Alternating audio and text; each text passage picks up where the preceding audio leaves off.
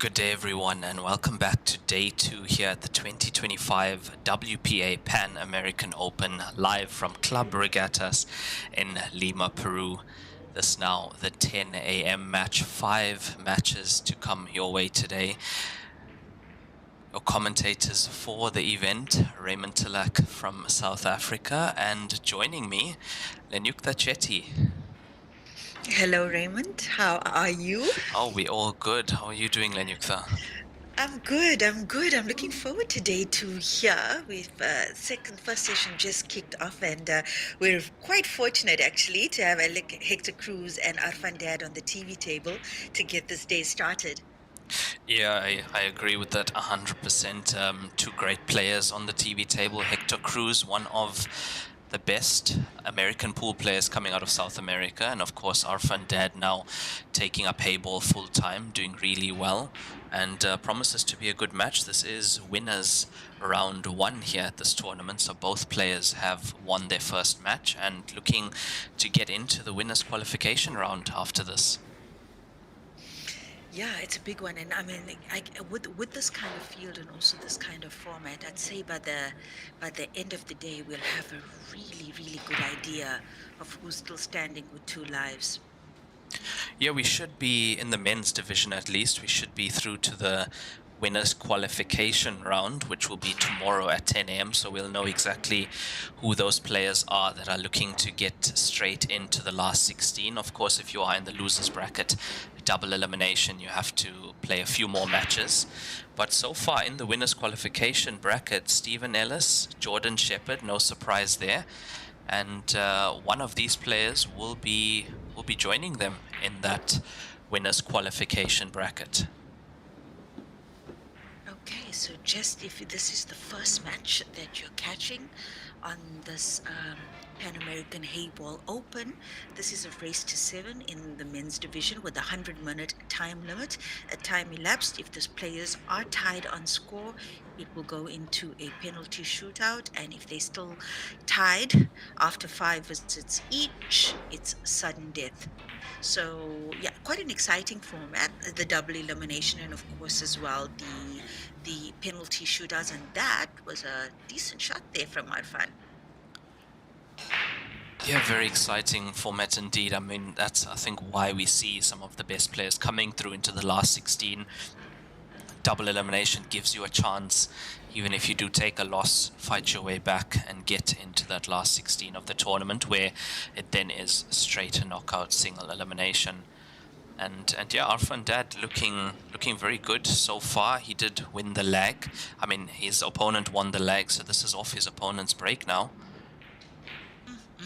He made this finish in what seems less than 2 minutes. Yeah, very quickly indeed. Nicely on that black ball to the bottom right corner pocket on our screen. And it's there. Arfan Dad takes his first point off a rack and run, I believe, from his opponent's try break. And he's 1-0 up, and alternate break he'll be breaking in the next frame as well. And you were saying earlier, Raymond, that you had the opportunity to observe Hector Cruz yesterday in probably the fourth match of the fourth session of the tournament yesterday. What was your overall impression of him as a player? Yeah, that was fourth session, the 5:30 session, 5:30 p.m. session here in Lima, Peru, and Hector Cruz went up against Luis Meza from Peru. I mean, he took his chance as well, made the finishes when he needed to, and yes, 7-1 victory in that match, but it's no surprise there. He comes in with a lot of experience on the American side of things, American pool table, and then played in the Grandmasters finals in China earlier this year, and it's showing. But it's going to take a bit more than that for something to show against a player like Arfan Dad. Yeah, absolutely. Arfan's had a pretty good last, let's say, 6-7 months on the Heyball scene. I mean, he did very well in the 2 Asian tournaments. So that was just very recently. He did indeed. Third at the Asian Heyball Championship, followed by 5th position at the Asian Heyball Open, and And yeah, as we were saying, he's currently ranked ninth in the world on the WPA Heyball men's rankings, and looking to pick up a few good points. Yeah, I'm sure. Absolutely, Raymond. And I mean, ninth, that's impressive, ladies and gentlemen. Let me tell you, there's quite a field, especially on the men's side of that WPA rankings as far as Heyball is concerned. We've got Jack Whelan strongly in first position now. We've also got Clint Ianson up there. We've got Liu Shin up there, Jason Theron. So a lot of big names in that top 10. So I think, yeah, that two performances from to good performances, particularly in the Asian events from Arfan Dad, has got him into that top 10. And I guess strength to strength from there, because I mean, we've said it before, one of those players to watch out for, definitely edging closer and closer to a podium finish. I really do expect one from him soon, Lennox. And yeah, he's currently ninth, but he's not far away from eighth and seventh position on the log. He's only 116 points behind eighth position, and then only 900 points behind seventh. So one good performance here, and we might see Arfan Dad in the top six already in the world. And like we've mentioned yesterday, well, like you pointed out yesterday, like 4,300 points up for grabs if you're a champion on any tournament. And that's a massive boost, massive, massive boost for any player. Yeah, I mean, looking at the log, if you add, for example, if you add the 4,000 points to Arfan Dad, he's going to be sitting in fifth position after that, from ninth to fifth. That's the kind of jump we're looking at on the rankings, and that's why it's so important to come to these events, play the WPA Joy Continental events, get those points, and yeah, also I think it does mean that you have first priority to other events as well, and other events where there are limited spots. Am I right in saying that? Yeah, absolutely, Raymond, especially for events by invite only, and by invite only to the designated current champions, either continental champions or national champions from across the globe. Now, Arfan Dad, I think one of few from Pakistan who's playing quite competitively on the scene. I mean, with the points that there's nobody else from Pakistan who's ranked in the top 10, as far as the WPA rankings are concerned. So when it comes time for champion of champions, for world championships, for World Cup, Arfan is going to get priority.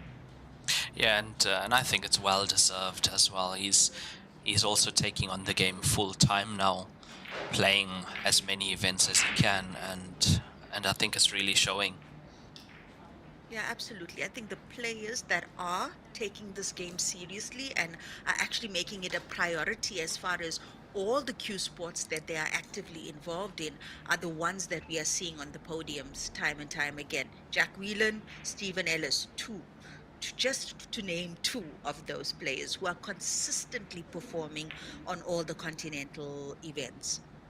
Yeah, and talking about Stephen Ellis, he's had a good run so far in this tournament. 7-1 against Christian Soraya in his first match. Second match, win over Leonardo Villarreal, 7-2. So those are big scorelines coming through from Stephen Ellis. He'll be playing tomorrow morning at 10 a.m. against Estefano Lopez from Peru, and that is winner's qualification. So just one win away from being in that last 16 already is Stephen Ellis. And we said, correct me if I'm wrong, but you said from last 16, it's a knockout. Single elimination, a straight knockout from the last 16 onwards. So yeah, it's a really nice format. I quite enjoy the double elimination format up until where the straight knockouts kick in, and I also quite like the format that they employ in the station events as well as the Grandmasters finals. I think players have. If they have one bad day at the office, chances are they're getting that other chance, and it could be a better session for them, a better day. So yeah, I mean, it is kind of heartbreaking to travel across the globe and get knocked out. However, that said, Champion of Champions, for example, is a knockout tournament, but those are 64 of the best players from from every country across the globe. So different formats for different things, but a lot of thought process that goes into this from the organizers that are working together with Joy and WPA. So yeah, I think day two, session one, and we've got some other matches that are confirmed for the TV table as well, Raymond, for the next session. We do. Uh, 12:30 is our next session, and on the TV table, we'll have Diana Zambrano from Peru against fellow countrywoman Jacqueline Perez. That will be on the TV table. TV table is table 12, if you guys are on the Q Score links. Following that match at 3 p.m. local time, we will have Kirshen Mudley from South Africa up against Lewis Carrion. Now, that is a losers round one match. Kirshen Mudley losing his first match 7-4 to Manuel Soto, and his opponent, Lewis Carrion, losing his match 7-0 to Maximalo Osandon. So that is going to be a good match between those two, and that's to stay in the tournament and fight their way into the last 16 in the losers bracket. Yeah, I always find that the losers bracket is so much more exciting, because it's do or die, yeah, on that side of it. And by the time you get, and I mean from final 16, it's straight knockout as we've mentioned. But right now as well, we get a lot of players that are maybe are in the losers bracket already, and we're going to see some high quality matches over on that side as well. We definitely are, and looking at the table at the moment, what are we doing if we are Arfan Dad? We see Hector Cruz with 2 pinks left, but now that one shot has opened up things quite nicely for Arfan. Good chance to go 2-0 up. Looks like that combination is on for It the looks, center pocket yes, as it well. does look like it goes.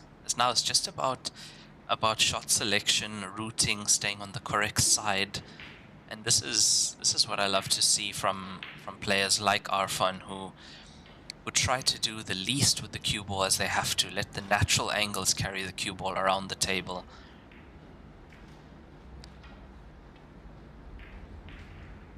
He's purposely left himself low on that combination to get up table, but it does look like the blue still goes. He doesn't look to be bothered by that. Yeah, and I mean that would be the perfect ball to get onto the black ball, yeah. Mm. Look at the angle once again. He's left to the center pocket. He's high on it, so he's on the right side. Cue ball naturally comes down. And that's how simple you can make this game look if you stay on the right side. Yeah, very nicely done. Yeah, absolutely. He's playing some really clean pool here, Arfan Dad. That said, of course, Hector Cruz did clear up this table quite nicely for him. We saw earlier Hector tried to make a situation around the middle pocket less of a problem and created more of a problem for himself, thereby letting Arfan Dad back to the table, which he was punished for now in the second frame. Quickly, Arfan Dad takes that second point. 2-0 to him, race to 7. Yeah, I'd love to see Hector Cruz come into his own here, Raymond. It'll be good for him. It'll be good for us, who's also watching, all of us watching from across the globe. Yeah, but the thing is, he has to tighten up a bit. Arfan Dad is not the kind of player that you can let him back to the table with a wide open table. Can't afford to be doing that. And yeah, as you can see, scoreline 2-0. First frame was a rack and run from Arfan Dad off Hector Cruz dry break, so he'd definitely want to pot a ball on this break to keep Arfan in that chair. Hector Cruz from Dominican Republic. I think there are a few players from Dominican Republic in this tournament, even on the ladies' side of the draw, the women's side of the draw. So, has he made something? He hasn't. He has not. My oh my! Yeah, and look at how open. Look at how open the table is. My oh my! Yeah, that breaking down the middle of the table and spreading the pack like that only works if you're potting a ball for yourself. If you don't, this is what you are leaving on for your opponent. Arfan Dad secures pinks in this third frame. Yeah. Well, he does have a few balls on the side of the table, which he can use to promote that black ball. So I don't think he's too worried, about where the black ball is, and difficult to see from the angle we have on the table now, but perhaps he also can get behind that black ball. But I don't think he needs to, Raymond. I think he'll probably use one of the pinks on this side to open up that black. Yeah, I would agree with that as well. He's got a few options to get into that black ball, either push it higher or push it down. I mean, if he leaves the center pocket, he can also just end up behind it. But Yes. there we go. He's tried to open it. Oh my, oh my, oh my. But he might have a shot for the center pocket on the pink in the middle of the table. I don't think he has much choice but to go for that unless he has a shot for the corner pocket, does he? Nope, doesn't look like it. So this is going to be a bit of a recovery. He's taking this to the left center. Needs to be very careful with the cue ball.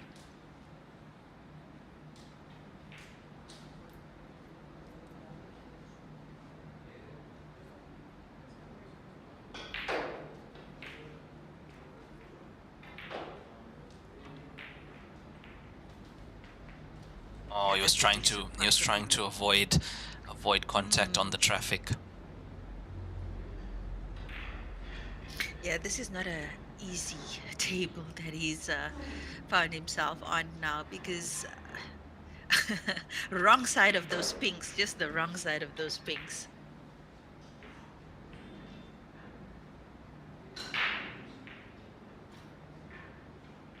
Looks like he's going for the corner pocket. Not a bad shot It's there. not too bad. He's left the cue ball very close to the bottom cushion on our screen. He's not left too much available, but let's see what Hector Cruz can do. There's a pot to the right center pocket.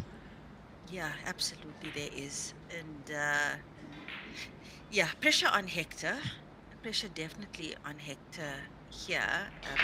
I mean, early in the match still, but 2-0 down to Arfan Dad, who's queuing very nicely, very intentionally, and very smoothly. So whatever Hector did last night, let's hope he can summon that once again and give us a match to talk about.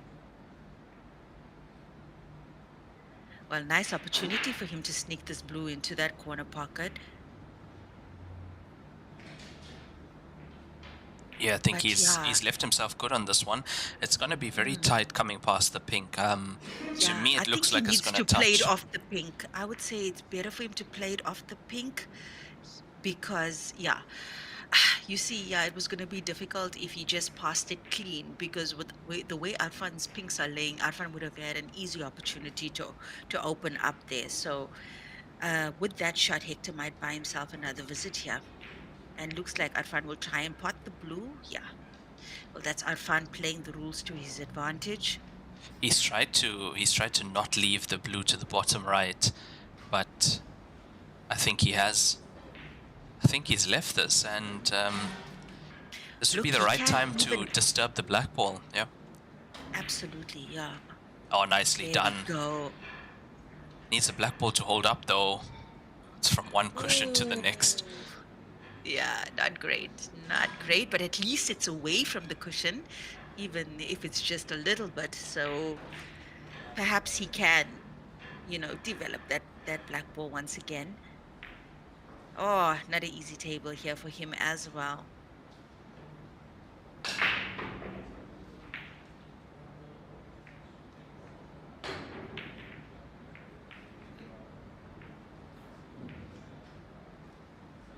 I don't think he has much choice but to play that blue down to the corner pocket, Raymond. And he's snookered. He's tried for the Yeah, the snooker. Does he have it? pot's not there, but this with the distance here, even if Arfan can't see the complete potting angle, he can swerve this and look at the black ball going towards the top left. The blue ball Mm, there is creating a made the nice, pocket bigger. yeah, it's a nice big pocket on the top left. And yeah, it looks like Arfan is a little bit of bottom right hand side. Just to swing around the blue, throw this ball in. Nicely done. Nice. Very nicely done. Well controlled. Well, here we go. I mean, once again, Hector making it easy for Arfan, you know? And I mean, except for that very convincing rack and run from Arfan in the first frame, I'd say these 2 points, and it certainly looks like he's about to take the third one.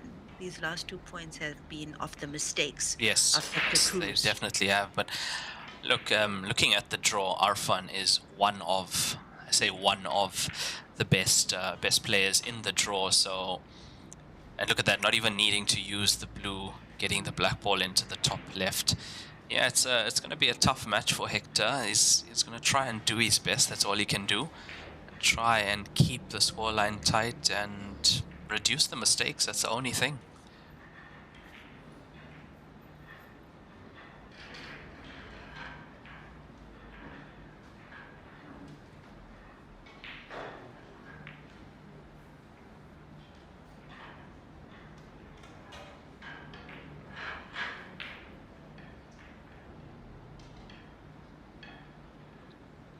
If you've just joined us, ladies and gentlemen, it's the 2025 Pan American Heyball Open coming to you live from Lima, Peru. This tournament we're on day 2 now, and there will be 5 sessions a day starting at 10 o'clock Peruvian time up until 10 o'clock at night. So 10 a.m. to 10:30 p.m. every day in Peru, and Central African time that equates to 5:30 p.m., 5 p.m. Central African time to 5:30 a.m. Central African time. I know we have a lot of viewers from Africa on the stream as well as South America. Really nice to have you guys. Remember to hit that share button wherever you're joining us from. Like, once again, this is day 2, session 1. It's a double elimination tournament in both the men's and women's divisions. Race to 6 on the women's side, race to 7 on the men's side, with a 100-minute time limit, and penalty shootouts and sudden deaths where applicable. And now dry break from Arfan Dad, currently 3-0 up. Let's see what Hector Cruz can do.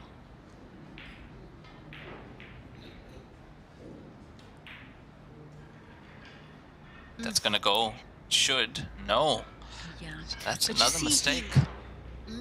And I think that also just boils down to a little bit of it boils down to experience as well, Raymond, understanding these cushions a little bit better. He did take that shot with more power than necessary, and we know because these cushions can kick like a snooker cushion, the ball will straighten up, you know, if it's not taken at the right pace for those doubles. So yeah, I think a little bit unfortunate there for Hector, but I'm sure lesson learned as far as the doubles are concerned on this table. Yeah, he wasn't missing shots like that yesterday when he was the one that was Ahead. 5-0 up. Yeah, it makes a difference, the scoreline.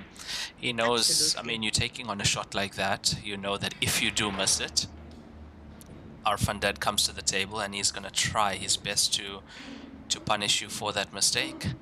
Now, Arfan's had a good look at this table, and look, he's not taking this on. Getting that pink ball off the cushion is, yeah, that's patience, discipline. Because there was a pot on. He's left a straight pot on. Straight, looks almost dead straight to the corner pocket. So some cueing required here from Hector Cruz, considering the distance between the cue ball and that blue up table. But if he gets this, he can probably go for gold as far as this frame is concerned. But that's Arfan Dad playing the percentages as well, because have a look at the blues on the right side where the pink just went into now. Those blues were not easily accessible. So Arfan Also measuring clever. up his opponent and playing the clever game, making sure that if he does come back to the table, yes, I mean, there is always a chance that Hector Cruz pots that ball, makes the position and takes the clearance on and gets it. But that's where the percentages do come into play. And Arfan, one of the best at playing that.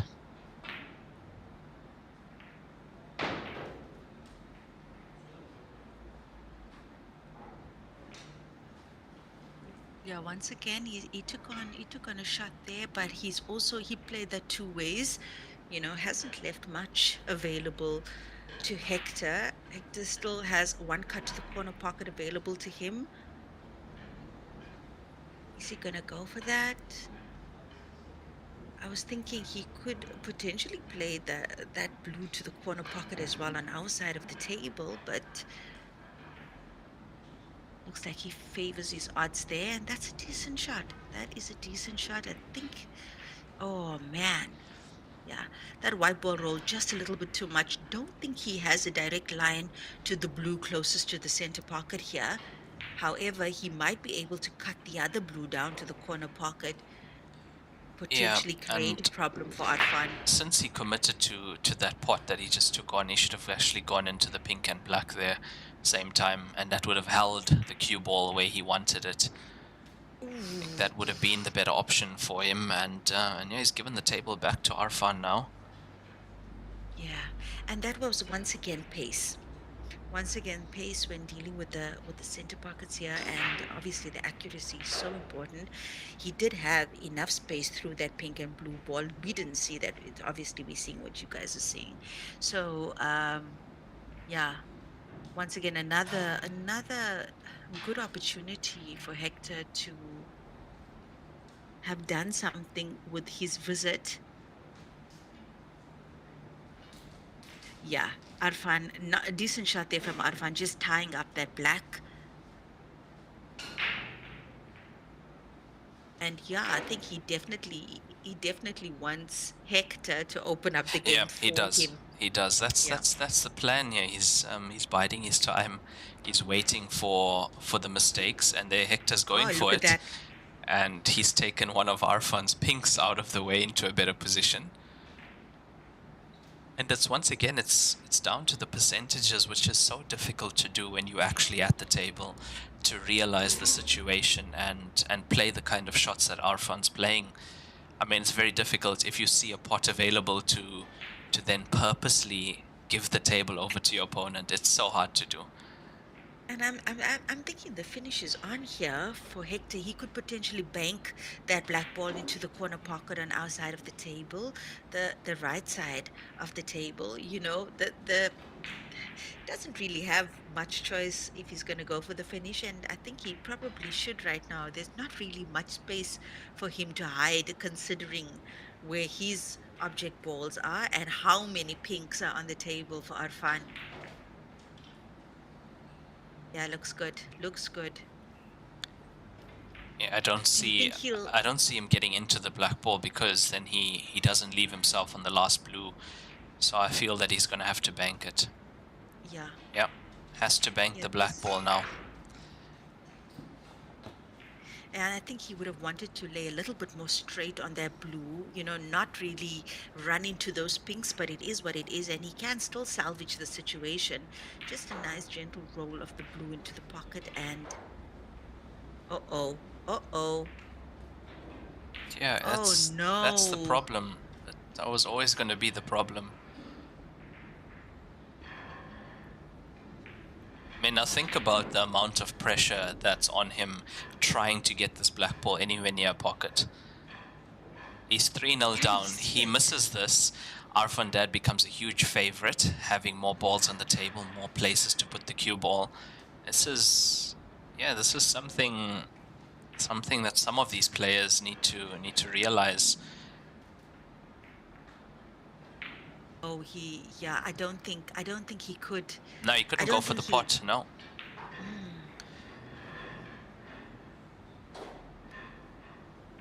my oh my, and that black is way open now, and I'd love to yeah. see what Arfan does with this table, because he's got the pink ball just below the center pocket on the right side. He's got the other pink ball that's on the same right side at the top.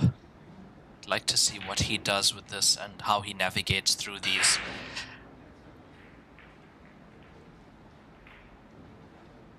Now, I think his play here is to pot. Oh, that's made things nice. that's made things a lot better because he can actually use this to go into that pink ball. There, yeah, he's looking at it. Now, because he has more balls on the table, he has so much more freedom. If this cannon goes wrong, for example, he can very easily roll up behind one of the pink balls, do something like that. It's no problem for him. Oh my, oh my, oh my, oh my. I actually thought he'd want to run straight directly into that pink that was closest to the cushion, Raymond. And just like that, he didn't get what he wanted off that shot. Has he managed to snooker? He did. Yes, he has. But that's, I expect the jump cue to be out. That is a shot that you can jump. There's enough space between cue ball and object ball to object ball. Yeah, definitely.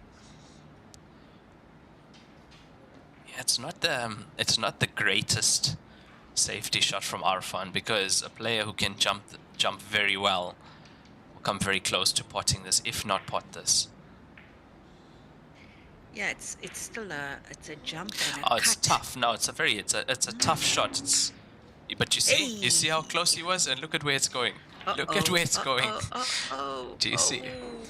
That's I'll give that about a 1 out of 10, 2 out of 10 percentage of potting that. But I mean, the percentage is still there. And of course, if we're talking about pro 9-ball players, the percentage goes way up to about 5 or 6 out of 10. But that's why you have to be so careful in this game where you leave the cue ball. Yeah, finish definitely on here now for Arfan. And yeah, as far as playing the percentages are concerned, I think Arfan's done quite well in the last 2 frames. Oh, I'm surprised, Raymond. I thought he'd go for the pink at the corner, for the corner pocket, top left corner pocket, because it looked good. It looked good for a second there. I'm really surprised he didn't go for it. I'll be honest, I quite like Arfan's style and the way he's making sure, he's waiting for the perfect opportunity. He's making the perfect opportunity. He's leaving very low percentage shots on. Hey, look at that! Like look that. At that. Oh. But the result of that is he always comes to the table with quite a good opportunity. Yeah, but the downside of that, and we've seen how that can go horribly wrong as well, not going for the finish when it's on, and your opponent can have a lucky shot. Yeah, look, if you're playing against a monster who can finish from anywhere, then you are in trouble, definitely. But I also think that's Arfan measures up his opponents like that. Yeah, he knows when to play that game. And I think that's why he's also been getting that recent success, because not only can he play the tactical side of things, he can also, when needed, he can also make the finishes, make some good pots on the table. Yeah, he's done very well to slow Hector down, and no doubt, I mean, Arfan will probably know who Hector Cruz is, considering that he's played in some international tournaments as well. So, and a player like Arfan is not going to underestimate any opponent. No, not at all. And even in this frame, waited for the perfect opportunity, made the opportunities come his way. And this looking like a certainty now, nicely on the black ball to the top left. This fourth point. I gotta agree with you there, Raymond. He hasn't taken his own form for granted. Arfan Dad. I mean, 3 convincing wins from him, a little bit of a back and forth between them in that second and third frame, but he was always in control of the table. And in this 4th frame, him being in better form and knowing it, he didn't take that for granted. He really squeezed his opponent for this point. Yeah, and look, to me, what we look for is we're looking for an all-rounded player now. First frame he comes out, he makes a rack and run, very capable of making these clearances, but then also can control the game when he needs to. I mean, especially now with the triangle rack and things like that, not every game is going to be a finish. So those frames that aren't, those are the ones that you need to to take the point, and Arfan looking good when he's at the table and controlling the frames. And ladies and gentlemen, Arfan is actually his skill set historically lies on the 7-foot table, English 8-ball, ultimate pool, and probably even international rules and IPA and that sort of thing. So, yeah, But I would say that's that's where his technical or tactical ability comes from, because on a 7-foot table, to be able to control the frame is much more difficult. Because it's smaller, you leave a long shot for your opponent. It's not really a long shot. It's not as long as this on a 9-foot. So to be able to control a frame on a 7-foot, I think that really can give you a one up here, and that's why we see when the pro English 8-ball players switch over or come and play Heyball, they are very good tactically. I mean, one of the best, Mick Hill, when he plays this game, it's if it's a multi or many visit frame, it's very, very tough to get that one off him. absolutely, and we've seen how well Clint Ironson and Jack Same, Whelan yes, as well yes, yes. operate the cue ball in small spaces. Is actually, and we always say it when it does happen. The way they execute those vice grip of snookers and stuff, it's always beautiful to watch. And you don't see the American pool players do, pull off such snookers like what the American 8-ball I mean the English pool players do. It's a different kind of swag they have when it comes to snookers in particular. Yeah, I think you have to be so much more accurate and precise when trying to leave the cue ball safe on a 7-foot table, especially since you can also call total snooker there, not touch a cushion.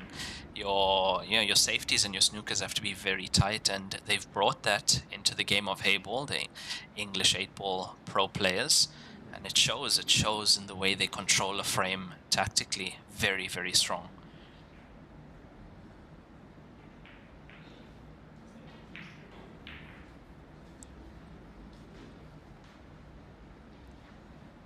This is the 5th frame, so this was Hector Cruz breaking in this 5th frame. He did win the lag, so breaking every odd-numbered frame, an alternate frame. So let's see what Arfan Dad can do. It's a bit of a stretch across the table here. He's not comfortable.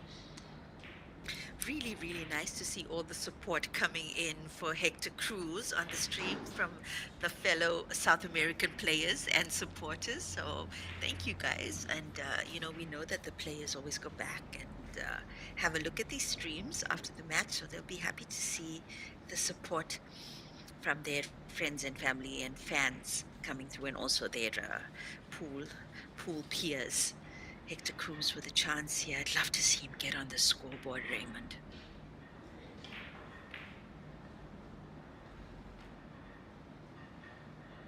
Yeah, this is a good chance now.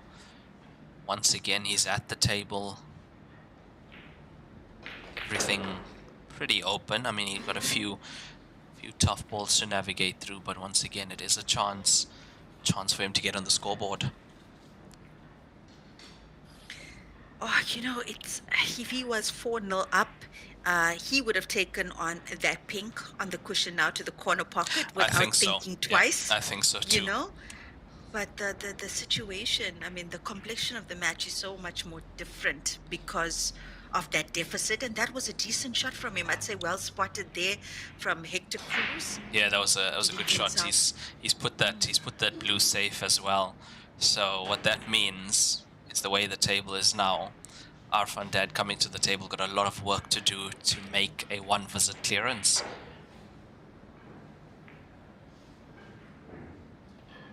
Very well spotted. Yeah, and just like that, he's given himself a chance in this frame. I think he's also realized what Arfan's game plan is in terms of controlling the frame now. And by putting that blue ball there, it's really changed things. But the blue being weighed is at the center pocket as well, I presume. Should Arfan come back to the table, he's going to use that blue at the center of the table to gain an advantage on the blue on this side of the table. So, yeah. I think it's just going to boil down to what Hector does with his visits.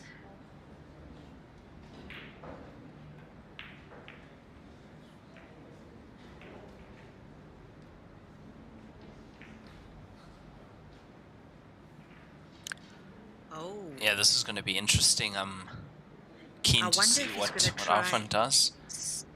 Wonder if he's going to try and play this for the center pocket, actually. That blue. The center on the left side of the table. Who did we see do that? Was that Mamoon from Jordan? Yes, it was. That was some ridiculous potting from him. Absolutely ridiculous. Yeah, that was one of the best black balls I think we've seen in a tournament, that double from Mamoon. And yeah, nice control shot there from Arfan. That's percentage. That's percentage play. He's playing, so he's leaving Hector the table. He's playing for the chances that he doesn't make the finish, of course.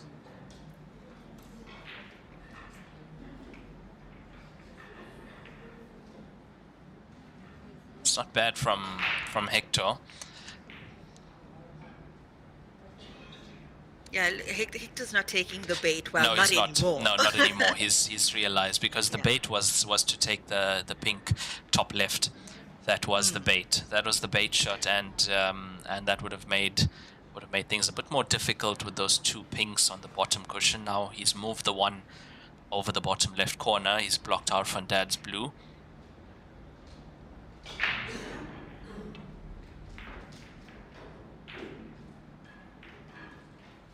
Oh.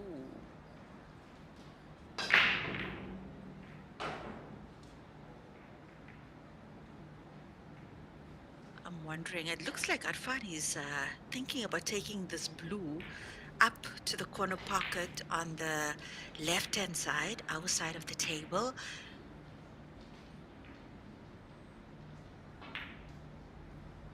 Nice solid stroke there from him. That's a great shot. That is a great shot. Look at where he's left the cue ball. Yeah, no problem. Well spotted there from Arfan, and really good shot there. Really good shot from him, considering the safety as well that was applied. And pressure once again. I mean, I think we are looking at one of the best tacticians in the game. It's been a long time since we've seen someone play that kind of tactics, and he thinks quite far ahead as well, does Arfan Dad.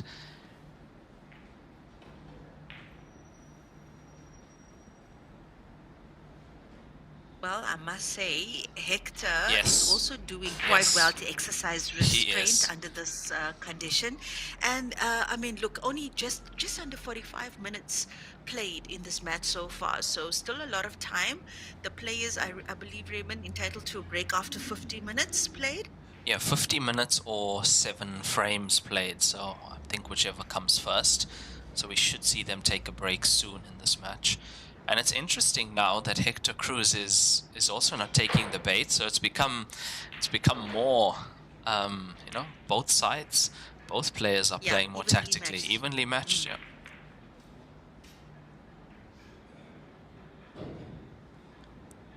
Yeah, I have a lot of respect for players who don't lose the plot when they're this behind. You know, that takes some kahunas, Raymond. And I think, Hector, well, if he manages to pick up some momentum in this match, he might just give Arfan a run for it. And I think he just needs that 1 point to kind of, inspire him towards a win. Yeah, one good point, especially after a tactical battle with Arfan, he'll feel very confident then, and we might see a change in this match. Quite a lot of time, as you said, still over 50 minutes remaining. These sessions are timed at 100 minutes, raised to 7.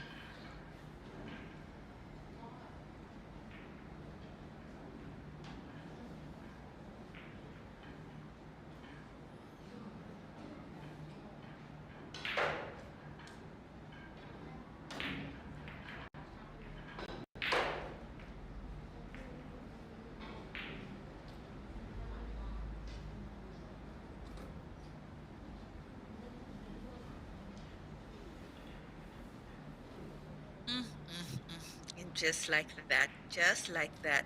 And difficult for us to see how close this blue is to the cushion. And look at, he does have some angle on it, so he should be able to come up nicely for the other blue, play it into the same corner pocket. Oh, what a pot that is. What Yeah, a that's pot good. that is. That's good. That's a solid pot That there is, from no, it's Arfan very, there. it's well, just that pot alone, he deserves to take this frame. To pot that at that pace in a time like this, because if he misses that, he's committed to it. He's not playing it to leave it in the pocket.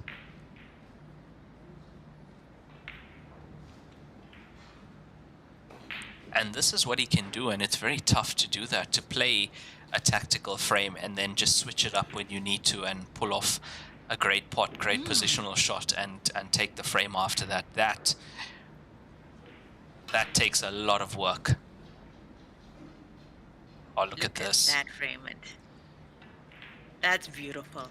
That is beautiful. Yeah, I think Arfan Dad we're looking at a top five. We're looking at a top 5 WPA ranked player here. I tell you that. Yeah, he's going to be quite happy with his performance in this match. Given Hector is probably not in the form he was in last night, but I think Arfan can be quite proud with the decisions that he made in this match thus far. Yeah, from what I've seen, I think he's only missed 2 balls that he's actually gone for. Other than that, his decisions to play tactically, when to play tactically, has really benefited him.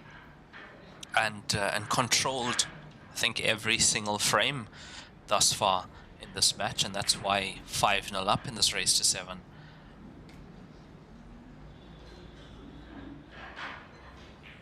But at least we saw a bit of fight from Hector Cruz in that frame. It means that he's realized what's going on, and yeah, let's see. It's 50 minutes remaining now, so halfway there on time. Let's see if he can take the game to Arfan. Oh, he spotted the cue ball on the break, but look at that break. And to a pink and a blue. Yeah, looking at it now, it's 2 pinks, 1 blue, 3 balls potted on that break, and the cue ball as well. So ball in hand behind the balk line for Hector Cruz. Has to play forward.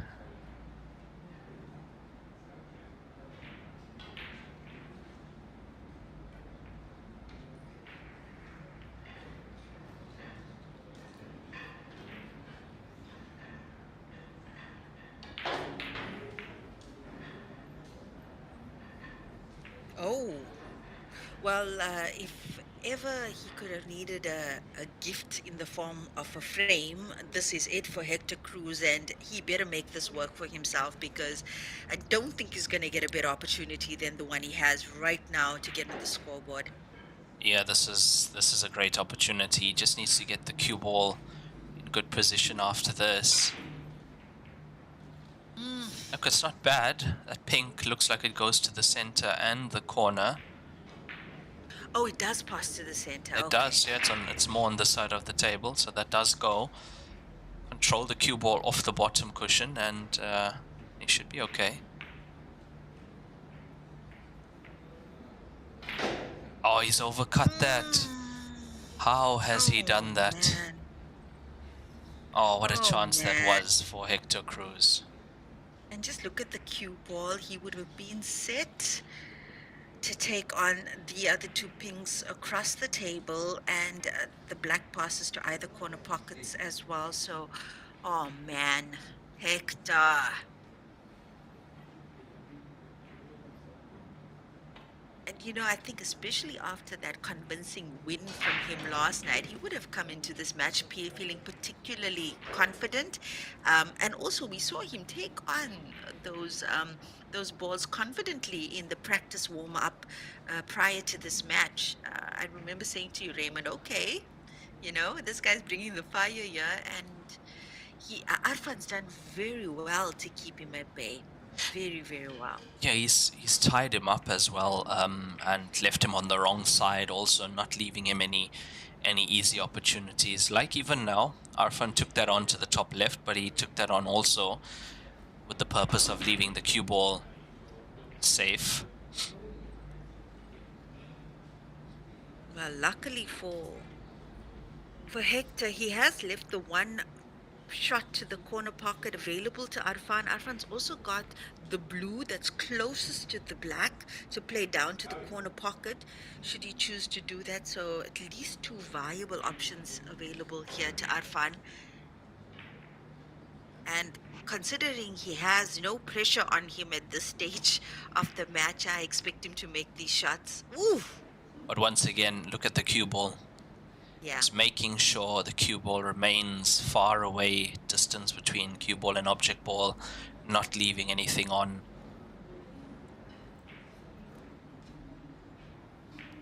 Interesting.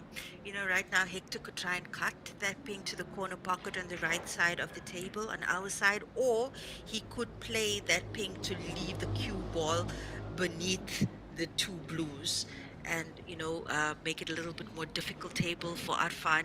But looks like he's going for the cut. Yeah, this is very risky if he's taking the cut on.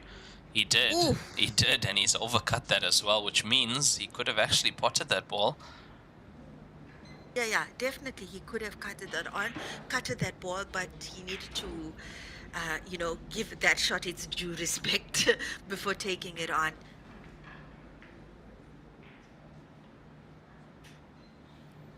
Uh-oh. Oh yeah, he's come a bit far with the cue ball. It's a good shot to take the blue off the cushion though, but he's given himself a little bit more work, and yeah, he's going for this. So he's going for the first one, the one away from the cushion. It's there. Yeah, back in prime position now. Yeah, this looks pretty elementary considering the form he's in at the moment.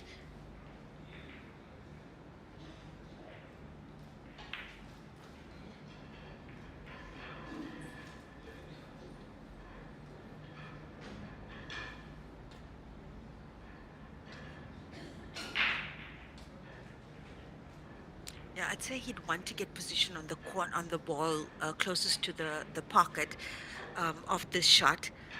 I mean, he wouldn't want to leave leave him a shot to play a combination. It just make the finish that much harder. Yeah. Does he have a shot? I think he does. He can come around off one cushion and he should be good. Just come past. Oh, he's a little crazed, but he's okay. Yeah, makes it look so easy, does Arfan, Dad. And now this black ball for a 6-0 lead over Hector Cruz from the Dominican Republic. Yeah, lovely stuff. Lovely stuff. I mean, what can we say? He's pretty much dominated this match from the get-go. Arfan, Dad. You know, I would say he's putting on quite a show and quite a clinic here for us. I mean, on how to play this game if the finish is not on, or if you come to the table and everything's not set. His shot selection and his tactical selection when he comes to the table is excellent. Some of the best I've seen, and the way he is able to control a frame, very, very difficult to build that mindset and that part of your game if you're not used to doing that often. Absolutely.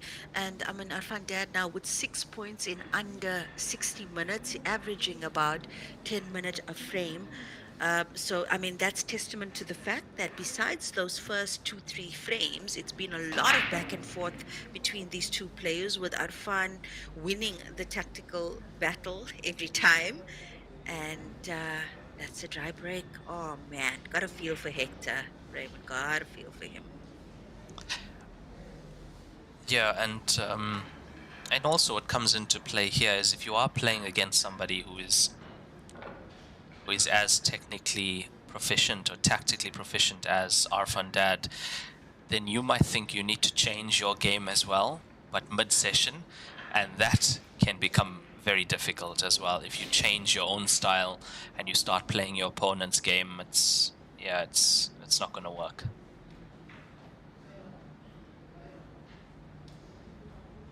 And now we can see why Arfan Dad goes so far and so deep into the tournaments he plays, why he's getting such good results, because this is the level of focus, determination, and tactical play he brings into a match.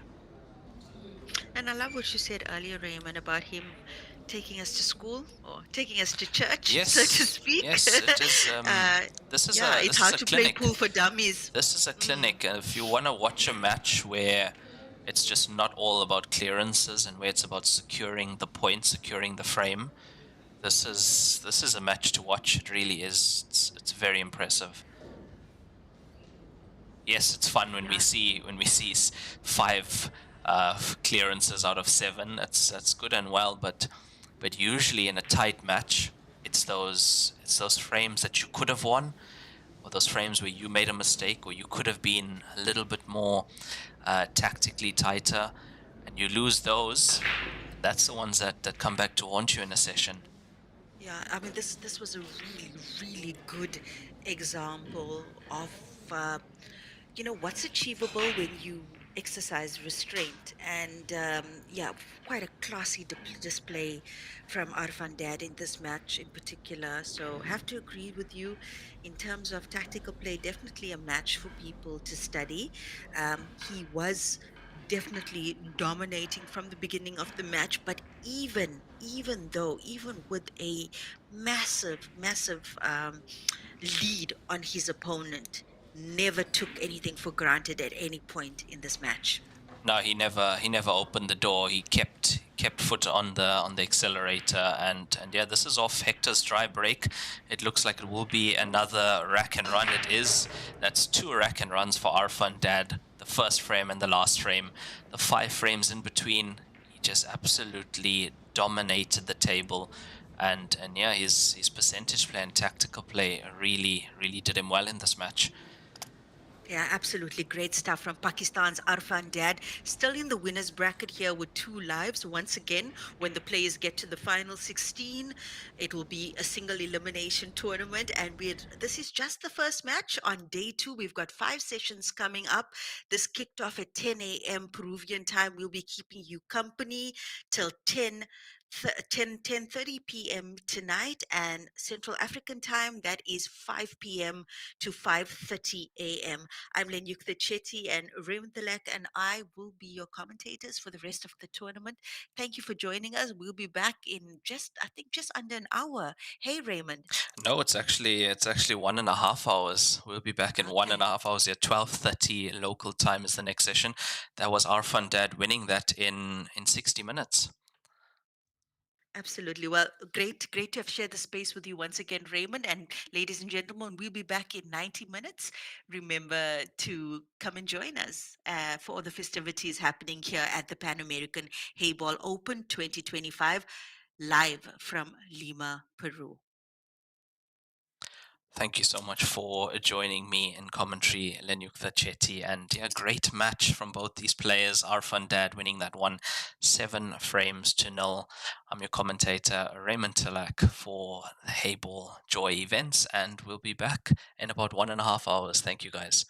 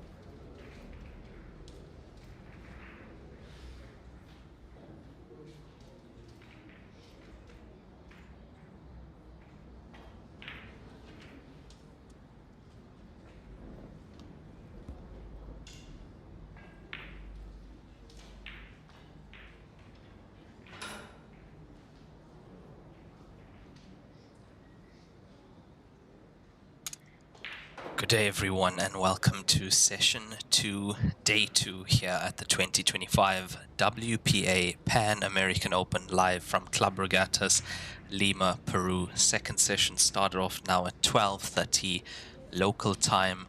I'm one of your commentators for this event, Raymond Tilak from South Africa, and joining me in commentary, Lenyuk Chetty.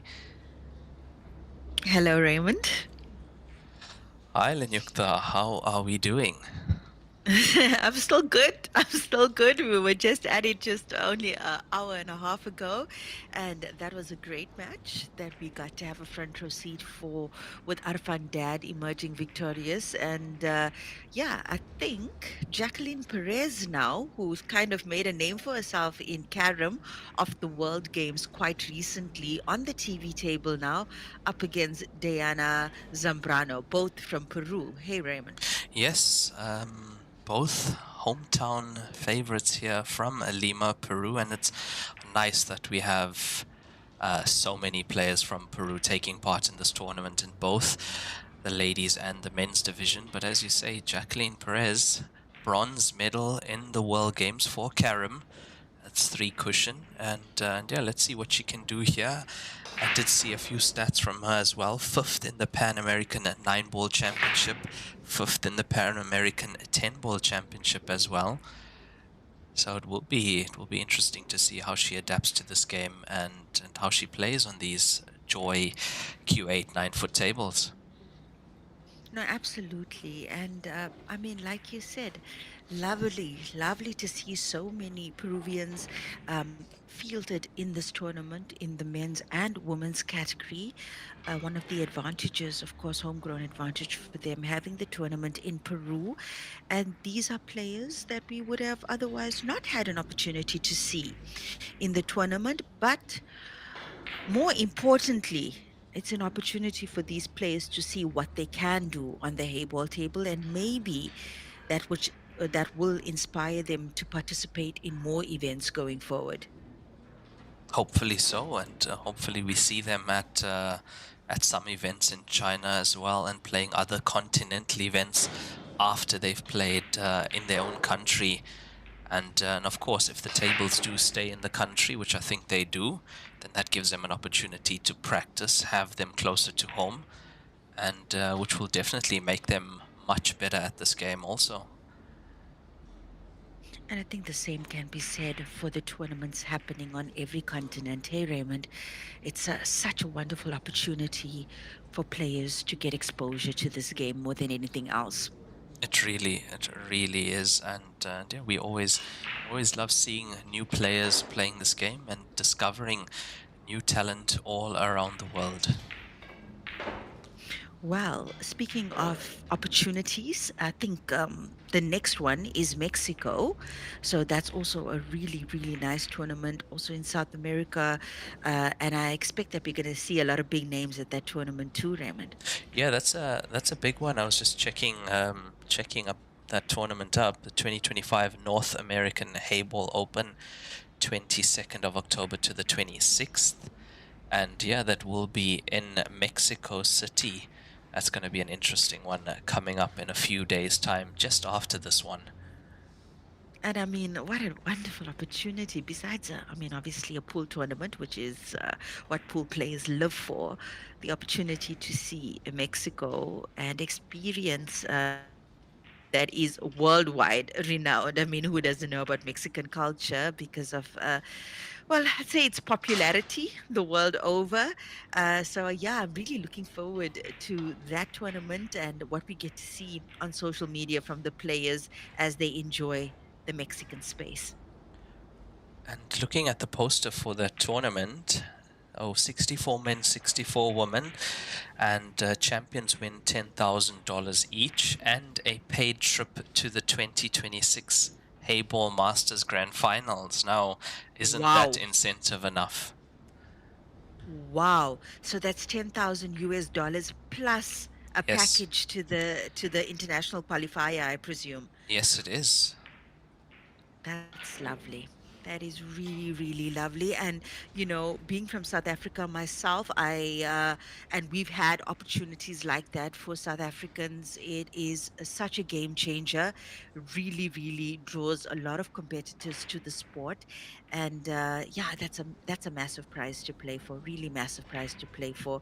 And like we've said on previous occasions, as we've shared the space with all of you fine folk, we're expecting at least 1,000 players at the next international qualifier for the Grandmasters finals coming up in March, April of 2026. And I'd say the best is yet to come in terms of those Grandmasters international qualifiers and main event, Raymond. Definitely so, and as you say, hoping for about 1,000 international participants. We did have over 700 this year, and growing with every year is the Joy Heyball Masters Grand Finals. Will be the 14th edition in 2026. And if you've just joined us, we were saying earlier that Jacqueline Perez won bronze medal at the World Games in carom, or three cushion, as some of it refer to. So also quite a game requiring a lot of skill. A lot of skill. I think one of the most highly respected forms of billiards or cue sport is carom, and yeah, and that was a huge, huge podium finish for Jacqueline Perez from Peru. And there was a lot of media coverage about the fact that she had a podium finish as well in that tournament, just adding to the value that brings to her country and her Q Sport community. Yeah, that's a huge medal for not only herself, but as you say, the country and South America, to have a player coming on the podium finish at the World Games 2025 earlier this year in Chengdu, China. Well, there's been a lot of back and forth here between Diana and Jacqueline. We'll chalk that up to, pardon the pun, but we'll chalk that up to first frame jitters. They're on the TV table, and I think it's the first time that these two players are on the TV table at this venue, so at this tournament. So this match will also be a 100-minute time limit, race to six. Now this is losers round one of this tournament, so these two players have already taken a loss, as it is double elimination. Now Jacqueline Perez lost to Katarzyna Wesolowska from Poland earlier in the tournament, 6-3. But that's not too bad. I mean, we know Katarzyna has so much experience in the game. So 6-3 is not a bad scoreline, especially if this is Jacqueline's first time playing the game. Absolutely, yeah. Katarzyna Veskolowska, I've had the pleasure of doing commentary on one of her matches in the Champion of Champions, and she is definitely one of those players up and coming to look out for. Also edging closer and closer to that podium. I think she had a last 16 showing, or quarterfinals showing at the Champion of Champions. So, yeah, I'd say that's not a bad result. And of course, we know that the scoreboard, or the ultimate scoreboard, doesn't always reflect what happened in the match, but 6-3. Not bad against Voskolovska for Jacqueline Perez. And let's see if that experience that she had against Katarzyna is going to fuel her performance in this match. And Katarzyna is currently ranked 5th on the WPA Heyball Women's rankings.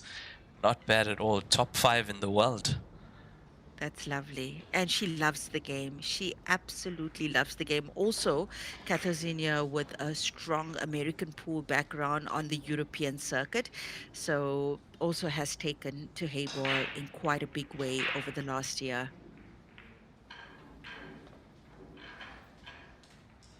Oh, it's a nice pot down that top cushion from Jacqueline. And now this black ball to take her first point. I think she might have a slight angle, so the cue ball shouldn't follow it in. But you still got to make sure. Yeah, nicely done. So Jacqueline Perez now 1-0 up in this race to six. And Yes, ladies and gentlemen, let's have a look quickly at who's actually through. Like we said, this is losers round one, Raymond, correct? Yes, that is correct. So We already have a few players in the last 16 I as think, yeah, we have the first eight in the we last do. 16 We coming off do. the winners bracket. They are Warathanan Sukritanas, Soledad No Ayala, who surprise. No we surprise had on there. the TV table. April Larson from the US, Katarzyna Wesolowska from Poland, Wendy Jans, also up there in the rankings on WPA, Mary Talbot, who we also saw on the TV table yesterday from the UK, Amy Beauchamp from England, and South Africa's Marina Jacobs. They've secured their spots in the last 16. So it's now the losers, round one and two, that is going to determine the next eight that go through into that section. Yeah, these players from losers round one still have to go into losers qualification, play another match, and then they join the last 16. As we know, double elimination. If you are in that losers bracket, you always have to play a few more matches than the winner's side. And just looking at some of the scorelines, Marina Jacobs from South Africa, 6-0, 6-1, finding her way into that last 16. That some impressive stuff coming from Marina Yeah, Jacobs. yeah, I must say. And I think Marina, like we mentioned yesterday, a strong player from South Africa, ranked top in South Africa in terms of her Heyball accolades, specifically over the last 3 to 5 years. She has participated in all of these events, Raymond, as you know, also never quite making it to the actual business end, let's say the top four, even the top six. I had a couple of instances where she was in the top eight as well, so she is one of those female players that are ranked quite high up as well in the WPA rankings. But Marina Jacobs, I mean, I managed to get some of her social media posts over the last day or two, and she's feeling really confident. She says she's been doing some work on her game, the filling in the blanks where she thinks they need to be filled in. And yeah, she's feeling really confident, feeling really confident on the table at this tournament. It's definitely showing, and as you say, showing in the rankings too. She's currently ranked third on the WPA Women's Heyball rankings with 19,300 points. She's just behind Warathanan Sukratanas from Thailand. Yeah, and I mean, that's mostly due to the fact that Marina has participated in most of the events. Warathanan Sukratanas, Shi Tianchi, Wendy Jans, they've won. They've actually won events, and that's why they are ranked so high up as well. So 4,300 points to the winner in these events as well. It's a lot of points, as we've mentioned before. So very important. That podium finish at these tournaments, very important for your WPA rankings. Yeah, can And make a also, huge difference. The and rankings. besides, yeah, besides the ranking points, of course, it's the bragging rights of having achieved a podium finish, whether it's silver, bronze, or gold. And of course, the prize money associated with these events, which is the same in the men's and women's division. And in this event as well, Raymond, hey, 10,000 US dollars for the champion in both the men's and women's division, and players are paid up to 64th place. Yes, yes, they are up to 64th place, and each division having a total prize fund of 58,000 US dollars. Yeah, that's almost 120,000 US dollars per tournament. And of course, at some of the bigger tournaments, like your Champion of Champions, for example, it was 400,000. So yeah, it's just a matter of being able to get yourself to the tournament by whichever means you have to do it, whether it's sponsors, whether it's fundraising.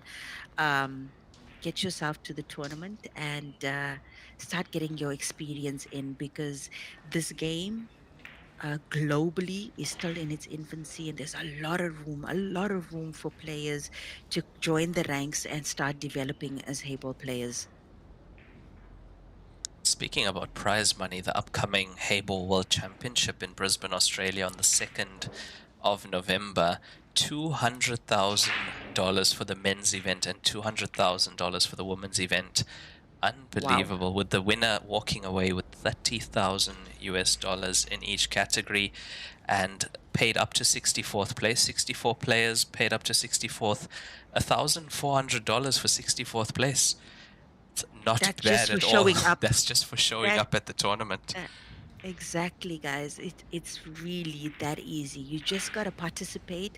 If you're fortunate enough that your country has already established a federation or a Q sport body for Heyball specifically, get involved. Uh, I mean, it's more than likely that the Heyball will be under the WPA if your country has a federation active already. But if not, you can contact Doris Cheng on Facebook if you'd like information on how to get the tables in your venue or in your country. You can find her on Facebook and get more information about the tables there. But of course, even if even if you don't have access to the tables yet and you do play American pool, you do play snooker or even carom, like Jacqueline Perez, you can go and try your luck. If you have the means to get to this tournament, go and try your luck. You never know. You might just have a natural affinity for this game. And also, if your country currently doesn't have Heyball tables, there's a very high likelihood that joy will be coming there soon anyway with these continental events, trying to put as many tables around the world in all the continents as we can. Yeah, absolutely. It really is a massive campaign to get Heyball as globally accessible as possible to the farthest reaches of the continents. And once again, all part of the big plan to get Heyball into the Olympic Games for 2032.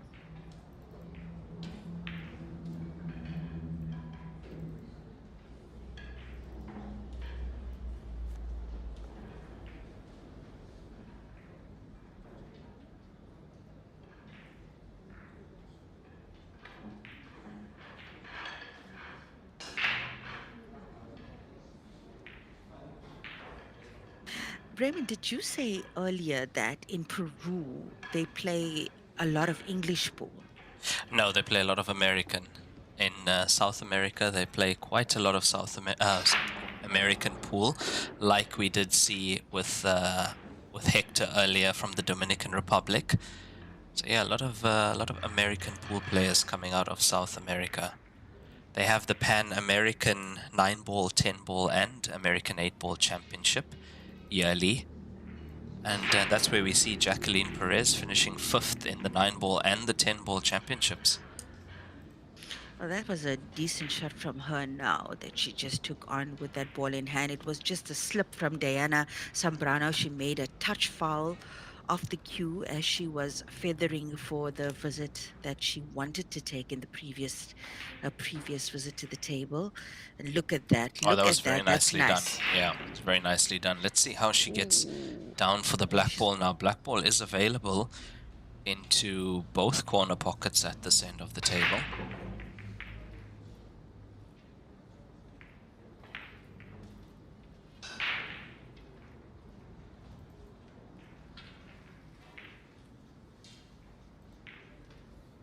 Yeah, I should be fine. I think just you can see she's playing a little bit on the right side of that cue ball. There we go. She needs to just watch out for the traffic. I think she's good. I think she's good here, Raymond. Looks like she passes those Yeah. two blue balls on the right side of the table. Just got the right pace there. Now this black ball to the bottom left corner pocket on our screen.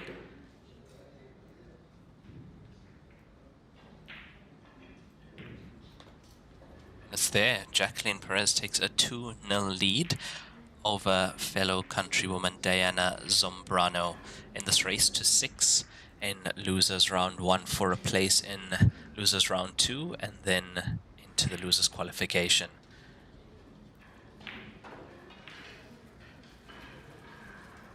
So this is do or die for both these players. Yes, they have both taken a loss already, and yeah, must win now. And it is single elimination once we get down to the last 16 players. So the last 16 will start tomorrow at 10 a.m. That's when we'll get the last 16 in action on the ladies' side. Men's side, still quite a bit more matches to go. 64 participants in that draw. We are going to be in losers round 1 still just now on the TV table in the next session. That's the 3 p.m. session here local time at Lima, Peru. Kirshen Mudley from South Africa up against Lewis Carrion.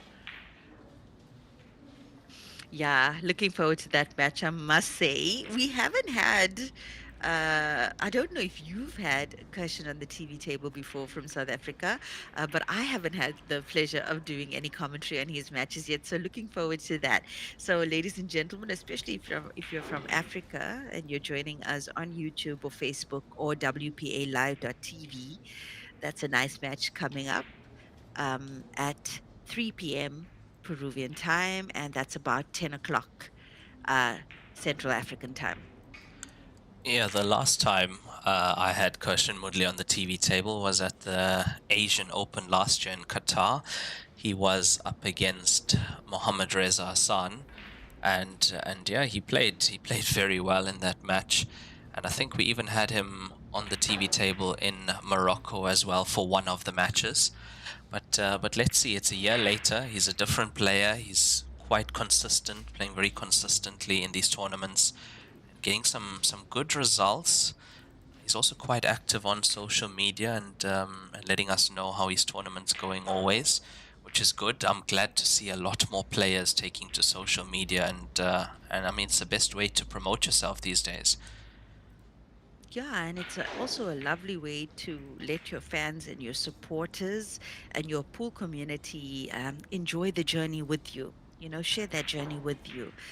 Uh, yeah, we're really lucky, fortunate for these times where we have that kind of technology at our disposal. And I mean, I would say even 8 years ago, we did not have this level of coverage on tournaments. Not at all. Not at all, and it was quite tough to know exactly where the players are in the world and score lines from matches. Now it's so easily accessible. Plus, players are more than welcome to stream their own matches. As Mhm. that's the quality of the smartphones we have these days as well, so they can stream their own matches, and if they aren't on the TV table, fans can still keep up to date with them. I've just been listening to you, but also watching Jacqueline Perez on this table. And yeah, the bronze medalist from the World Games, I can see why. I can see why. Raymond, we often talk about how the snooker players use the cushions, to gain advantage. But she's actually the first highly ranked, second highly ranked carom player that I'm seeing on the Heyball table, on the TV table, and there is just also something really special about how the carom players use the cushions on the Hayball table as well to their advantage. Definitely something for us to behold now that we have her on the table. And if you've just joined us, Jacqueline Perez was awarded bronze medal at the World Games, which was quite recently held in China, for three cushion or carom. Yeah, the way they're able to use the angles to navigate around the table, very special indeed. But you said the second Karen player you've watched. Who's the first? Yes, it was his name escapes me, but also was ranked one of the top carom players in the world. I believe he was from Greece, and I saw him live at the 11th Grandmasters finals in Oh, I China, see. and that was just beautiful. He would use like four to six cushions to pull off a snooker. He was that kind of play. It was absolutely artistic what he was doing on the table. So, and I saw a little bit of that now when Jacqueline took on some of the shots on her last visit. And yeah, ladies and gentlemen, just pay close attention to what Jacqueline does with the cue ball. Yeah, it's actually quite nice to watch, quite interesting to watch.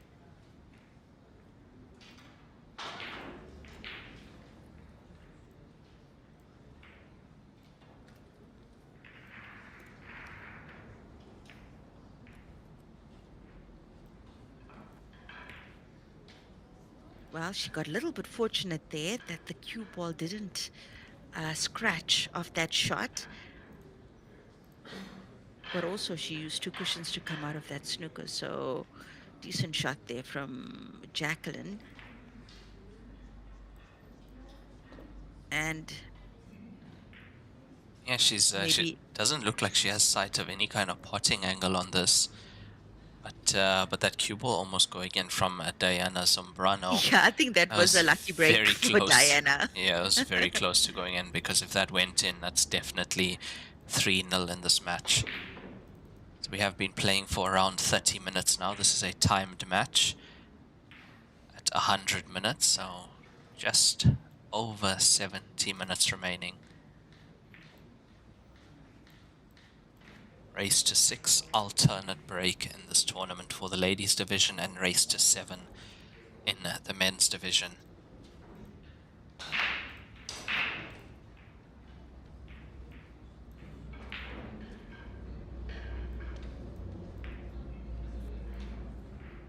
Oh my. Oh, didn't get that right to the center pocket, off the jaw. And yeah, those jaws, you can't hit the jaw, not like an American pool table, on the side pockets where it takes. You have to be so accurate here. Now she's slightly on the, she's not straight, she's slightly on the wrong side of this. Expect her I to wonder. draw this back. Yeah, she needs to just be careful with the blue. Looks good. I think she's okay. It's once again to the bottom left corner pocket on our screen for her third point.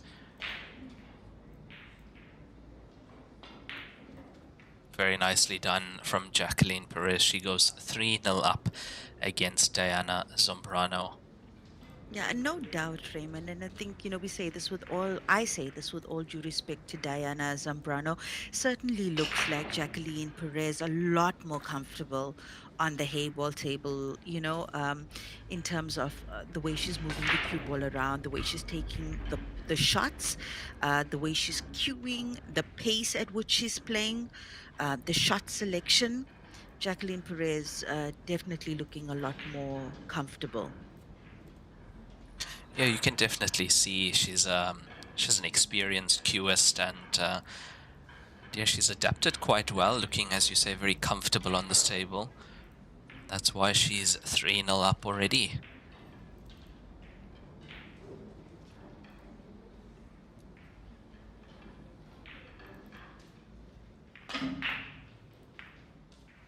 Looks like that pink is tracking to the That is, center yeah, pocket. and it's in, and legal break, as we aren't using the 4 point over the balk line anymore. It's just that 4 balls need to make contact with the cushion.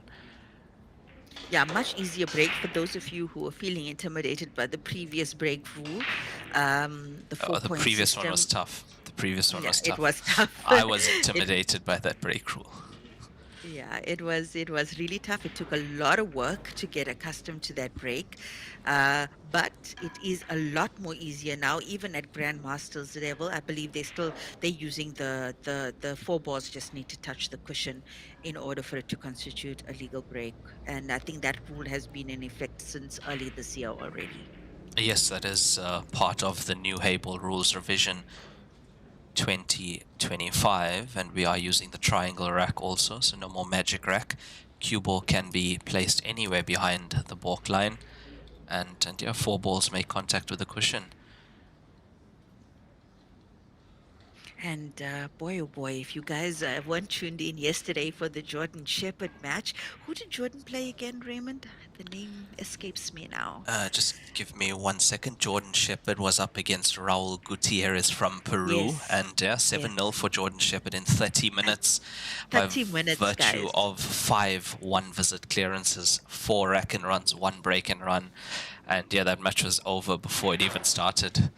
It was amazing, guys. It was absolutely amazing. I'd never seen somebody clear that quickly. I mean, we've seen some brilliant pool. Raymond and I have been doing this for a long time now, and we've seen some brilliant, brilliant pool on the Heyball table. I mean, we're talking the likes of Chu Bingji, Jin Yubua, you name them, we've seen them. But what Jordan did yesterday was something else. And if he's going to continue in that vein, um, yeah, I think he's gonna be a whole lot of trouble for the hot favorites in this tournament. Yeah, and just looking at this Q score draw at the moment, winners qualification, we have all those players seeded, remember, so they are on opposite sides of the draw, so we are going to see them coming together, most probably quarterfinal or semi-final.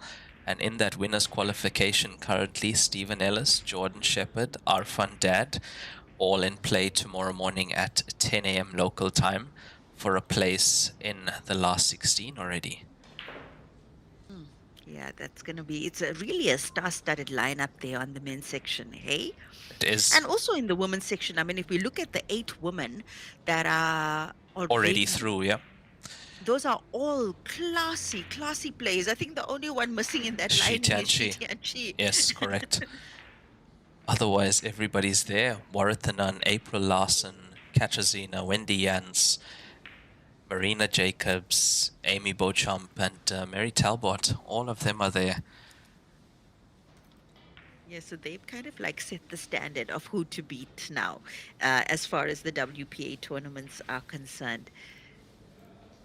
Yeah, still a lot more activity on the Heyball calendar. And yes, guys, if you go to the WPA website, that's WPA.com, you'll be able to, or WPApool.com, something like that, you'll be able to see the calendar. And what you can do is actually toggle between the Q sports on there. So you can actually filter that calendar to have a look at specifically which Q sport you're interested in. And maybe that will be a good idea to explore the calendar that way, because let me tell you, that calendar is jam packed with Q Sport activity from all the American pools, 8, 9, and 10 ball, hay ball, black ball as well. So, yeah, and artistic pool. So, a lot of activity. And in Hayball specifically, I mean, we've got an event almost every week.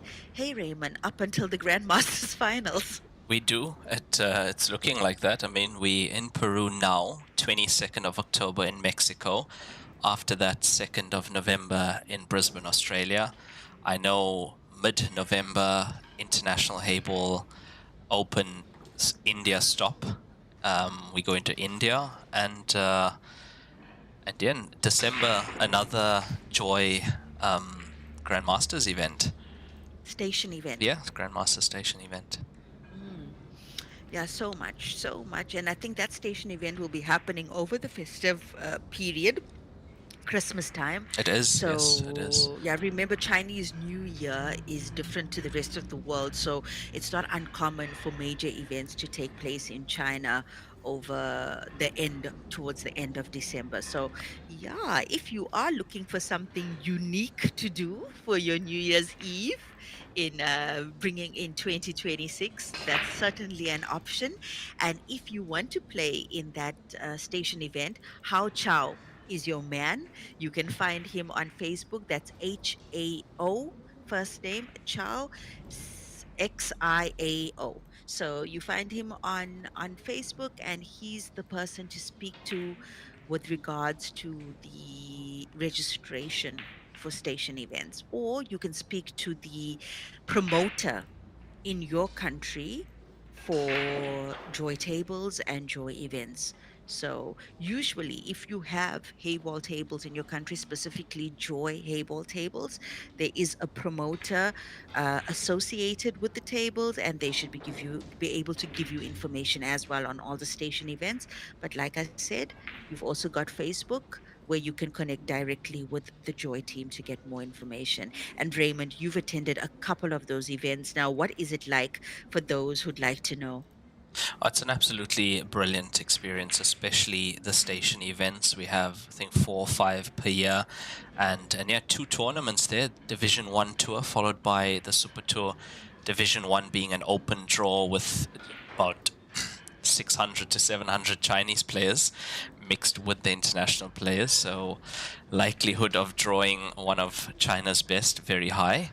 And then following that tournament, the Super Tour, same concept as the Grandmasters finals, where internationals and Chinese play separately until stage 3, last 32 remaining. Yeah, well worth the trip. And if you're lucky, you go all the way to China and you catch a hiding from Chu Bingji, and that's a good way. That's a good way to go.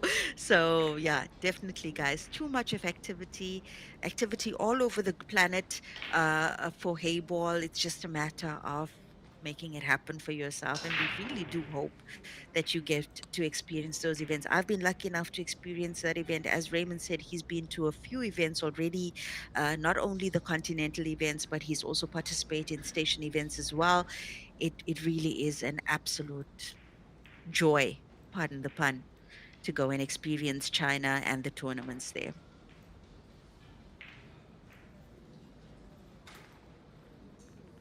Little bit of a slow fourth frame here on the TV table with Diana Zambrano and Jacqueline Perez. Table does look better on pinks, I must say. 8 in a little bit of a black ball, in a little bit of a precarious situation, but we've seen what Jacqueline does with the cue ball. So I think she'll be able to promote that 8 ball, black ball, considering where the pinks are lying now. What Yeah, do and you I think, think I Raymond? think at this visit even I don't see any problems for her except the black ball, but if she can clear pinks,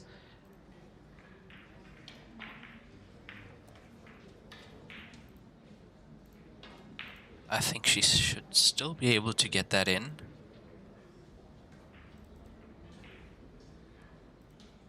Looks a little bit high. She's had a glance at she's had a glance at the black ball though. If she does go for this cut, the cue ball is heading in that direction. I see that. There I we see go. that. I There we go. definitely see But that. that was unlucky. That was unlucky. And I mean, the black ball could have gone into the middle of the table and be much more easily potable for her. But it's better than what it was. Definitely is. Yeah. So, yeah, I mean, she'll still have the bank available to her. Should she manage to actually cut this down to the corner pocket, what do you think, Raymond? Think that's the shot for her to take on? Or is From she what I've doubling? Is she seen, banking? the South American players, they're going for the bank. Yeah, they are. They Look at are. that. And Look look at at that. Yeah, that. it's a good bank. But now Yeah. where is this That black ball was what. going? Yeah, I was concerned about that with the bank shot. It seemed that if she tried to cut it down to that corner pocket up table, she would have had a better cue ball for the black. But I mean, she could bank this again. She could definitely bank this. Not an easy shot, of course, but yeah. Oh, Okay, she's that's playing a for more position. conservative. Yeah, Yeah, more not bad. conservative approach.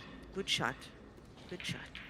Yeah, she's put the black ball in a good position, opened up that pocket. It's very close to the bottom left cue ball behind the black ball. Yes, there's a lot of balls available, but having the black ball in that position, I'd say definitely should make her the favorite to take this 4th point.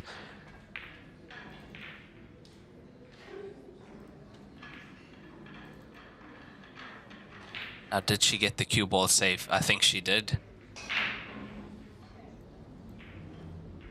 That looks to me like a full ball snooker behind the blue, heading towards the black ball for Jacqueline Perez. Certainly does look like that. Looks like she's looking at a cushion escape. I think another player might have gone for the jump cue, but not the bronze medalist from the carom section of the World Games. It's gonna sit outside the center pocket, needs to hold up. Yeah, that's not bad as well. With a shot like that, you don't want to be leaving it on a cushion. That's the worst result you can have.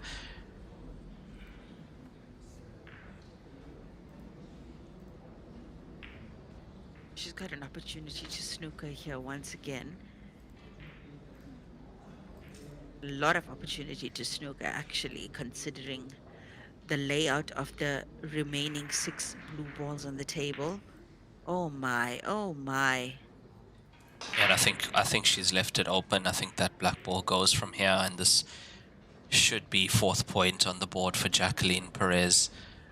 Just over 40 minutes played thus far.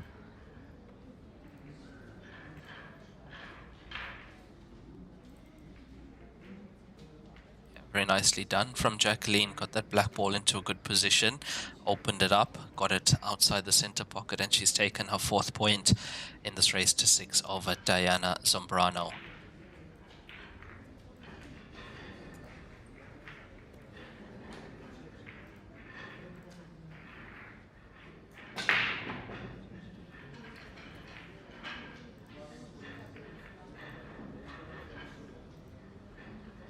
You know, I won't be surprised if it looks like there might be about 2 decades separating these two in terms of experience and also just being alive on the planet. So I wouldn't be surprised if Diana Zambrano, also is in the same pool circle as Jacqueline Perez. And, with Jacqueline Perez's quite impressive list of accolades in various Q sport disciplines, I'm sure it's a lot of pressure for Diana going up against hometown favorite, considered one of the best players in your country, first major Heyball tournament in your continent, on your continent, and you draw. Home girl Jacqueline Perez, one of the most celebrated Peruvian Q sport players. Yeah, I can definitely understand that. Also, with that bronze medal from the World Games, I mean, good top 5 finishes in the Pan American 9-ball and 10-ball championships. As you Yeah, it's say, levels. that's definitely could be a factor here as well.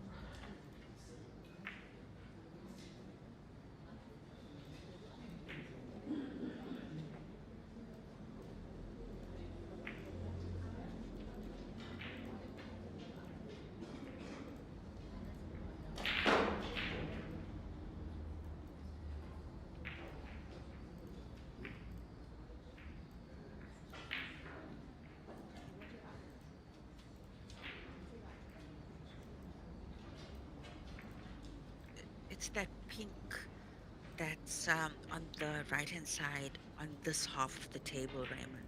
That potentially, well, it looks like the most problematic pink for her at this stage. And I won't be surprised if she uses. Well, actually, she's got a couple of options as well to develop that pink, even if she tries to do it from this side of the table. So, and I'm sure she's already had a look at that, Jacqueline Perez. Would be nice to see her execute a one visit finish on the table. I think she certainly has the skill set to do it. I And definitely think so. Yes, I not definitely an think easy so. table. Yeah, not an easy table, though. I mean, that said, it's definitely not an easy table to clear.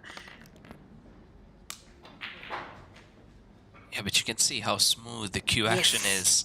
Such a yes. smooth Q action from Jacqueline Perez.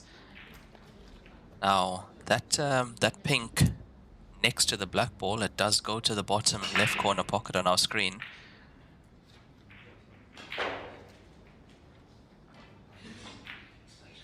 It definitely does go. And Look at look at that. where the cue ball is. Look at that.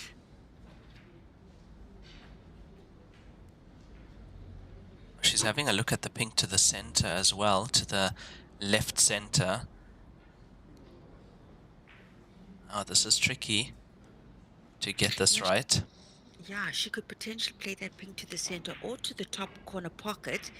Oh, Oh, she was going into it, and she just caught the pink she played too fine. If she had she got the potting angle right, Cuba was definitely tracking into that pack of blue and pink. she's also such a good putter, and I think maybe in that scenario she should have relied on her putting ability because she could have, played a more conservative shot on that pink, and then she might have had a shot for the pink to the corner pocket up table, and which would have left her on the black. So I'm sure she probably will consider that when she goes back and watches this match. But yeah, Jacqueline Perez definitely looking solid in this particular match. And should she proceed as well um, in the losers bracket, I think she's going to be some tough competition for whoever she gets in the next round.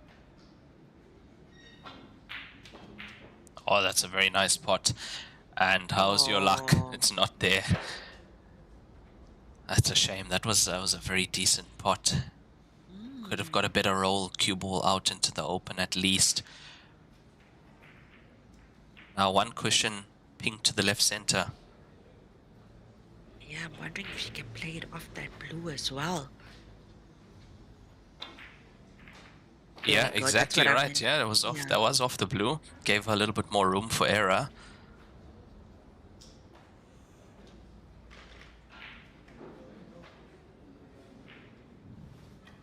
That was a fair shot.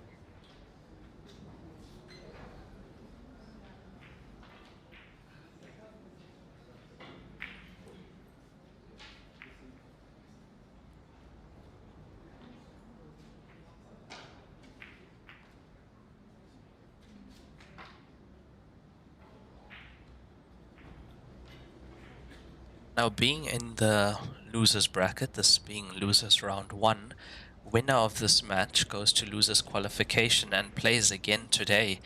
Plays in the 5:30 session later tonight, and will be playing Jacqueline Alvarez from Peru as well for a spot in the last 16. And just with that shot, she's luckily created some more traffic around the black, but oh, and not an easy shot as well on the pink for Jacqueline Perez. I'm not quite sure if that pink is through to the corner pocket frame. And how does it look on your side? I think it does go. To me, it looks like it goes, and she should be able to get position on the black ball as well from here. There's She is enough of playing an quite angle. low. Mm. Yeah, if she got the pot, she would have had the position as well. Very nearly 5th point for Jacqueline Perez.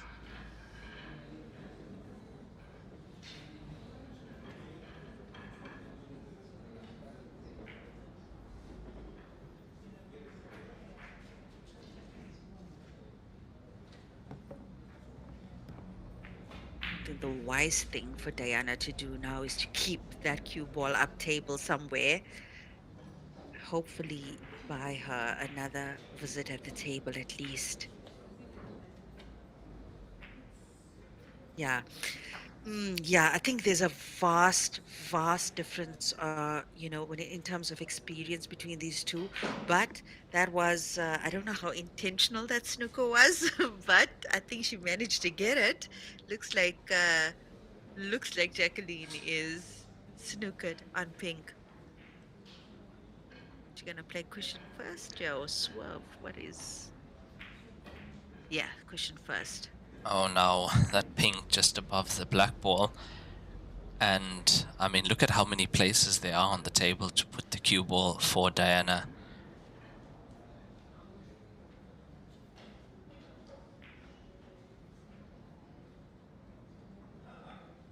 At least Diana is, thinking tactically in this match. She has played a couple of snookers already in this session. Yeah, that good pot from her, and if that didn't go in, would have been another snooker for Jacqueline Perez. Just has to be careful about the push shot here. Have some. Oh, that looked a little bit dodgy, Raymond. What do Yeah, you think? yeah. I mean, the referee caught that Yeah. immediately. Yeah.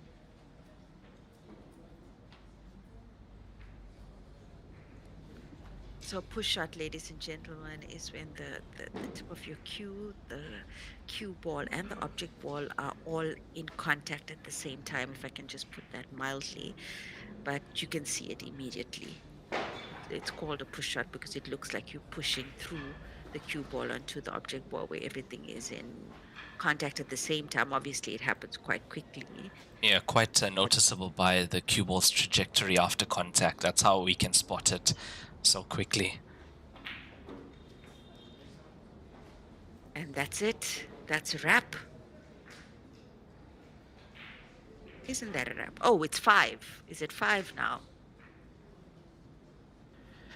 Yeah, that was 5th point for Jacqueline Perez. She's on the hill in this race to 6, and we've been playing for just over 50 minutes now. That means we have just over, well, just under 50 minutes remaining as well in the session.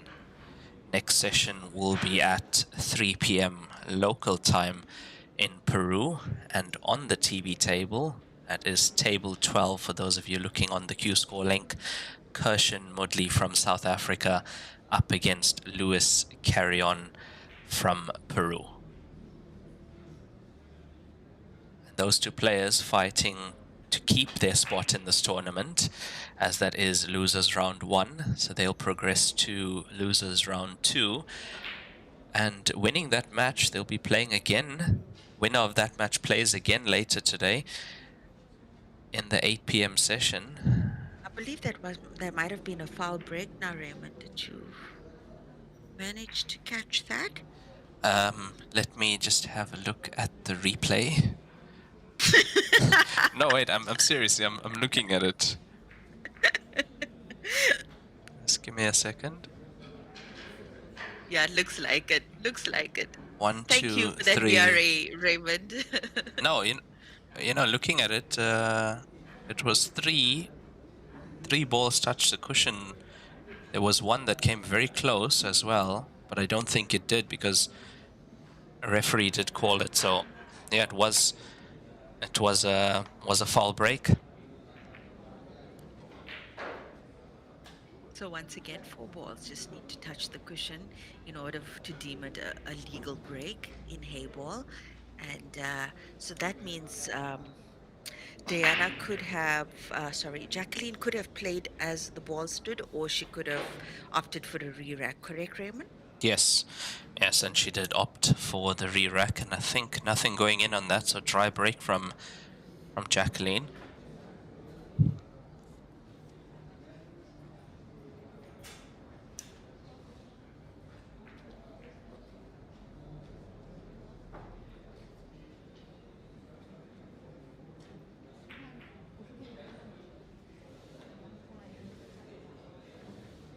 What do we have here? What do we have here? Well, both balls are, say, equally, with equal amount of problems from the way these colors are laying.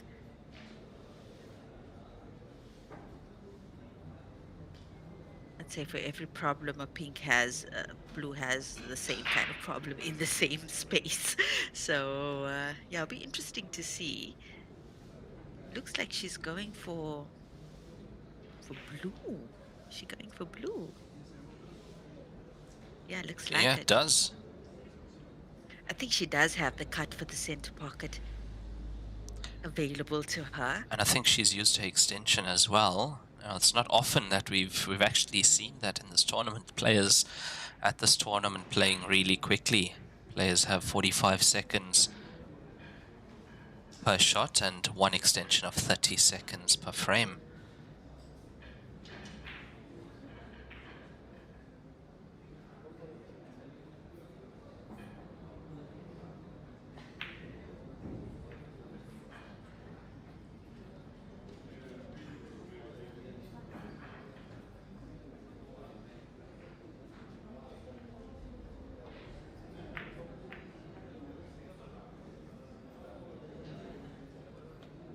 So once again, ladies and gentlemen, the next match coming up at 10 p.m. Central African time and 3 p.m. Peruvian time is Kirshen Mudley versus Lewis Carrion from Peru. Louise Carrion from Peru. So there's a nice one for all the African Heyball supporters to catch at 10 p.m. Central African time. Yeah, and we'll be keeping you company for that match as well. Also, losers bracket match in the men's category. Yeah, it's going to be a high-pressure match for both those players, as they are, of course, trying to stay in this tournament as long as they can. Yeah, it will be interesting. I'm keen to see wait to see how both those players play and see the result of that.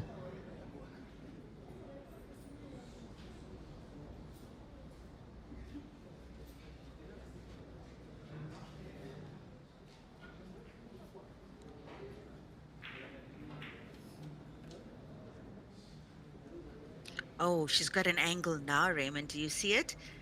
She's got an angle now to promote that blue that's just outside the center pocket. Yeah, she does look like there's enough on that. Ooh, Oh oof, my oof, oof, word, she oof, actually oof. went so far with that the cue ball went into the center pocket, got the lucky shot as well with the blue going into the And that was bottom left. just a millimeter off there, Raymond. I mean, she would have got such a fine kiss of that blue. She would have taken it off the cushion, had she hit that sweet spot. But nice attempt there from Jacqueline. Unfortunately for her, scratched on that shot, and Diana Zambrano 5-0 down in this race to 6.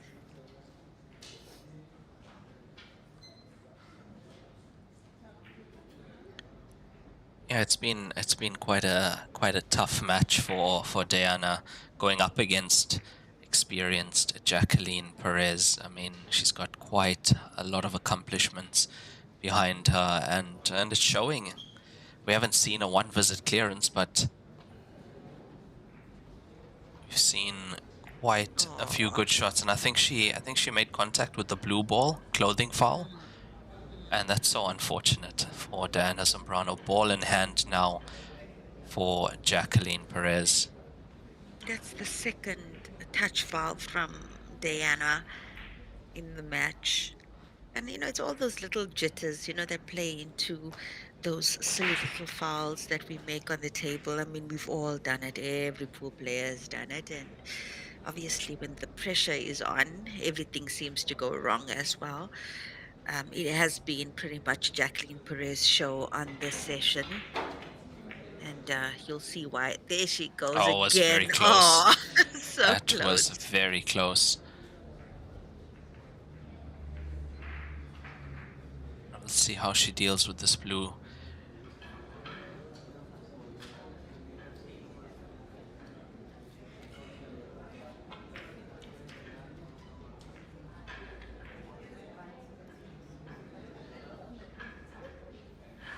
Yeah, she's got it into open play at least. I think she's also playing the percentages She here is. as well. Yeah, she is. She does feel like she'll get another visit to the table, and win. If she gets that, she can try and clear on those blues. Well, she's got a nice angle as well if she was to develop the pink next to the black. I mean, she doesn't really have to. She did. Yeah, she was going for that. Oh, and once again, I gotta say, when she misses pretty well. Yeah, Diana she gets Soprano. quite a decent roll.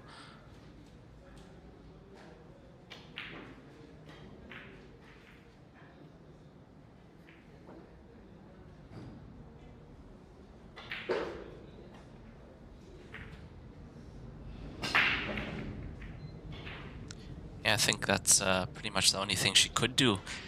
Get that blue back out into open play and wait to see if she gets another visit. Yes, she's also left the cue ball pretty safe.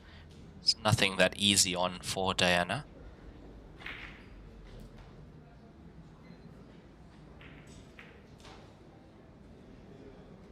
She's trying to cut this for the center pocket now.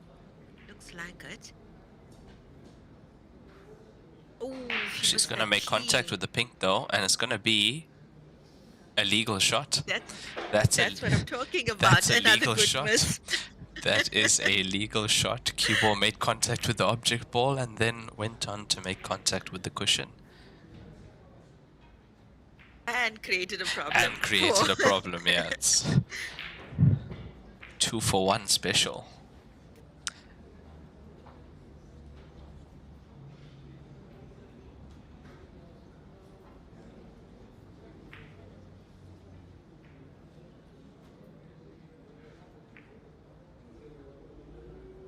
Yeah, I think with Yeah, the I next don't think. shot, Jacqueline has to get the blue out again. I don't even think she was actually potting. I think she was playing the blue into an area there.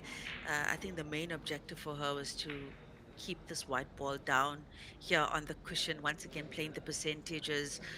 Jacqueline Perez, she needs to get. Oh, look at that. Just look at that.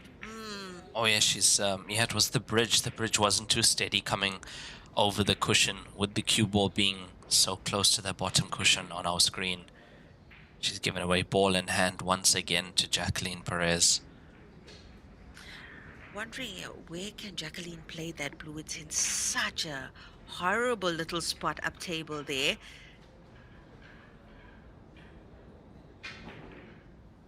She doesn't have much. Thinking she could potentially. I don't think she has a straight line to the corner. I'm wondering if she could play it off that blue on this side of the table, at least into the vicinity of the pocket. It should at least. Yeah, difficult ball in hand for her. Only 45 seconds. Ah, I think we got a carom shot coming up.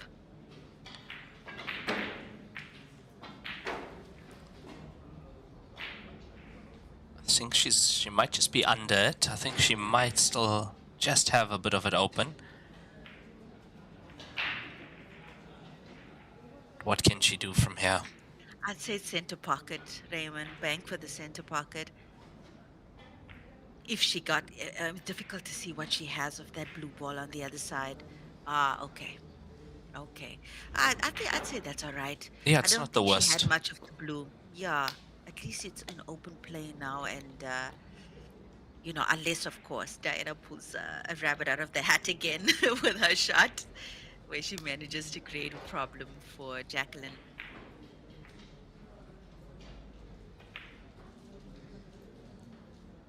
Yeah, now the black ball doesn't go to the bottom left corner pocket. It is available to the center though. Where is she going to take this blue ball to? I think she's probably going to cut it to that top right corner pocket, and then the cue ball should be tracking towards the black from there. Oh, I think she. Oh, yeah, yeah. I definitely think that wasn't intentional, No, Raymond. I no, think it that wasn't. was, yeah. That was a fine cut attempt, but she hasn't left that blue in the best position for herself now. Oh my, she's been chasing the 6 point for what seems like forever. It has been, yes, it Um, has been quite a while. I think longest frame so far, over 10 minutes. But she's going to have sight of it at least. ooh, difficult blue here.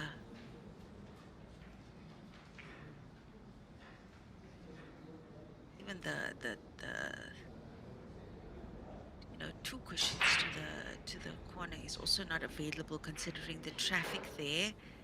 What does she have? Yeah, that was gonna be a problem. Yeah, she managed to get a good cue ball, but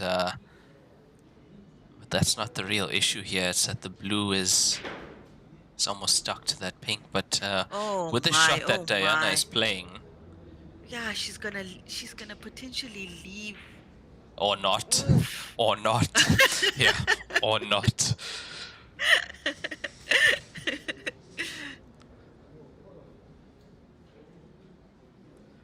Potentially leave a snooker.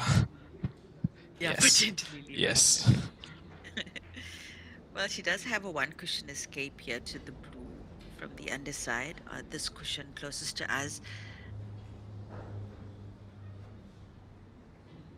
Oh, okay. Here we go. I'm always looking forward to see what she's gonna do because there's the understanding of the cue ball. Uh, the carom players, they're just on another level with that. So really interested to see what she's gonna do here. I really thought she'd try to get that blue ball from this side of the table, but look at the shot coming up here from Jacqueline Perez, guys. She snookered on the blue. What? What was she trying to do? Oh, She's I wish we tried had to a go. better angle She's on tried the to go two table. cushions, and yeah, the side just not taking. Brand new cloth also does make a difference. Also, it doesn't take the way a carom table would. But the carom table, I think, should be coming very close to actually getting that. So two Yes. cushions off the ball cushion with a lot of right hand side. Oh Oh, my word! but still, I mean, Jacqueline doesn't have much of a shot here, even with ball in hand. I'm wondering if she could try to make this for the center pocket, though, on the right-hand side of the table. Yes, and the cushions on the carom table is very different from the cushions on the Heyball table, if memory serves me correct.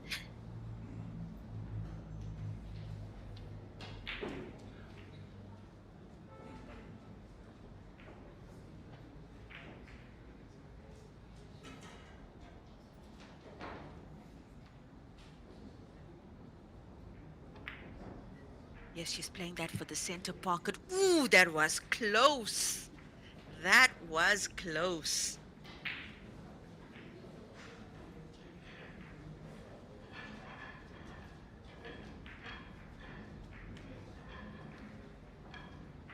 Really, really good try there from Diana. She didn't have, I mean, sorry, from Jacqueline Perez, didn't have much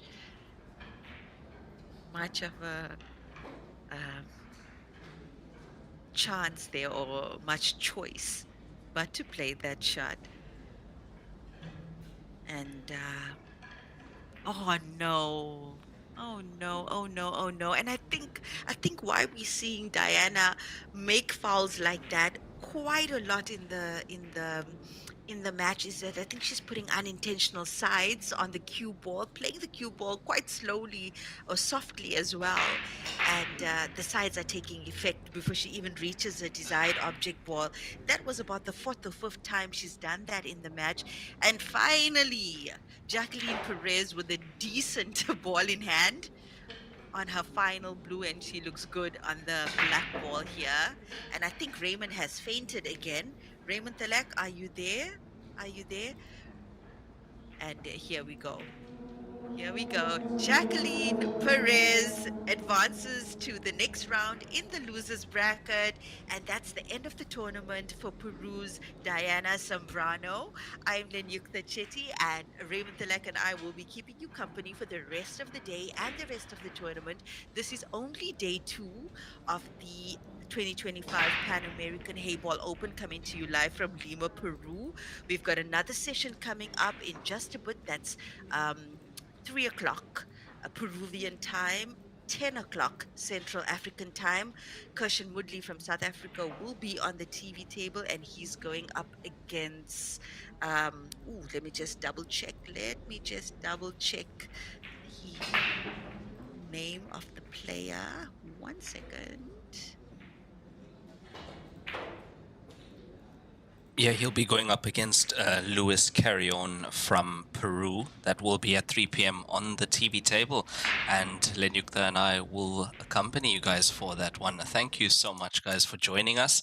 And thank you, Lenyukta, for keeping me company in the commentary booth. I would have loved to keep you company, Raymond, but you disappeared there. I don't know what happened to It's you. Nice to have you back. technical difficulties. Well, ladies and gentlemen, as always, a pleasure keeping you company. We'll catch you again at 3 o'clock Peruvian time. Over and out. Thank you, guys, and yeah, we'll be back in just over an hour for that match, third session of the day. I'm Raymond Tiller, commentator for the Joy Hayball events, joined by Lenyukta Chetty in the commentary booth. Thank you, guys. We'll be back soon.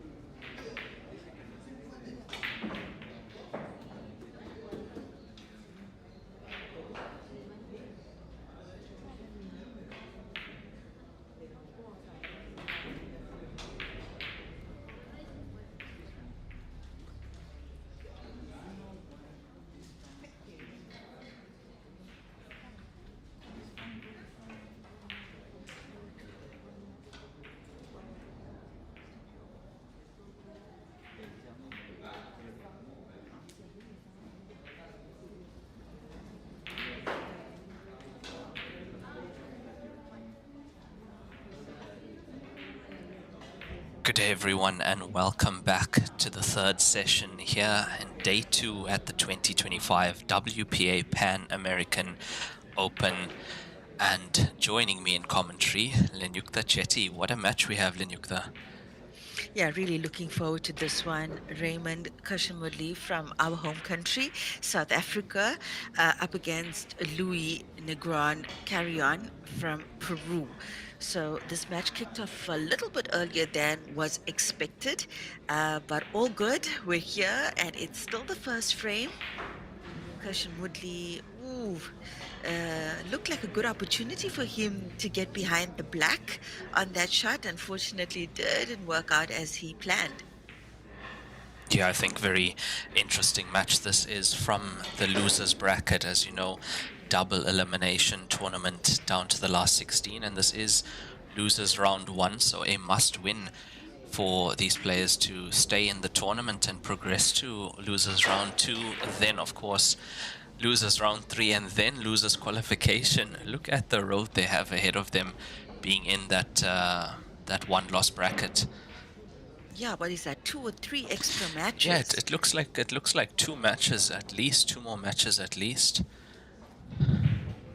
Yeah, and that takes a toll on you mentally. I mean, we see it at all these tournaments, especially with the double elimination format. And of course, the other kind of formats that we see in play at the station and the Grandmasters. It's exhausting for those players on the losers brackets, where the winners bracket are playing 1 match a day, losers bracket are playing 2 matches a day, and that takes a toll.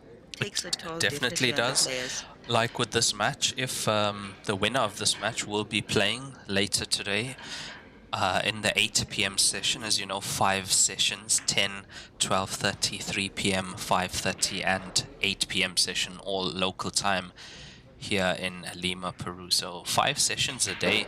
It's a tough draw, and especially if you are in that losers bracket, having to play twice a day, working extra hard to get into that last 16 single elimination. Well, I think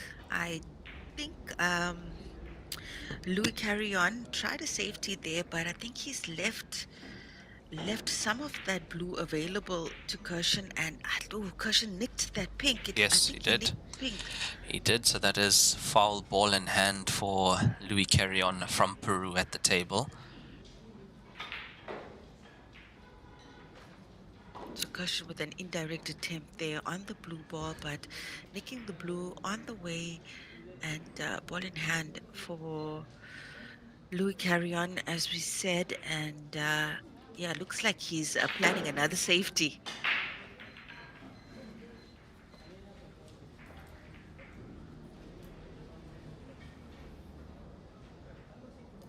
You know, this time he's left it open. It goes. Only problem I see here is holding that cue ball for the black ball into the bottom right Could corner. potentially, yeah, he could potentially come off the cushion and into the pink. That should help him out a bit. But yeah, I mean, so important the control here. Oh, he's played nice. that well, very nicely. Played that almost at dead weight. And he's nicely on the black ball to the bottom right corner pocket.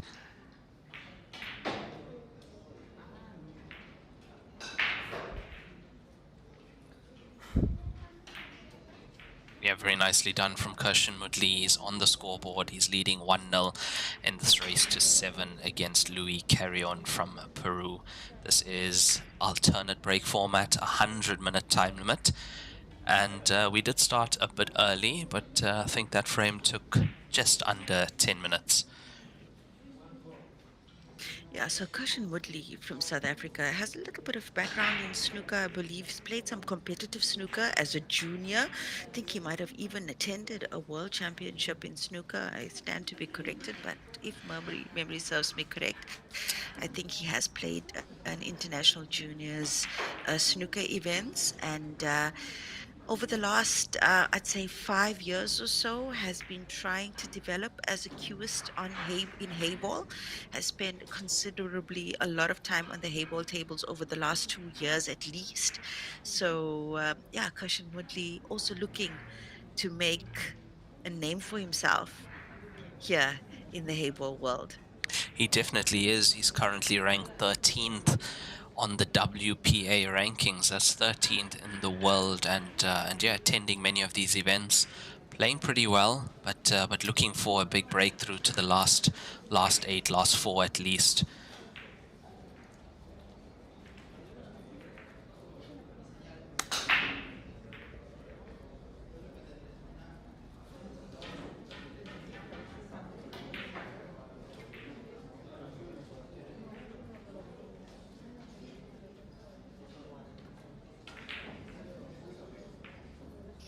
Looks like he's got a shot on. Oh well, he's going the other way. I actually thought he might. I thought he might go the way of pinks, but blues obviously looked a little bit more attractive to Peru's Louis Carrion.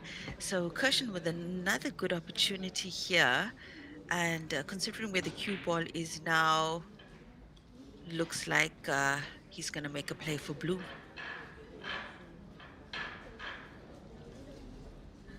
Definitely looks like he's going blues, and open table at the moment. Nicely done. He's tried to open that bunch, and he's on one to the center pocket as well. That was a really firm, positive Yeah, stroke there very from Kirshen. positive. On point, I think on point because of the aim. The aim was perfect. The aim was perfect. He took that shot on with some considerable power, considering. So yeah, great accuracy there from South Africa's Kirshen Woodley, who's now 1-0 up in this race to 7. And if you've just joined us on Facebook or YouTube or WPALive.tv, remember to hit that share button. We're on the third session for day 2 here in Lima, Peru. 2 more sessions coming up at 5:30 p.m. and 8 p.m. Peruvian time. That'll be 12:30 a.m. and 3 a.m. around CAT. 3 a.m. Central African time. So, yeah, 2 halves of the world, and we're mentioning the Central African time because we know a lot of the viewers stream in from Africa in particular to follow these matches. And it's the weekend has just kicked off, but this tournament itself kicked off yesterday, like we said, day 2. And Raymond Thalak and I will be keeping you company till Sunday, and Sunday will be the day of semis and finals. Right, Raymond? Yes, yes, Sundays will be both semis from men's side and the ladies side, followed by both finals as well. So 4 sessions on Sunday, 5 sessions up to that day as well. So another 5 tomorrow. And yeah, a lot more action, as we know that the men's bracket 64 player draw and double elimination. This is losers round 1. We still have to get through losers round 2 and then losers round 3 and then losers qualification before we get into that last 16 single elimination phase of the tournament.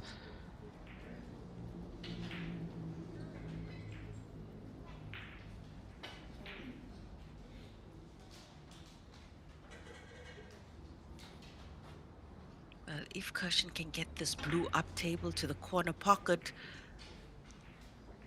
yeah, he played that with some power, Kirshen, but yeah, obviously we didn't have full sight on that shot that he took, but it did look like a lot of pace on that shot. Pink's a little bit more uncomfortably placed than Blues at this point in time, so some work on the table still for Louis Carrion. That's what he's going for now. He wants to just free that off the cushion or make it tough for Kirshen as well, which he's done. He's tied up that blue. And that means that Kirshen has some work on the table if he wants to go for a clearance in one visit. And that's the third tactical move from Louis Carrion in this frame so far. So Louis Carrion also tending towards his more tactical player side. And Kirshen Woodley also doing well to keep him tight in this frame. And at the same time managing to get that blue out into open play. Now let's see what Louis Carrion can do. Cue ball close to that pink. Yeah, that was the plan.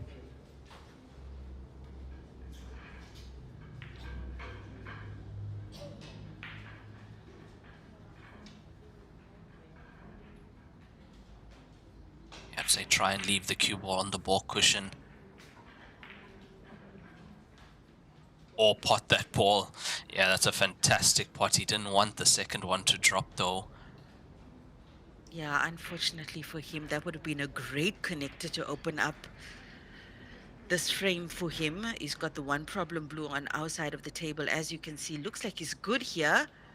Yeah, he's potted that as well, and yeah, that's a bit of a strange shot choice considering the table layout. I'd have thought he'd play tactical, put that in front of the pocket, leave the cue ball tight on the ball cushion, and wait for his opponent to open up that ping. But just 2 blue balls left on the table for Kirshen. Let's see what he does now.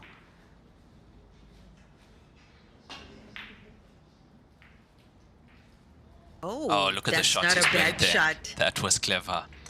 That was Very clever. very clever shot from Kirshen. Yeah, he's tried to pot that in the bottom left, tried to come off one cushion into that little bunch. That was like a carom type of shot there from Kirshen. That was fantastic sight to see that. Unfortunately for him, that blue's still in trouble, even with that great effort from him. Black is open now for the center pocket, and yeah, I think, yeah, this is a difficult one, a really difficult one. He's got to leave that cue ball safe if he opens up this blue. That's the problem. Yeah, that's the problem I see now, because the slightest touch on that blue opens up blue and pink. Pink also available to the right center. Where's this cue ball going to end up? I think that's lined to the center pocket for Louis Carrion. He's not going to get a better chance at getting a first point on the board.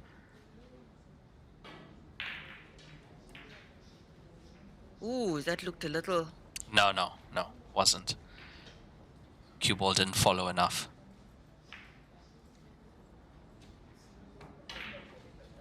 This is all about pace. He needs a cue ball to hold up.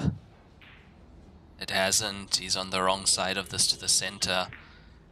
He should be able to cut it off, and if he does, that cue ball will come off the top Yeah, cushion. should be coming back.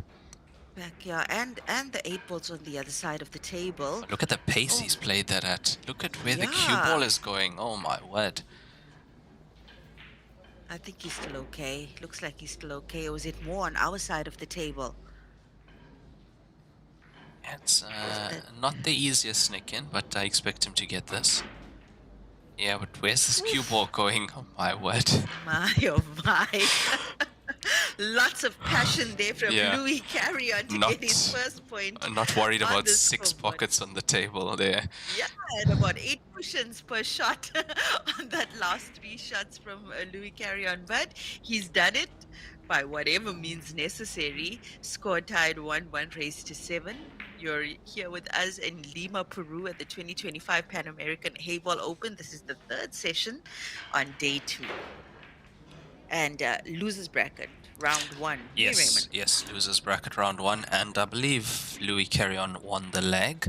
So he should be breaking now in the 3rd frame. This is alternate break format.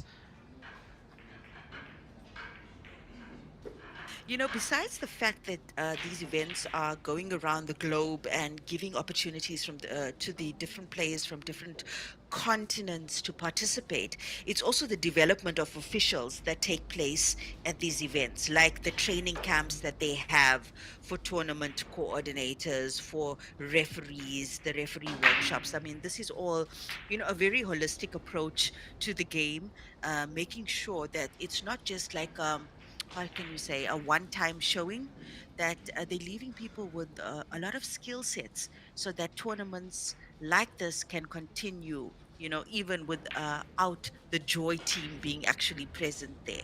So that's one of the great things. And I mean, Raymond, you've had first-hand experience with it, seeing these workshops at play across the globe. Yeah, definitely. And I mean, that goes to the development of, as you say, not only the players, but the sport as a whole in that country and that continent as well. Like here now, having this in Lima, Peru, South America, and officials not only from Peru, from around South America, players as well. And yeah, as you say, the workshops for administrators here and the tournament coordinators definitely means that they can continue the growth of Heyball in that country and continent.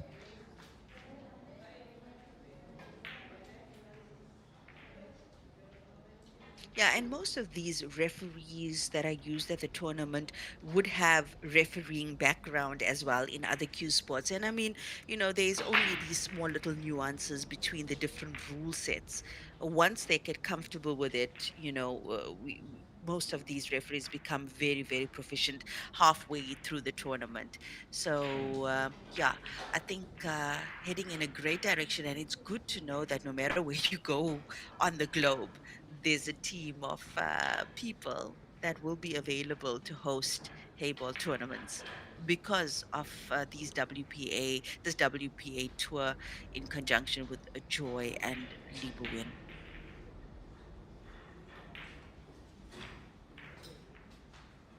Fashion Woodley looking solid here, Yeah, Raymond. very solid. He's taking these quite Mm, nicely. I think, yeah, that blue to the center, and he'd probably want to take on the other blue to the center after this shot. So I think that would be the player want to disturb that black as little as possible because it is open for the center pocket. Just needs to roll down. Nice, Yeah, he's done very well really there. Yeah, nice. this is looking great for Kirshen, and I believe this is his first visit at the table. Yeah, and some really positive cueing, good strokes from good cue action from Cushion Woodley from South Africa. Really nice to watch. Yeah, he's always had that. That's been with him since the time I met him. He's always had very good technical abilities and his cue action, stroke, alignment.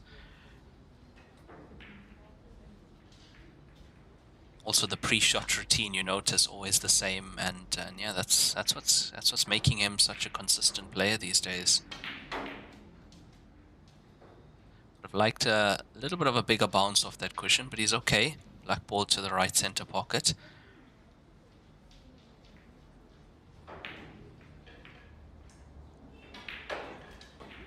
Not an easy cut that to the center pockets. We know how deceiving those angles can be, especially under pressure.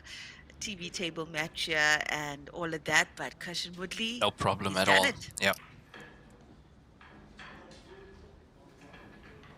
That is our So first that, one visit clearance of the match, and he leads yeah, and that two was a good frames to one. one. Yeah, very That clean. was a very clean, very nicely done. He's really, I think his knowledge of the table is really coming through, and it's nice to see a player play so confidently.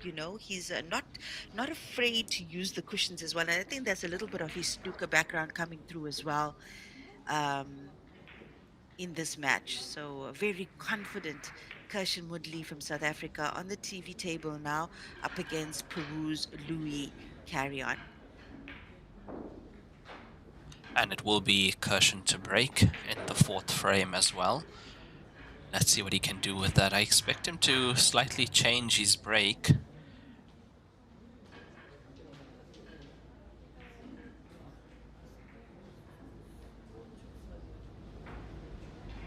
No, he's going back to the corner. Yeah, no, he's actually breaking from where the box used to be. That 16 centimeter kitchen, that's where he's breaking from at the moment. That's first ball head on, but this time working out very well. He's potted a ball into the center and bottom left corner. What has he Yeah, left himself with? not much, Raymond. He's got that blue there up against the cushion on his side of the table. Depending on how close that blue is to the cushion will determine how difficult of a shot that is to select color here.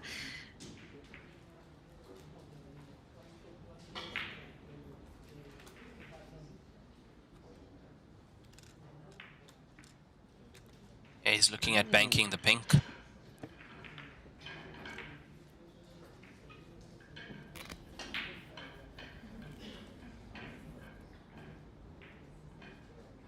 I can see why he did that. He felt definitely an advantage taking pinks. It was the right would say the right ball selection choice on the table, not working out. So open table for Louis Carrion now.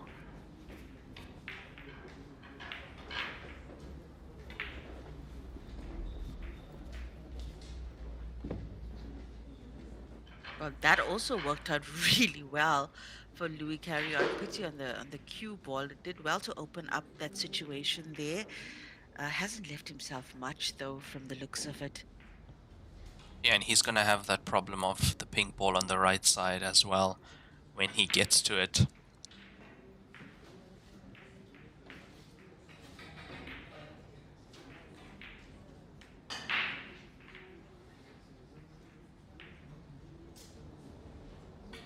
Straight away, you can see Louis Carrion. He does tend to his tactical side when the pressure's on, and he's quite a quick thinker on his feet when it comes to those tactical moves as well.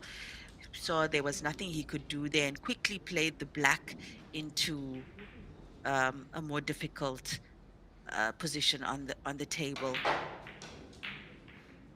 Oh, this is looking like a good cue ball if it holds up.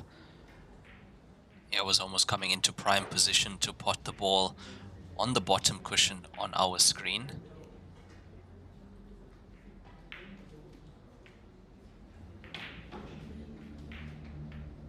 Yeah, it's all about that pink there now, and the black ball, of course, which he put I'm, close to the blue. But let's see what he does with this.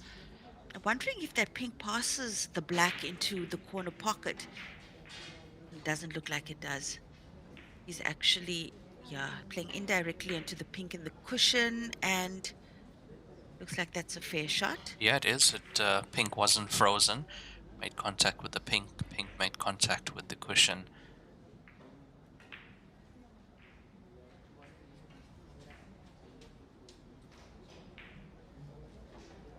So Kirshen is going for this. He's potted that. I thought he could have actually got a slight nudge on the black ball off that to just open the blue, but let's see what he does from here. That blue should be available to the center pocket though, on the left side. Blue just above the black ball.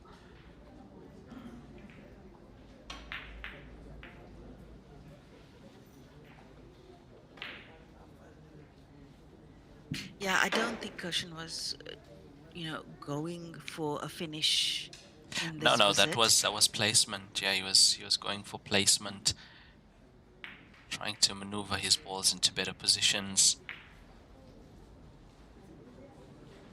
And this is, yeah, from that angle, that's where I would say the blue just above the black ball is potable to the center pocket. It could be a good time for him to open up that blue now, considering he's got a little bit of a banker with the blue closest to the white at the moment. So, Cushion Woodley. Ooh, Oh, that was a great try. He's also taken that blue off the right cushion on our screen. I'd say he's been playing the balls quite at quite a high pace though. Last couple of shots that we've seen him take, and I'm not exactly sure why he's choosing to play the shots at that pace. Even the bank shot that he took on, the first shot that he took on in this frame, it was played quite hard, and I think Cushion will do well just to remember the pace control on this table, especially the way the cushions kick.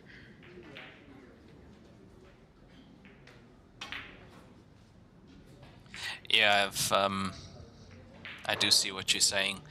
Just a little bit on the pacey side. Yeah, in fact, all the visits, even preceding this on this frame particularly, has been at a higher, and you spoke about this before as well. It's those little nuances that kick in when things are not going as planned, and we all fall victim to it. Whether it's getting up on a shot, uh, not doing the basics right or whatever. And I think he had a really good start to this session. If he can just yeah, regroup, recalibrate. I think it'll serve him well. The blues are nicely open now for Kirshen. Black also open, and I think really good opportunity here for him. He is stroking really well. Just the pace, just the pace. There we go. Yeah, and he actually should have a connector to to nudge that blue off the right side cushion. And that needs just the slightest of nudges to be available into the center pocket. If he's going to do it, it's going to be off this ball now. Yeah, touch. Yeah, and you see that's Nice. much better pace. Yeah, very nicely much, done. Much better pace control from Kirshen Woodley. A lot more control. A lot more control we're seeing from him now in the second half of this frame in particular. And just those little fine tunings, and it makes such a big difference.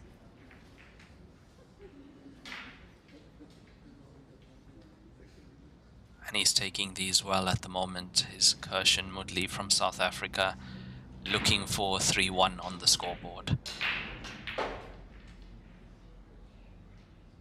Really nice. That was nice.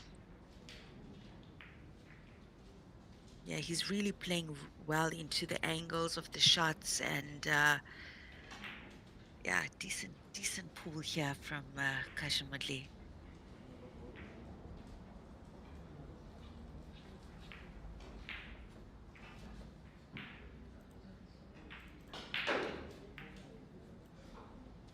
And it's there. That's 3-1 for Kirshen Woodley over Louis Carrion from Peru in this race to 7. Alternate break format, losers round 1. I think just gone about 30 minutes played in the match. Yes. So good pace from both the players, both playing attacking. Louis Carrion more on the tactical side, but forced to play tactical against Kirshen. Kirshen has been pretty much dominating in this match so far. Match still early days here. Like we said, 100-minute time limit. Anything can happen. But for now, Kirshen Woodley in the driving seat, and I believe, I think Kirshen to break in this frame. That'll be 5th frame, Louis Carrion to break. He did win the leg. And yeah, Kirshen broke in the previous frame, potted 2 balls off that break. Oh yes, oh yes, oh yes. Didn't really have a good shot, had to take on the bank on pinks. Didn't work out. Louis Carrion secured pinks, but wasn't able to secure the point.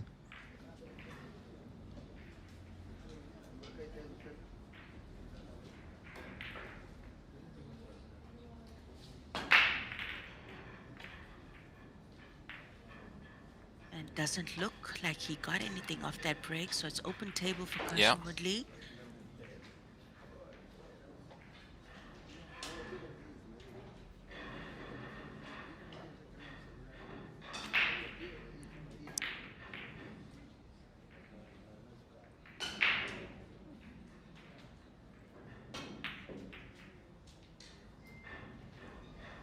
And that's pinks in play. He's going to have a small problem when he gets to the black ball if the table stays this way.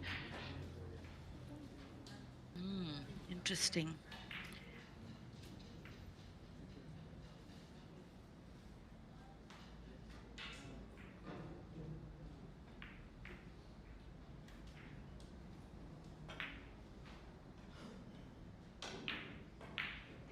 I think that could go. I think it could just get past that pink ball. He's taken that one on, but not successful with that attempt. So Louis Carrion back to the table.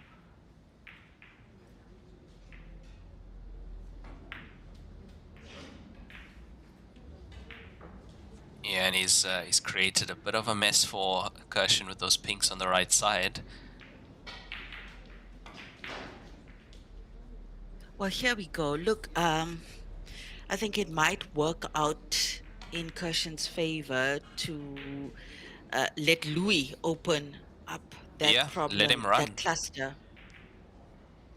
However, if Louis gets the sweet spot in that cluster, then it's open frame for him, and that could potentially narrow down this 2-point lead that Kirshen Woodley has. And we know how quickly things can change in a match like this, especially with a short race to 7. And does Kirshen have the bank available to him here on pink? I tell you what, Louis is not the type of player that's gonna play an open game and just open up everything. You can see he plays tight as well. He tries not to leave an easy shot for Kirshen. Cushion got quite lucky there with the cue ball off that shot.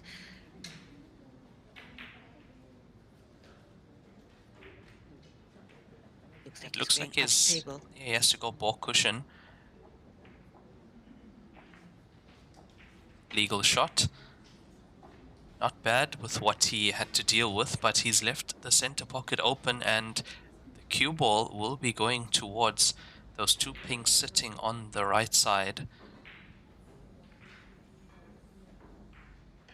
Yeah, Will great do well. opportunity here. Will do well to open up that. Okay, he's got one off. Yeah, it's not the best roll for him. It could have worked out slightly better. Yeah, I'm thinking if he does get a cut on the ball closest to the cushion, he could run a little bit of check size, and he could run into those two pinks. Oh, he's playing safe. He has left a straight shot to the corner pocket available to Louis carry on here.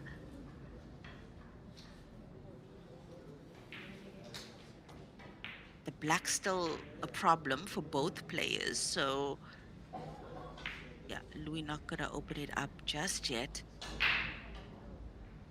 Yeah, I think you're going to see a similar shot here from Kirshen. Cue ball on this side of the table. Oh, he's went for the combination to the bottom right corner.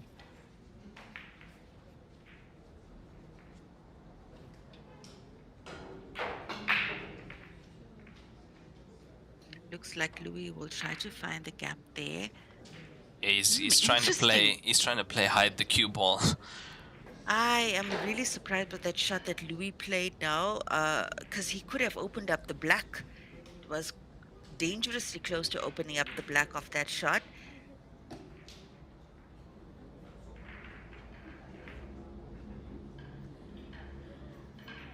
Is that gonna make it? Oh, doesn't look like it. Yeah, Doesn't look like it. that's no cushion contact. It was on its way to the pocket, but just not hard enough, and that's a foul ball in hand for Louis Carrion. Yeah, Cushion will do well to just dust that off. You know, those are mistakes. They happen. So important for the player not to let that get under their skin. I mean, yeah, Louis still has to open up that situation there on the left side of the table. I wonder if he's gonna come off the bottom cushion to do that. Nope, keeping it simple. Yeah, I wouldn't actually be surprised. Snookers him there behind. Yeah, that's what I was thinking. I wouldn't be surprised if he played. So he played to pot that, right? He plays the blue down to the pink on the bottom left and leaves the cue ball behind the black ball. That was a good play. It was a good plan. Wouldn't Good have been plan from surprised Louis. if that was his plan. And this is going to be heading towards the black ball. Oh, nice. Yeah, it's open. He's opened it. That's Nice. a great shot from Kirshen. Yeah, and got fortunate there with the pocket ball being available for the pot of that shot. So yeah, decent. Fortune favors the brave after all. And yeah, Kashan Woodley looking set here for the fourth point. Yeah, he's played the double drop there as Kirshen. He played it in the way he knew that ball was going to follow. Didn't mind if it double dropped because he had the center available. Oh, this cue ball needs to hold up. Where is it going? Yeah, I think he could have maybe taken a little bit more of a simple approach to that pocket ball.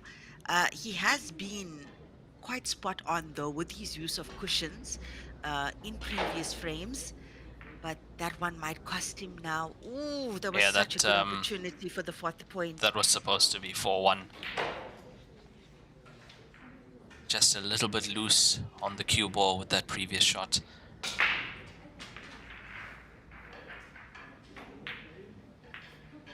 Oh.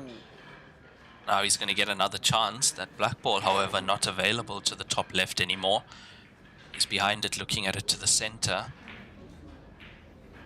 He'll do well to get the cue ball in the balk area now. Also a really wasted opportunity there for Louis Carrion. He, A little bit more. Yeah, it's not bad. He's given yeah, that himself looks a good. chance. That looks good. And yeah, back to Louis Carrion. That was a really good opportunity for him to take that second point. So I'm sure he's regretting the choice. Oh, wow.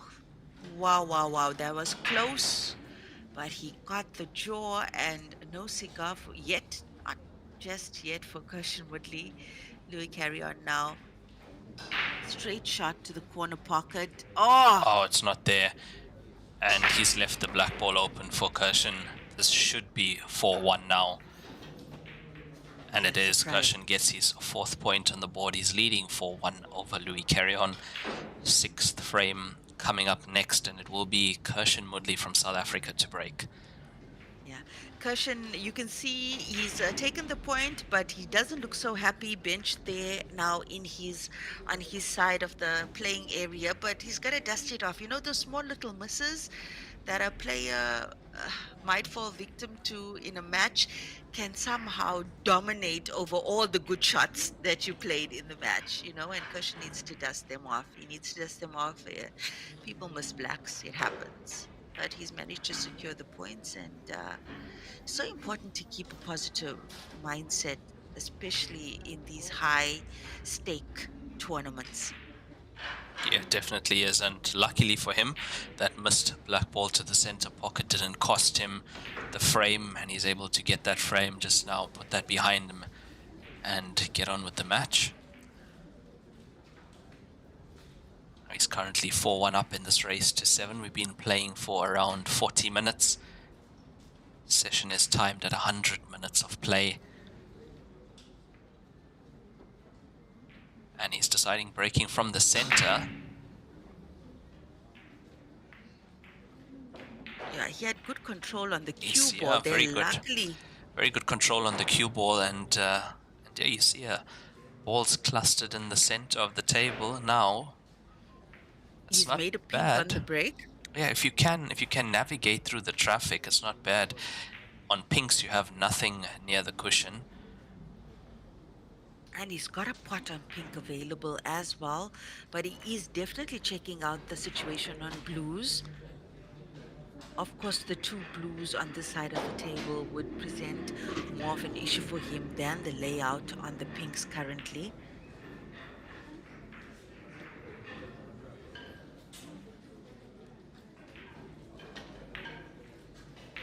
And Yeah, pinks in play for nice Cushion. opening pot from Cushion. Pink's in play. Let's see what he can do.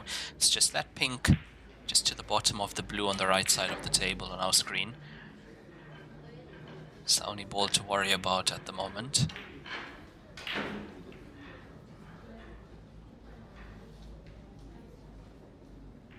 Yeah, nothing on the cushion. It's just about navigating through these, opening up that pink at the bottom of the blue, and yeah, this is looking good.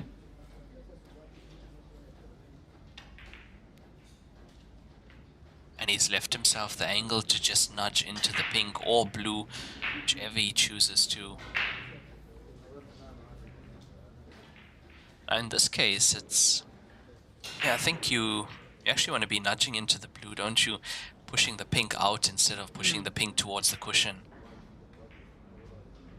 Yeah, absolutely, Raymond. And I think Cushion would have seen that. Yeah, nicely and that's a done. good shot. That's I would say that's shot of the match for me thus far. The control Now on he that. needs to, yeah, now he needs to come around the traffic on that cushion to get position on the pink. Be really nice to see what Cushion's going to do with the cue ball here. Yeah, he hasn't come to our side of the table to have a look at the pink to the center, which tells me that he's taking the cue ball up table. Yeah, he's going to be playing that pink into the corner. Yeah, now he has to avoid the traffic. He's going to do well to get past that. Oh, I think he might have it. Yeah, if he does, that is one of the best shots I've seen played with the wrist. The control of that. He's got it. He's got it. Yeah, I must say, I'm impressed with this youngster. I think he's about 23 years old. Hey, Raymond. I think so. Yep. Kashmir, look at that. Look Oh at my that. word, cushion. I think he's okay. He's okay. Percentage-wise, I think he's okay. Still some work on the table here for Louis Negron Carrion from Peru, who hasn't had the greatest of luck, I must say, on the table. Has played some nice tactical shots as well, but hasn't had a chance to really go for a clearance yet in this match.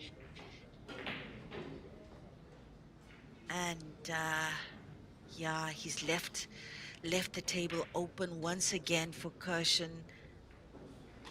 Cushion looks good to go on this pink, which is snug just outside the pocket. Oh, but why?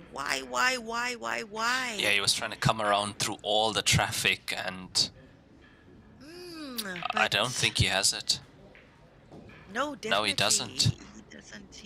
he doesn't. Oh, that's gonna cost him. That's gonna cost him. I suspect Louis will tend to his tactical side once more.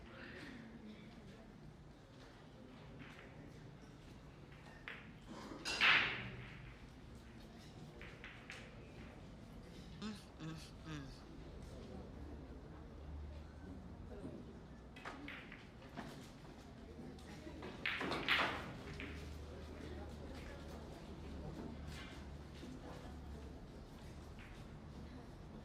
Yeah, well, luckily for Louis, he's got that blue in the middle of the table now to get play and get some advantage in the frame.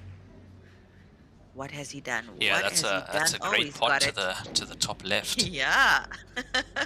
Yeah, that was because had that ball not fallen, I think Kershin had some of the black to play to the corner pocket.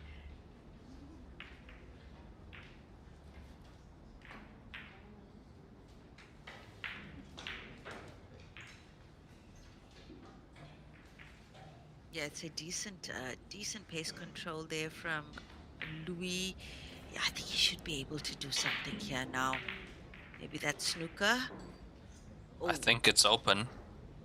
it's open. Yeah, I think Just a matter of whether the putting angle is there or the line is there to the center pocket. Difficult for me to see from my view. How's your view looking, I Raymond? think it does. He's looking at the potting angles, just the bridging over the blue, slightly hampered by that. But this should go to the left center. Yeah, it could. It could definitely go.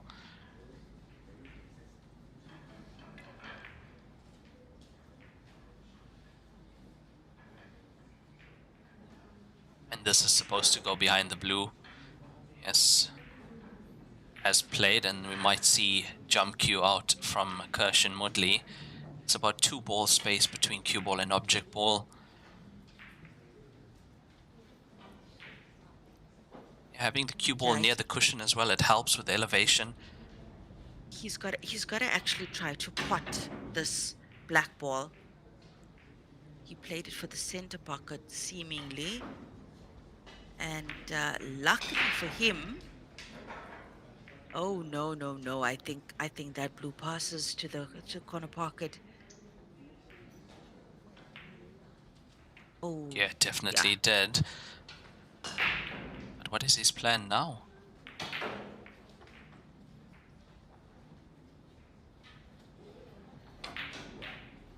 Yeah, he's tried to take that to the top, leave himself on that last remaining blue, but he's given Kirshen a chance here, getting his 5th point on the scoreboard.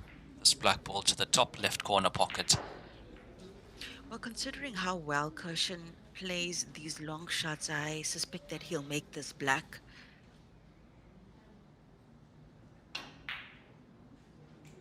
Ooh.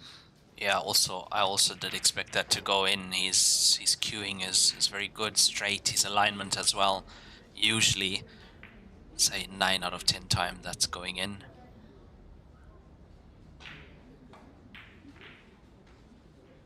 And the cue ball naturally coming down for this blue, and if it goes in, the cue ball will And he's got an naturally come out. angle. Yeah, it's gonna naturally come out for the black ball as well. Yeah, Oh, also ran a little bit too he's much. played that quite hard. Yeah, but I think he's still good. Still good. And it's there. Cue He's ball. Cue ball safe. safe. Second point on the board for Louis Carrion.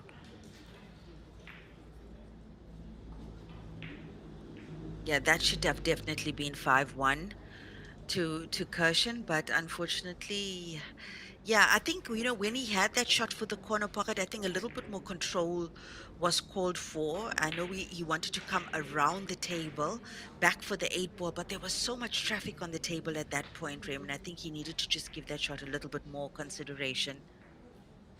Yeah, I think Louis had all of his blue balls still left on the table. It was a tough shot to get right to come around through all that traffic and not working out in the end. Cushion losing that frame to Louis Carrion. Score 4-2 in this race to 7. We have been playing for around 50 minutes or halfway there on time. I think we should see a player break after this frame at least. 7 frames. Yeah, yeah. And you did say it's up to the players whether they want to take that break or not. Yeah, it is. It is up to the players. Usually the referee would give them the choice, but I think you'll see them after this frame possibly taking that player break 5 or 10 minutes.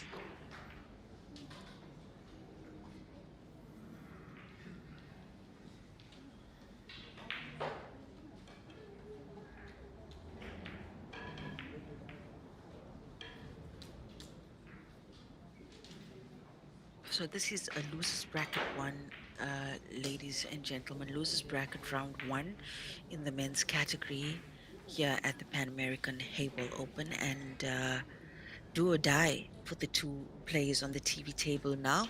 Do we have any updates coming through for the other matches underway, Raymond? Yeah, let's see what's underway at the moment. Losers round 1 is on. Yeah, it's a lot of matches on at the moment here, and all the big names currently are through already to the winners qualification. Just having a look at some of these matches. We've got Luis Meza. We had him on the TV table. He's currently 4-0 down against Kevin Cespedes. Kevin Cespedes lost to Arfan Dad yesterday. Just having a look if we know any of these other names.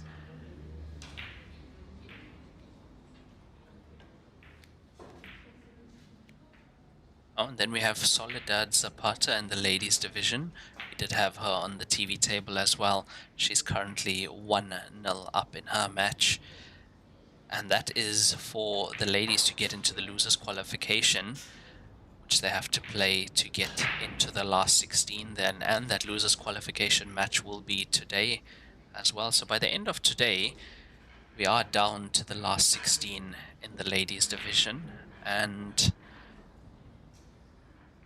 no, still quite a bit more play in the men's division. So halfway through tomorrow, we'll be down to the last 16 in the men's division. 64 male athletes in this tournament, 32 female athletes. So that's why men's division will take slightly longer to get us down to the last 16 single elimination. Yeah, I suspect things are gonna start really heating up here on the TV table come a day tomorrow. So every day this match is live on WPA Live.tv, Facebook and YouTube, the WHT pages, from 10 o'clock in the morning to 10:30 p.m. And that's 5 p.m. Central African time to 5:30 a.m. Central African time from yesterday till Sunday. So lots more pool action coming to you from Lima, Peru. Sunday will be the day of semifinals and finals in the men's and women's category.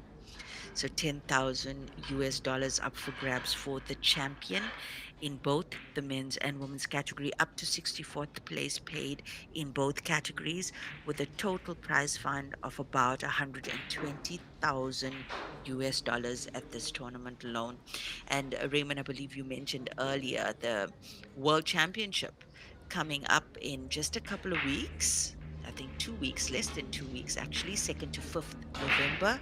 The total prize pot there is 400,000 Yes, US dollars. that is correct. 200,000 in the men's division, 200,000 in the ladies division, with the winner walking away with $30,000, if I'm not mistaken. Yes, it's $30,000 paid up to 64th place, $1,400 from 49th to 64th.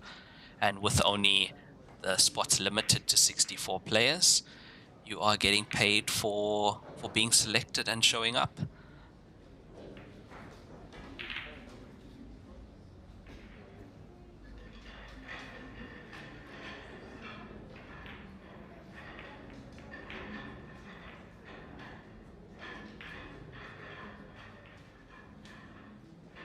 Oh, that's a nice shot. Nice shot there to the center pocket from Cushion Woodley, and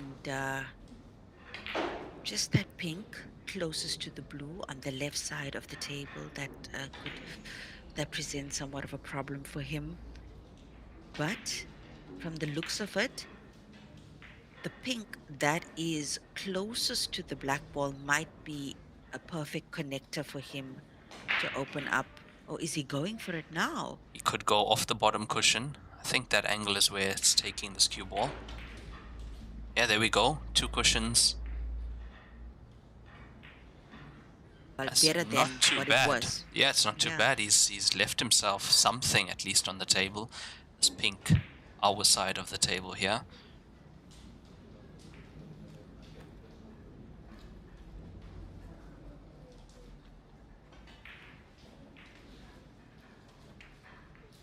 Yeah, great pot. Very, very good pot from Cushion Woodley. Great recovery shot.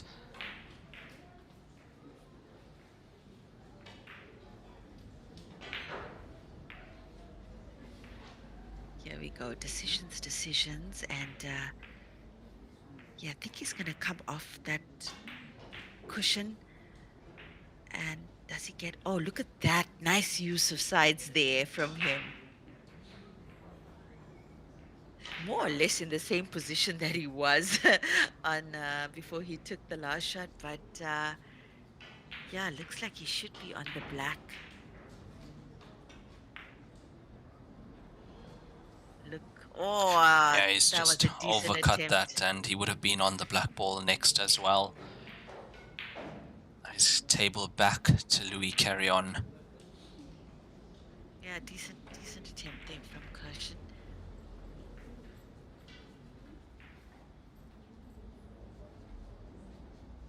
Here we go. Here we go. Yeah, we haven't really seen Louis carry on in full force yet. And Oh, that's there is... I think that's, yeah, I think you can't see that. I think he's just managed to cover it. Yeah, Louis sees those possibilities with snookers very, very quickly. Or not, he left it wide open, but wow. this is an unlucky roll for Cushion. That black ball could have been heading towards the top right corner. Instead, it's parked itself behind the blue. Oh man, gotta feel for him there. He had such a good hit on that black.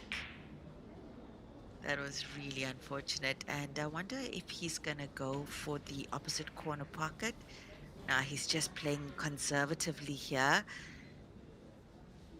Has opened the black, and of course, Louis could potentially just, block the path of the black ball to that pocket once again. Potentially also snooker Cushion once again here.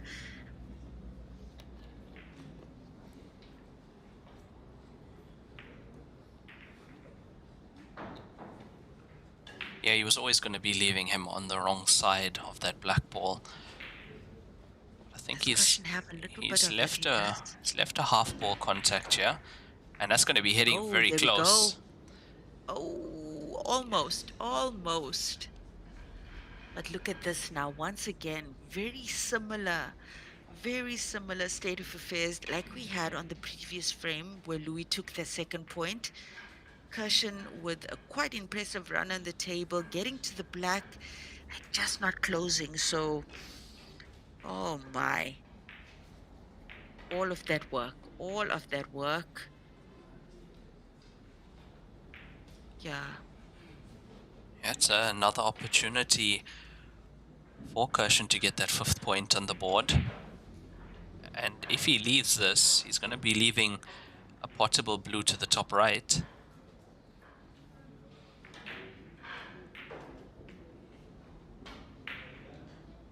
Oh, brilliant. Lovely. Brilliant. He's not leaving anything.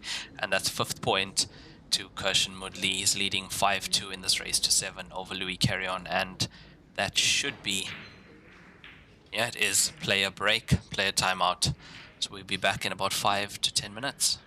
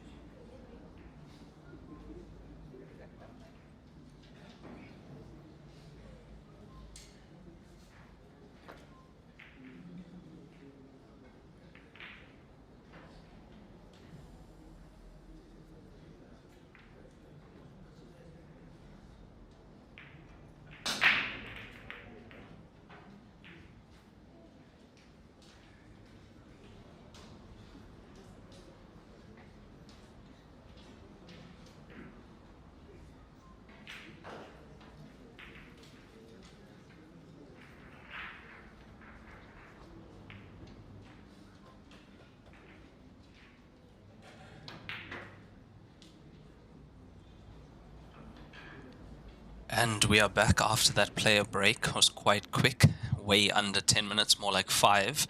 Kirshen Mudley leading 5 frames to 2 in this race to 7. This for a place in the one-loss bracket round 2. He's up against Louis Carrion from Peru.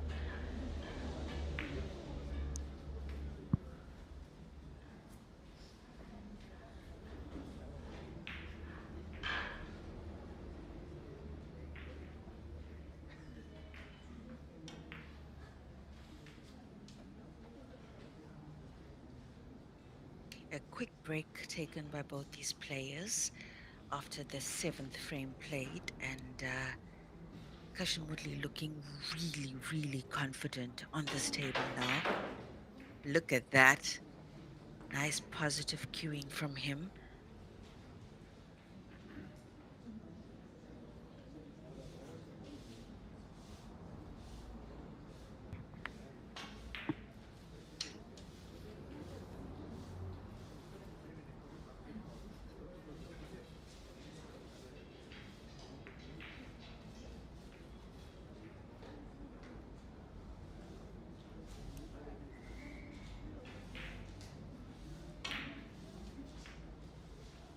Ooh, I think he was trying to clip that pink again, Raymond. Did you see that? Not too sure. I was also thinking of a similar shot, but let's see what he can do from here. It is available. It is available if he comes down the left side of the table into the bottom right.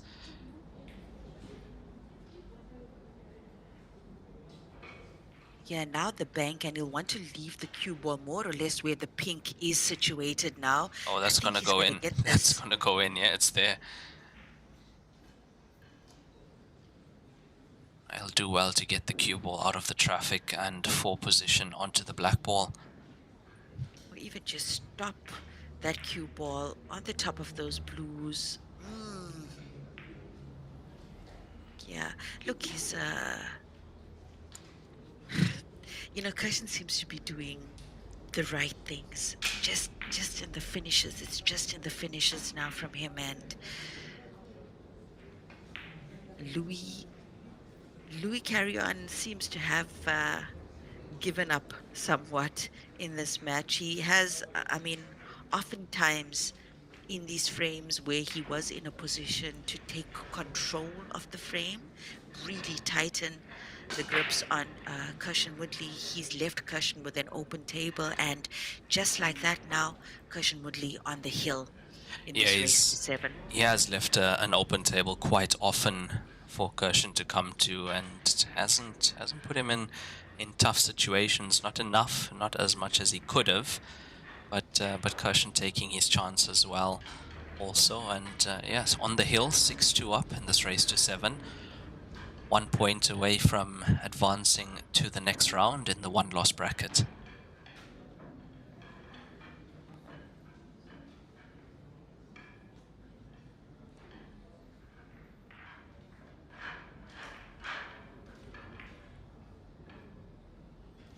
So score 6-2, 8 frames played.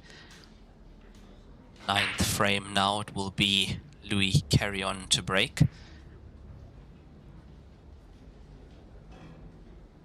We've been playing for just under 70 minutes. This is a time session, 100 minutes race to 7 alternate break, and that cue ball was always heading in that direction.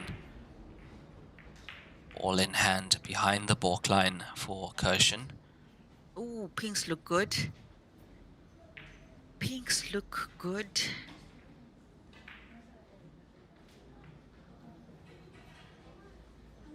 And Heyball rules Kirshen has to play forward from behind bulk if the cue ball is spotted on the break. So yeah, looks like he's going the way of pinks here.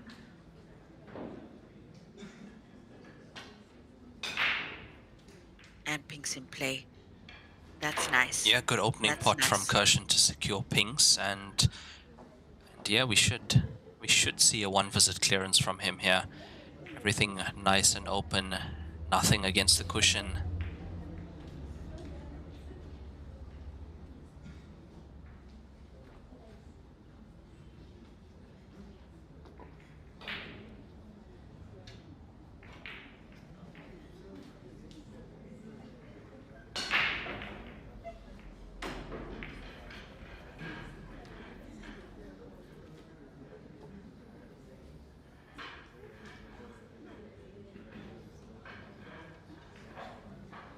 Yeah, I think the fact that Cushion Woodley has been playing, um, let's say his experience on the Heyball table has shown a little bit more strongly, well, a lot more strongly than Louis Carrion's, has had an effect on Louis Carrion. I mean, initially in this match, he was playing a lot of tactical shots, and then towards the second half of the match, has always led Cushion back to the table on an open table. And I think those little things have gotten under his skin, but I mean, we've got to give it to Persian. He played some impressive shots over this match. He's secured the points when he's had to. And yeah, he's definitely been the stronger player in this match from the get-go, and yeah, quite dominating, taking his chances well. And yeah, I'd say one good shot to get nice position on the black ball here to close this match out for Kirshen Mudley.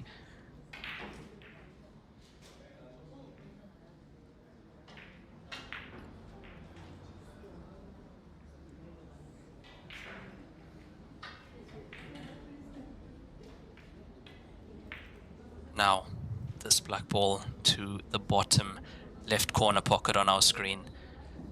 And it would be a really good way for Kirshen to seal the deal here and just give himself that little boost that he needs, because Oh, look at lovely. that. Beautiful. Yeah, beautiful stuff Beautiful. from Kirshen. That's his second rack and run of the match, so second one visit clearance, and yeah, he dismisses Louis Carrion 7-2 to continue in the one loss bracket to round 2 in the one loss bracket, and he will be playing later on tonight at 8 p.m. local time. Yeah, so Kirshen Woodley, like you said, in the loser section of the tournament, and that was a good win for him. That was a good win for him. He was definitely the deserved victor in this match, and that's a good one for South Africa. So, as far as the South Africans left in this tournament, we've got Marina Jacobs, who's already cemented her spot in the last 16 on the women's side, and here in the men's side, it's Kirshen Woodley and. Do we have any other South Africans in this tournament? No, it's just Kirshen Okay, on the well, men's here we side, yeah. go. Our Africans representatives doing well so far at the Pan American Hayball Open, and we'll be back in just over an hour and a half. Raymond? Yeah, next session, fourth session of the day at 5:30 p.m. local time in Peru, and yeah, that's an hour and a half from now our time. Okay, ladies and gentlemen, so we'll catch you then. I'm Lenyuk Chetty, and Raymond Thalak and I will be keeping you company for the rest of the sessions, all the way through the morning, the rest of the day, rest of the evening here in Peru, and early hours of the morning for the rest of the world. Over to you, Raymond. Thank you so much, Lenyuk, for joining us for that match, and yeah, very exciting one. Kirshen Mudley going through to the next round, 7-2 over Louis Carrion from Peru with 2 rack and runs. That's 2 one visit clearances on his way to that victory. And our next match will be at 5:30 p.m. local time. And yeah, we'll be back in just under 1.5 hours. Thank you guys. I'm Raymond Tillak, commentator for the Joy Heyball events. And yeah, we'll be back soon. Thank you.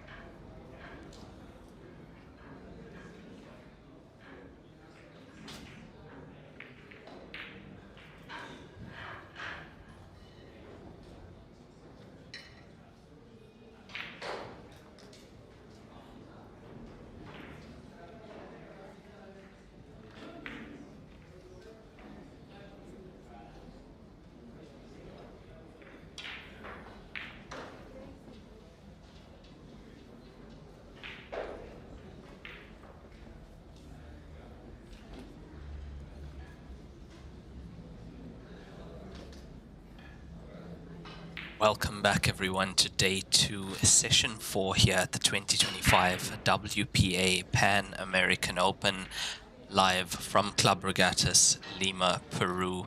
Joining me in commentary, Lenukta Chetty. Hello, Raymond. Hi, Lenukta. Hello again. Yeah, fourth Yeah, session, one more to go for today. yes, and this is the women's losers bracket, correct? Yes, let's have a look. It's a loser's qualification.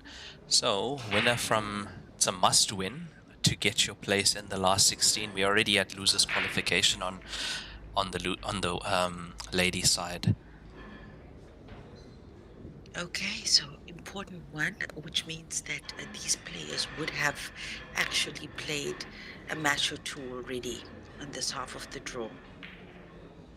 Yeah, they would have played one in losers round 1, and previous to that in round 1 as well. So yeah, about 2 or 3 matches thus far to get here in the ladies bracket, and this for a spot in the last 16 to go up against some of the world's best. We know already who's in that last 16. The names like Warathanan Sukruthanist, April Larson, Katarzyna, Wendy Jans, Marina Jacobs, all already through to that last 16.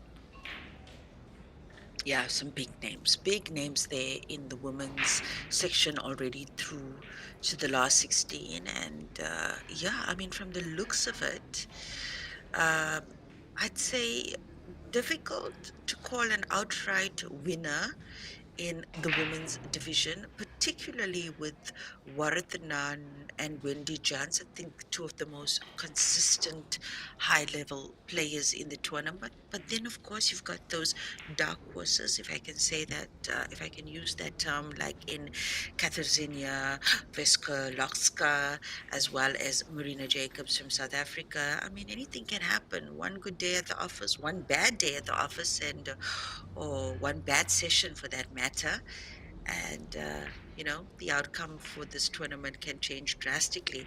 So I think a lot of, say, fairly equally sized players in the women's side in that last 16 so far, and the same can be said on the men's side, Raymond.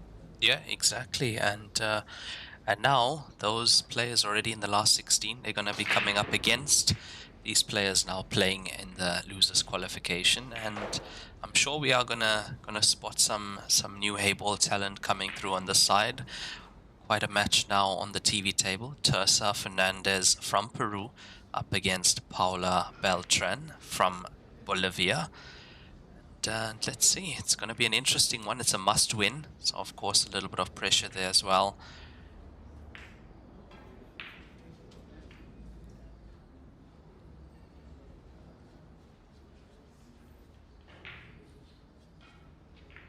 Hmm. Interesting. I'm wondering if this might be a good time for her to unleash that blue that's in the cluster, considering the other pinks are somewhat tied up. My oh my. Yeah, we were going to have another Mamun. yes, yes, player from Jordan playing shots like that and almost making its way into the center pocket. But yeah, also would have preferred if she took that blue out of there and put it in a better, more potable position for herself with her next visit to the table.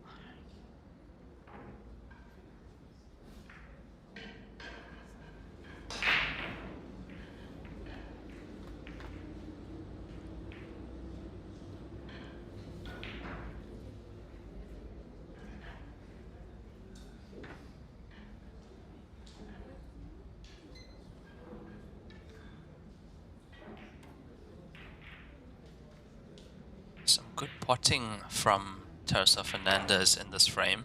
So you can see only 2 of her blues left. Still has to make a plan to get the one on the right side of the table out. I mean, it's a pretty ambitious shot, but she could go for the corner pot up table, play deep right maybe onto the Okay, she's done a more conservative, had a more conservative approach. It doesn't look like she was going for a pot. Looks like, Yeah, no, no, no. She's waiting. She's waiting for her opponent to make a mistake or to open those pink and blues up.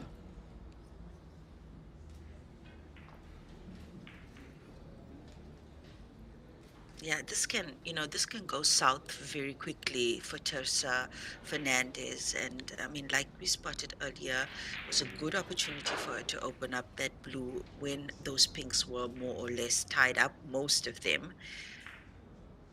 And I suspect if Paula Beltran from Bolivia has a tactical game in her arsenal as well, she will just use her opportunities at the table now to make lighter work of the pink before she goes in for the kill. Yeah, really, I don't expect her to be opening that blue up anytime soon. From Paula, she's got more balls on the table, more places to put the cue ball as well. She could even open the pink just below the black ball as well. Yeah, she plays into the cushion here. She could actually do something now.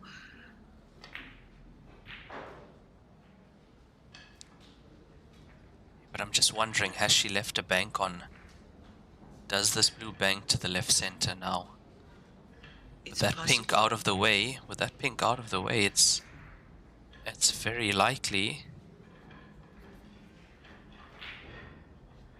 And it looks like she's looking at the bank to the corner pocket up top the table. So yeah, maybe she doesn't have the angle available to the. Oh no, she does. She does. She does. Ooh, that was close.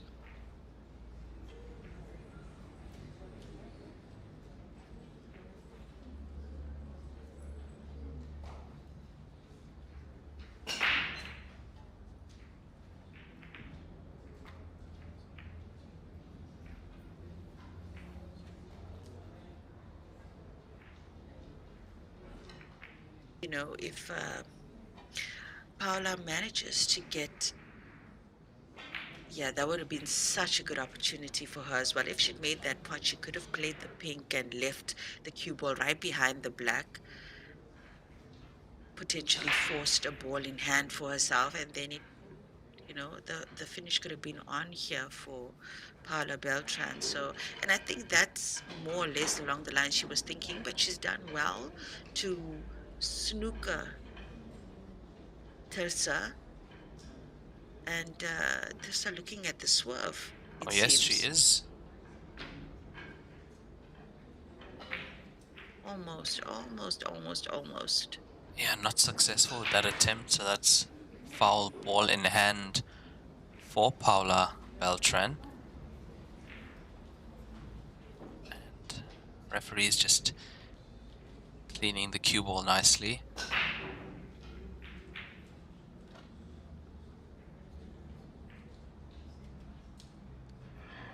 Yeah, usually with a swerve attempt like that, if you don't get it right, you are leaving a few bits of your tip on that cue ball. Especially if you just slip off the side of it.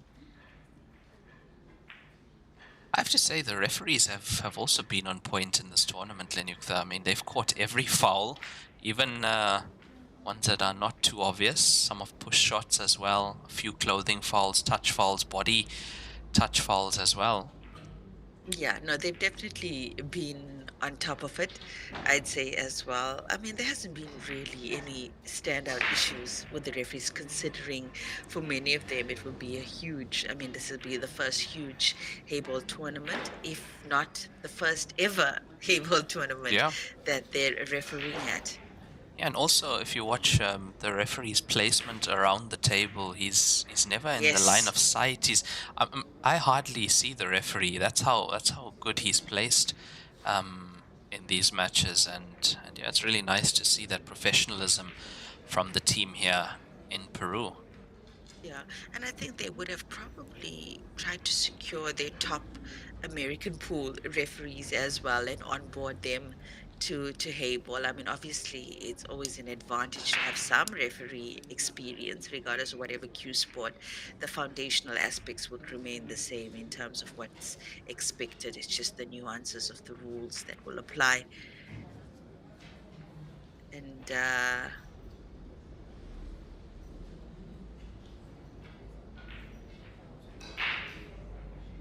She has to find a way to get this ball near pocket.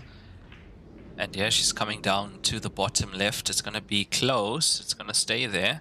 Yeah, that's not bad. That's not actually bad at that's all. actually a very good shot now, blocking that pink on the left side from going to that pocket. And that might have, well, I think it'll definitely secure another visit, but might also secure the frame. That was a very good shot from Teresa Fernandez.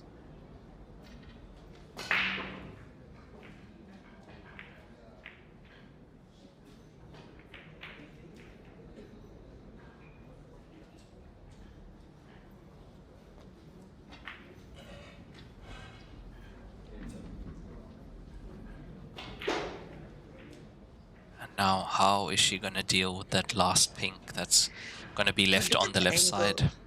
Look at the angle here, Raymond. I mean, if she just gets this right, I mean, she could play for the bank or play the pink down to the corner pocket.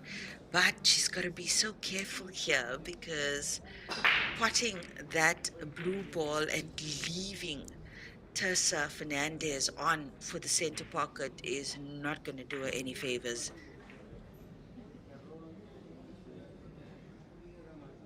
Yeah, that was always the problem with that cue ball placement after that shot. Now, she's left the blue to the center, as you said, but with the pink being there, there's a bit of pressure on making this Yeah, finish now from Teresa. it's not a completely bad ending to that visit from Paula Beltran.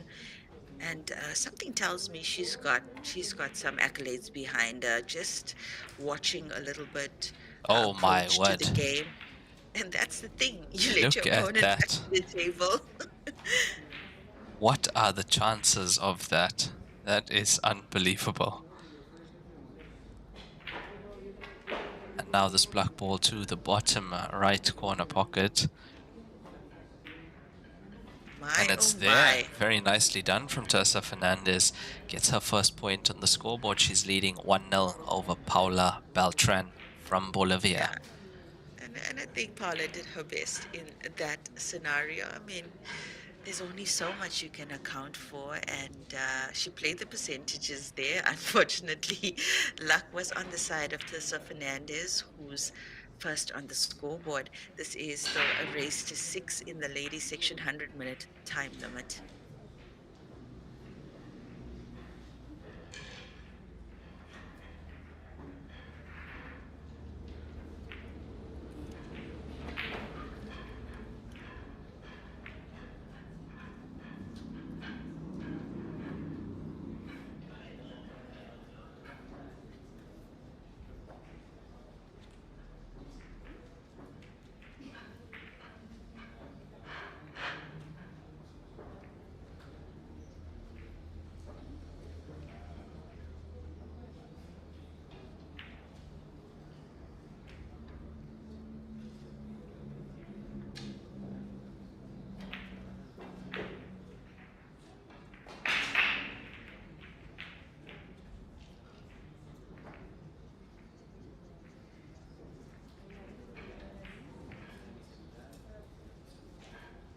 It's a dry break there from Paula Beltran in the second frame.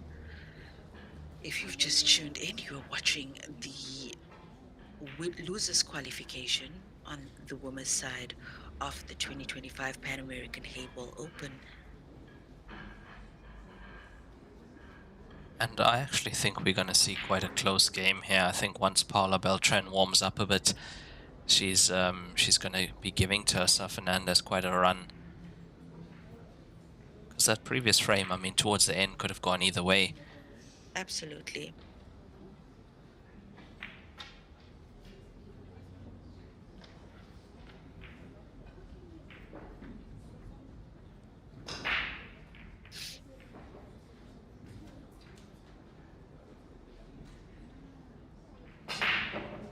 still an open table here for these players, and looks like she's trying to secure.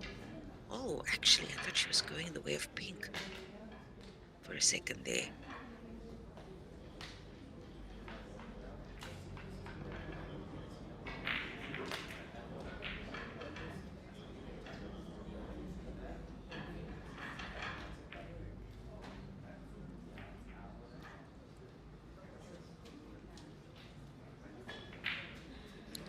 I think she has a shot available to the center pocket here. Not an easy one. Not an easy one. An achievable one nonetheless. As we know, those angles around the middle pocket can be quite deceiving on the Heyball table, especially for the novice player. Yeah, it's just short of that center pocket on the right side. Now, both these players, looking at the draw, have come up against that top 8 currently in the last 16 already. Tersa Fernandez coming up against April Larson in the first round, losing that one 6-2. I mean, we know how experienced April Larson is. And then winning her second match against Pamela Albuquerque from Peru, 4-3. So that would have ended on time. 100-minute time limit on these matches. And Paula Beltran, she went up against Mary Talbot in the winners qualification and lost that 6-2.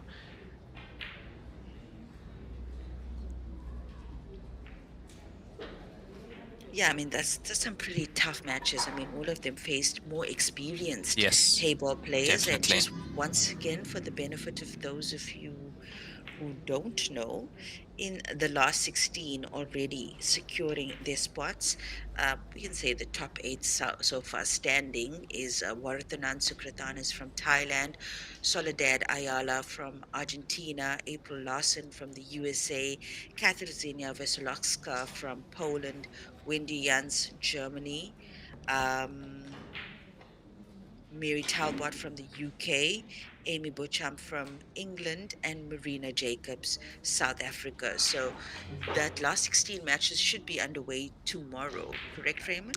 Yeah, those last 16 in action from 10 a.m. tomorrow. So first session tomorrow morning, and let's have a look at when does the last 16 start on the men's side. So the men's side, quite a bit more play still.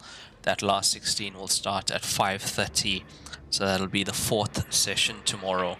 We'll have the last 16 from the men's draw. Wendy Jans from Belgium. Sorry, I believe I said Germany.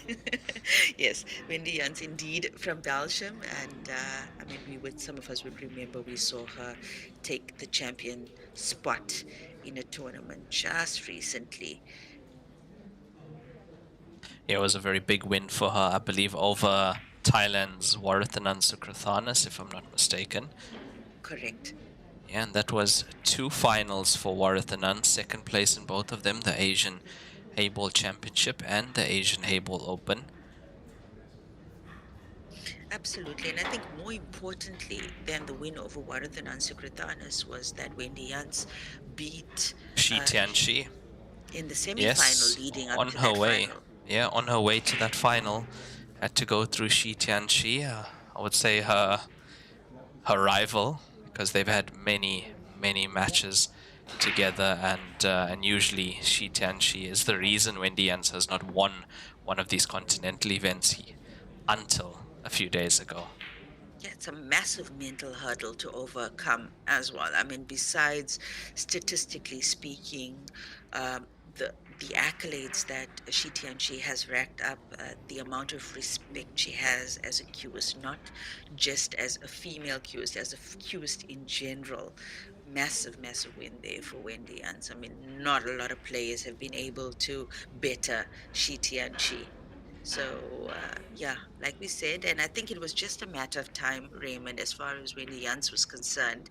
I think at the outset of that tournament, um, I had a strong feeling she was going to do quite well, having seen her evolution as a player on Hayball, knowing what an accomplished snooker player she was. and it was yeah, it was beautiful to witness that, and I think only even better things to see from her. And I think the other two players to watch out for in that top 16, actually I'm going to say three players. I think Soledad Ayala from Argentina might just surprise us in this tournament, and of course Marina Jacobs from South Africa, as well as Katarzyna Veskolowska. I'd say Yeah, yeah. definitely agree. Those players to look out for. That Soledad Ayala from Argentina, very strong. We had her on the TV table yesterday, I think twice actually, and yeah, we really saw what she can do when she's at the table. Yeah, we'll see what she can do throughout the rest of this tournament into the last 16.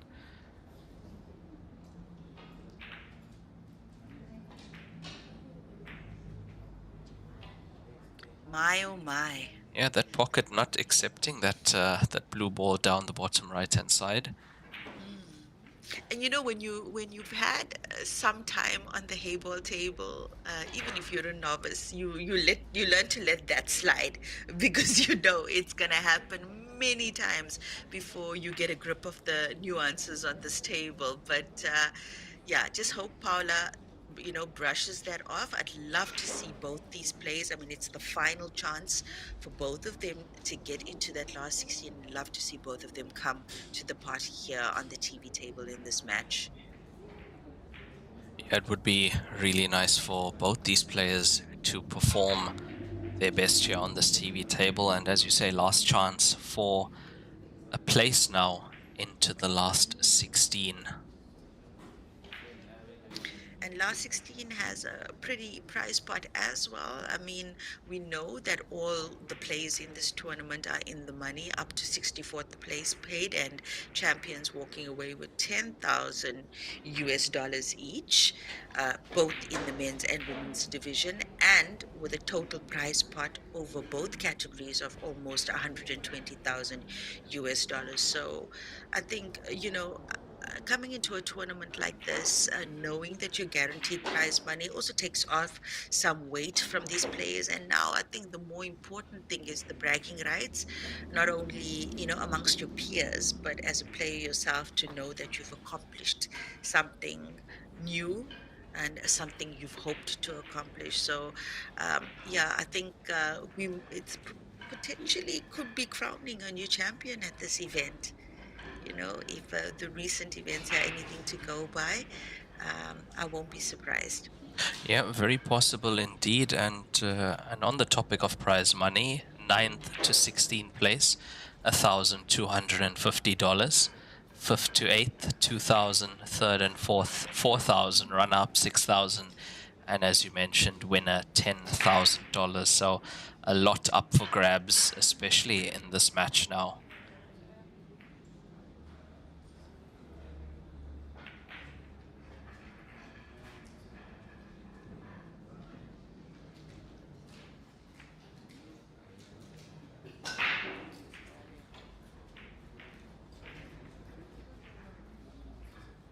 So far in this frame, we'd say Paula Beltran potting slightly better.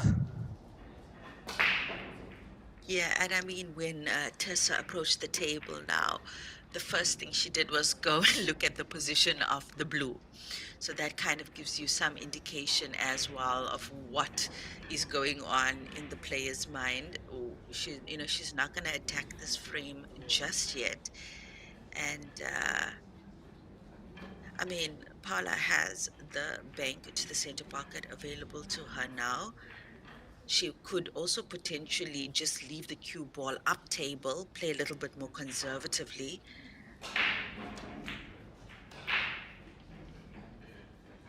Yeah, she's more of an attacking player from what She I've is. seen, and Yeah. also, the shot selections, that sort of thing. You can see quite a big difference between these two in their approach to the game. The only thing is, after playing that shot, leaving the cue ball where it is, she's left a finish on for Tessa Yes. Fernandez.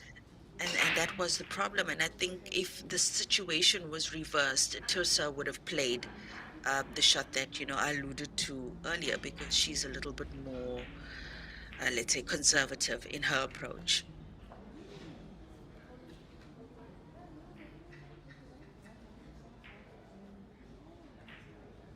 And I think Tessa is one of those unassuming players from what we've seen in the first frame, and it might be premature to say, but she's kind of giving that, that understated player, and then all of a sudden she's gonna be 3 points ahead of you. Yeah, very, very likely. Very likely indeed.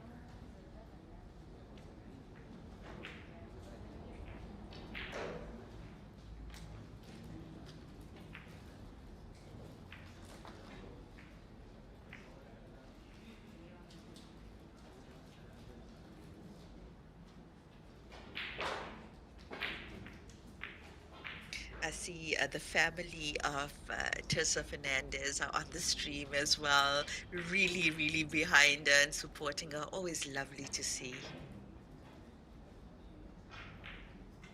Oh, that was That close. was very That close. was 2 really cushions close. coming around to get that blue, and not successful though.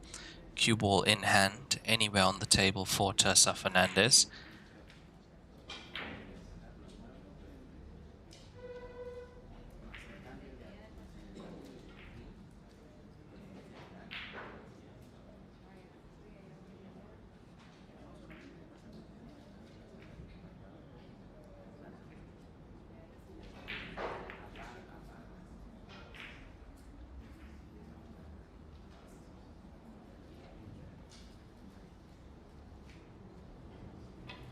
She's not making it easy for Paula Beltran. A lot of distance between cue ball and object ball here. If she gets the pot, the cue ball is heading towards that black ball as well.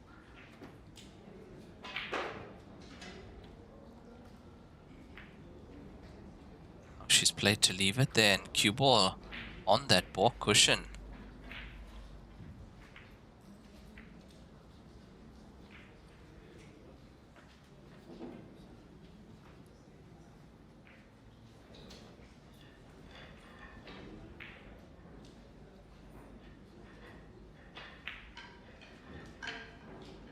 Yeah, that was kind of like the ball is in your court kind of move there from from Paolo Beltran playing the percentages. And that almost looked like a good hit for a second there.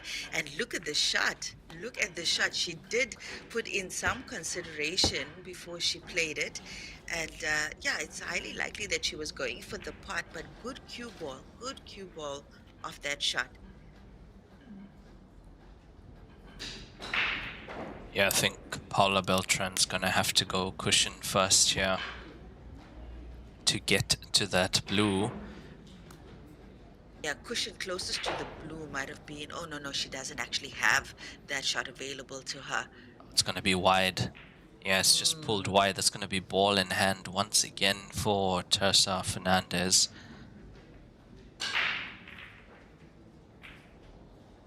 Now 1 ball on the left cushion. That looks like what she's going for first.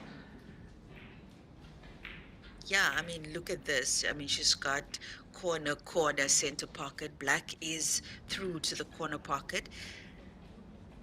I mean, a couple of options available to her here as well. Oh. It stayed out, but still a lot of distance between that cue ball and that blue. And no easy way to get down for the black ball either for Paula Beltran. And if we see Teresa Fernandez back at the table, I think that's when she's going to be able to take on that finish and get her second point on the board. That's if Paula Beltran can't pull something out here. I think even she played conservatively now just to pot that blue. She would have come off the cushion towards onto the left-hand side of that 8 ball, and the 8 ball is open for the corner pocket. I think even the slightest cut would have moved that 8 ball in front of the pink, but not a chance that Paula wanted to take on. And looks like she's left a combination on. No, she's going straight for that pink. Yeah, this looks like a elementary finish now here. Just a matter of how she comes off the cushion here. He needs us to hold up slightly. It's okay. It's okay. Yeah, that's okay. First it looked like it was going to overrun, but still good from Teresa Fernandez. And that's the thing that I was saying about her, Raymond. You know, it's like slow, slow, slow, and all of a sudden, oh, Oh, we didn't oh expect my. that.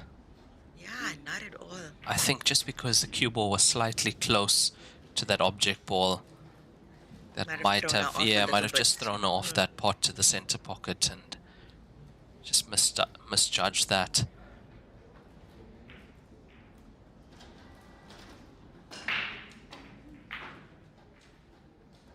Oh, that's a good hit. It is. That is a good hit.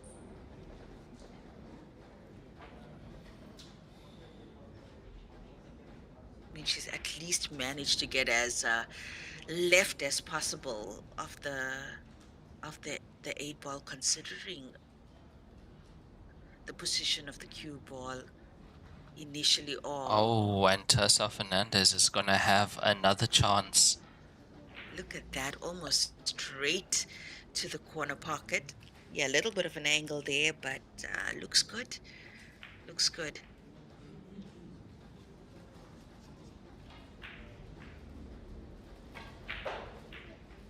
Really nice to see all the Peruvians on the stream fully behind Teresa Fernandez.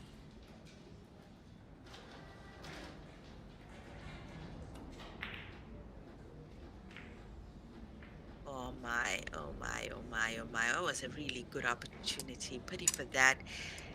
Yeah, I thought she might get a little bit lucky with the pink ball coming back and landing in front of the cue ball, but not to be. Black ball open for Paula Beltran to take her first point.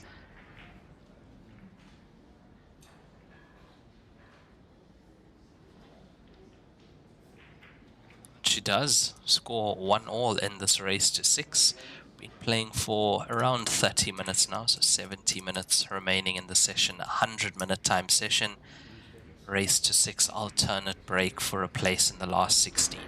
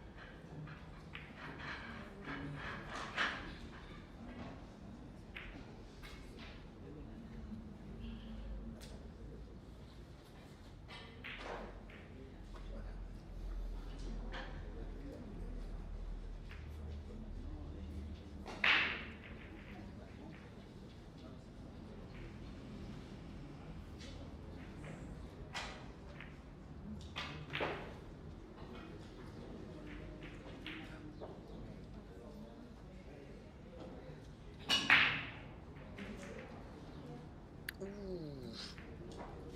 Yeah, initially that blue was struck into the center pocket, and I think she's made a pink and a blue eventually on this break. Not a bad split there, and cue ball on the side of the table where mass of the balls are concentrated. So some options available here to Teresa Fernandez, and looks like she's favoring pink here on this third frame. Oh, she's Oh, overcut that by so much. so much, Yeah. so much.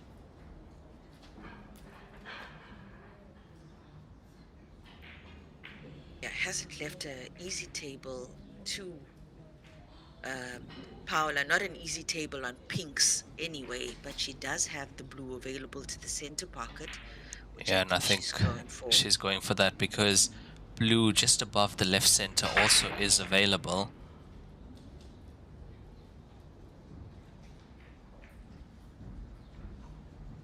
My, oh my. Yeah, I mean, she's got a really good opportunity to actually clean up on this side of the table now. But I think she's gonna leave that. Yeah, it looks like she's leaving that to connect to the black, but I mean, it would have been an opportunity for her to go. The black is open. Oh, that's a great Oh, shot. that's nice. That That's was nice. almost there. Yeah, what a touch from Paula Beltran. And yeah, we did say when she starts warming up, she's going to be a force in this match. She's going to give Teresa Fernandez a run here.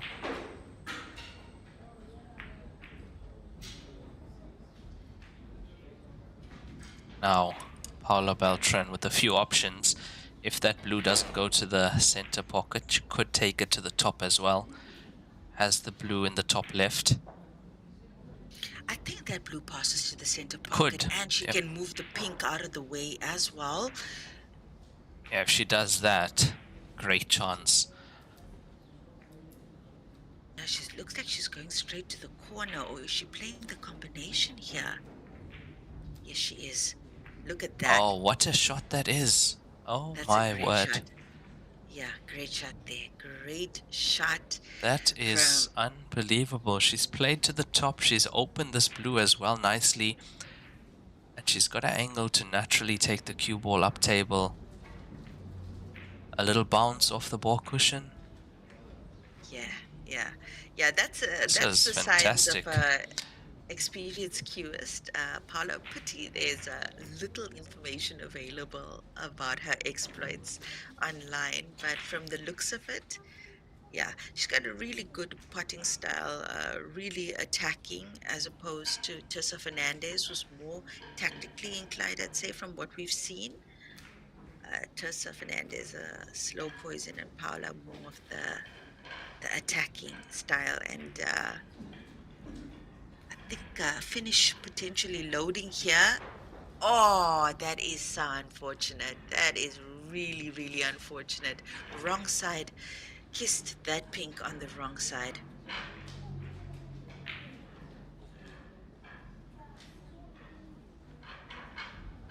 Yeah, this has made things a lot more difficult for her. She's going around this pink ball. Yeah, she was trying to just avoid that center pocket jaw there, but given away a foul now. Ball in hand for Teresa Fernandez. And I'd say just that one pink along the cushion for her to develop.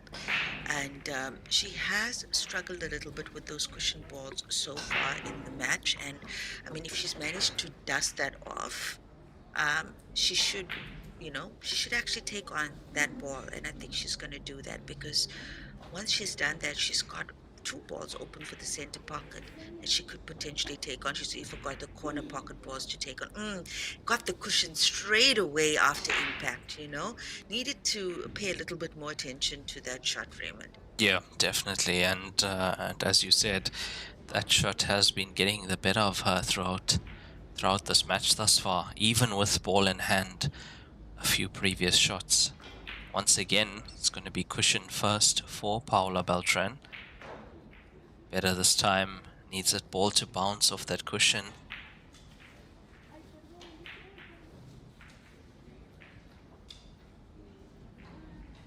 Well, good for her going for that ball again. I mean, that is the right shot to play.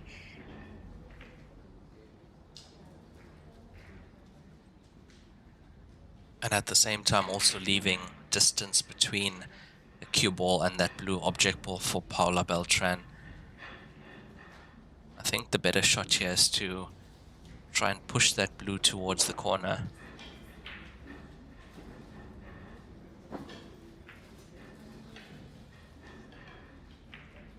Yeah, it's not bad. Also, at the same time, trying to leave the cue ball tight against the ball cushion.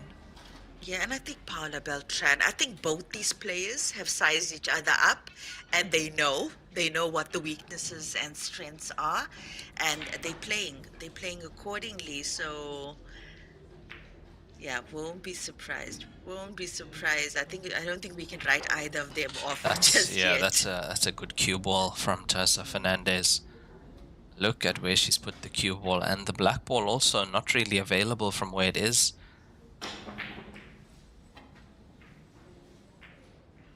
That's a good hit. Yeah, it is. It is. Pushes the pink also safe onto the cushion.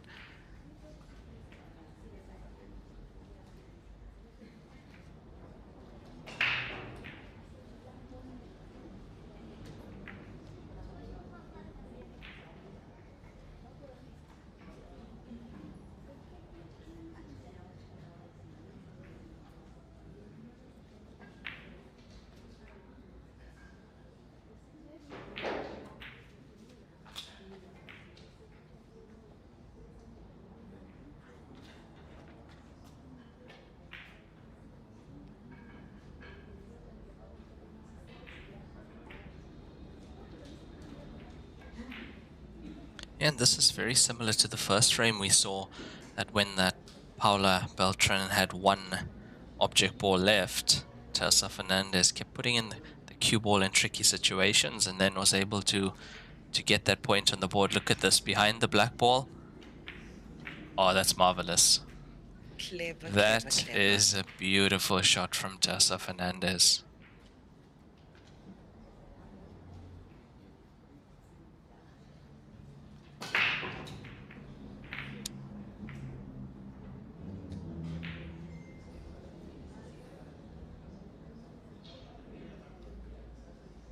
Once again, looks like she's going for the two cushion escape, and she's got, not a not a lot that of the cue ball to play with. It's a decent snooker there from. Actually, not decent. That was a top That was snooker from excellent. Tessa. Yeah. Excellent. Well, yeah. Tessa needs to. She needs to play that cushion ball. She needs to play the cushion ball. She needs to move it to a better position. And she's been really good. I mean, so far with opening up those balls, leaving the cue ball in a difficult space for Paula. And I think if she manages to do that just one more time, this entire game is going to open up for her. Or, yeah, she's left. And I think she concentrated more on the pot there than the position. And she's left this open for Paula, but the black, I mean, unless Paula can somehow, yeah, that's a difficult shot, to also get position on the black from. Yeah, and that cue ball tells me she wasn't going for the pot. I think she was just trying to get that closer to that corner pocket and Yeah, possibly in the jaws even. So with her next shot, she could then get down to the black ball more easier. Because there was no look at getting the cue ball back down here with that.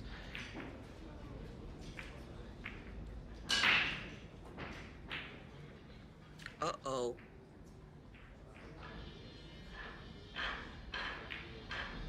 Yeah, um, lucky for that kiss there, because it moved that pink into a potable position, which it wasn't in prior to that.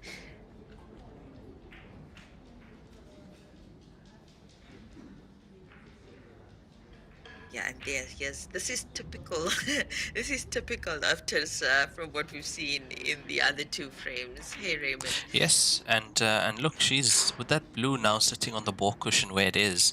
I'd say Teresa Fernandez a favorite to take this third point and get her second point on the board. And one more session left today. That will be the 8 p.m. session later on. That's Edgar Velenas from Peru up against Noel Rodriguez from Brazil. Now, Edgar Velenas from Peru, he is current champion at the 10-ball Pan American Championship, finished second in the Pan American 9-ball Championship, and 9th overall Pan American 8-ball Championship. So I think we got an exciting match coming our way. Yes, yes, and Rodriguez has been at a couple of the other tournaments as well. So, yeah, looking forward to that one.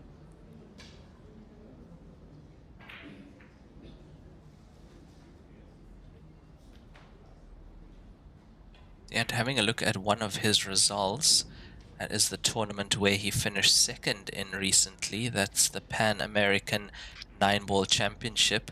He had to go through Hector Cruz, who we had on the TV table. Hector Cruz from the Dominican Republic, and he went through him 9-0.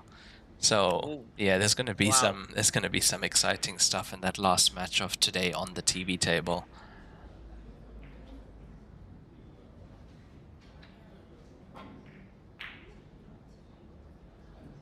This is going to be going towards the center pocket.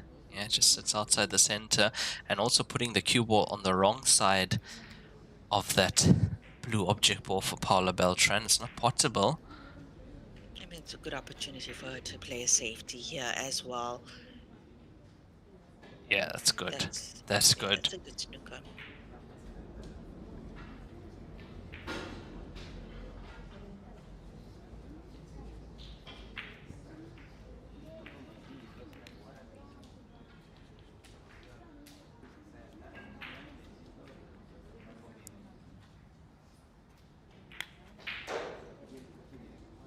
But pretty much has to make contact with this.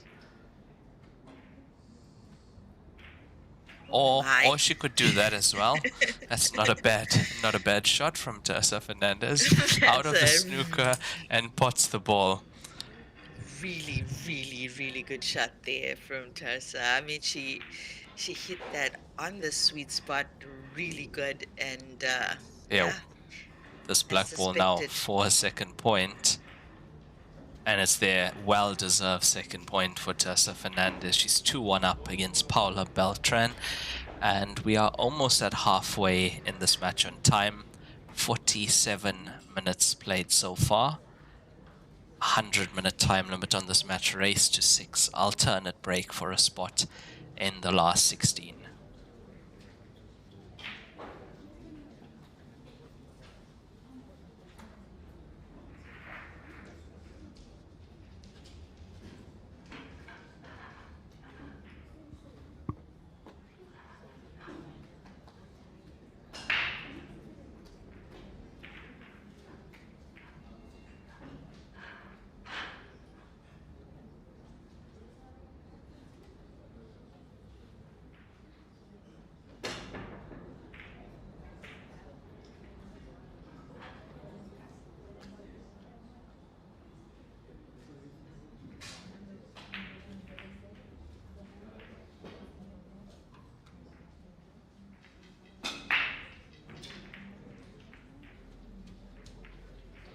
She's made a pink to the corner pocket. We did see one of the object balls tracking to the center as well. It was a really good hit on the pack, but was deflected. But she stays on the table, and Paula Beltran to select color now.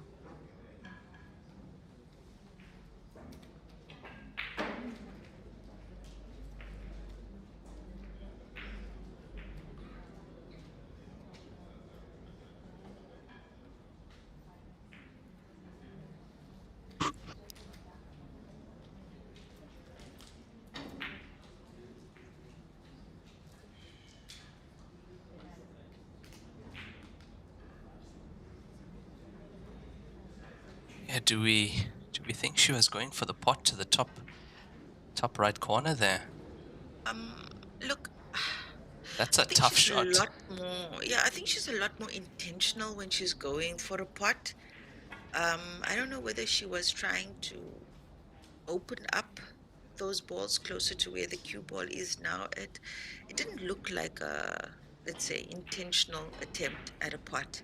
That shot she played down the table, which was surprising to say the least, because her potting ability is definitely of a superior quality between the two.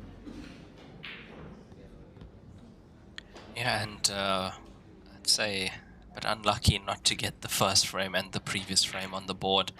Paula Beltran, I mean, she played a good snooker, but better escape from Teresa Fernandez to take that previous frame. But so far, every frame could have gone either way in this match.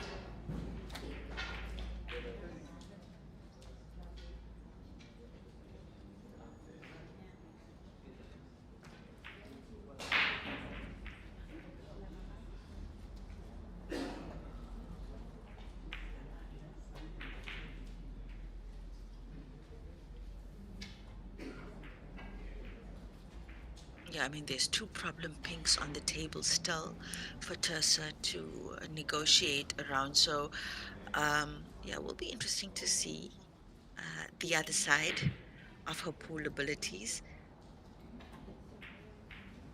Yeah, those are two really nice pots along that top cushion.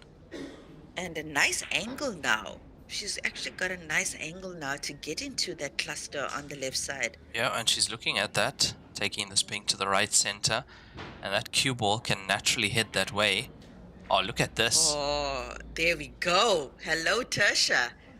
Nice to see. What an attempt that was. Yeah, it hasn't worked out that well, unfortunately. It didn't get the best roll.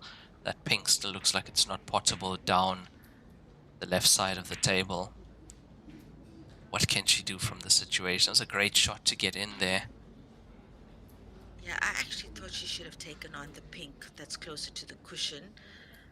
You know, maybe played it into the cushion and rolled it down to as close to the pocket as possible. It was a good opportunity for her to do that, Yeah, especially put that in with a better position for herself mm, if she does come back to the table.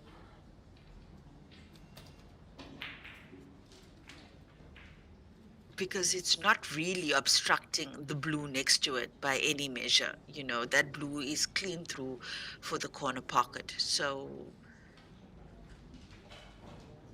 and perhaps benched now by her own hand, Tessa will be thinking about that choice.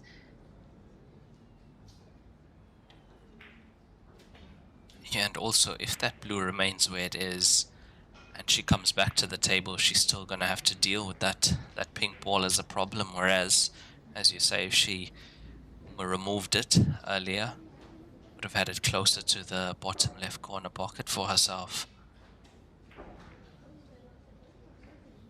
Like now, still Yeah. has work to do on the table. And yet again, another good opportunity for her to open up. I don't know, what are we not seeing here, Raymond? Because it seems as though Tertia thinks having that pink there is advantageous to Oh her. my That's what word. it looks like. Well, now she's gonna be, she's forced to open it now. Let's see where this pink ball goes. Yeah, now, as like that shot could have worked 2 shots ago for her, exactly that. A little bit more, actually, it would have obstructed, the blue would have been open.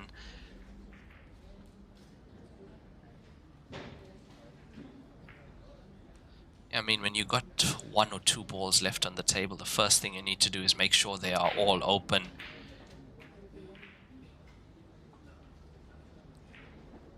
Because if your opponent has more balls on the table, guaranteed to have a few at least open and potable.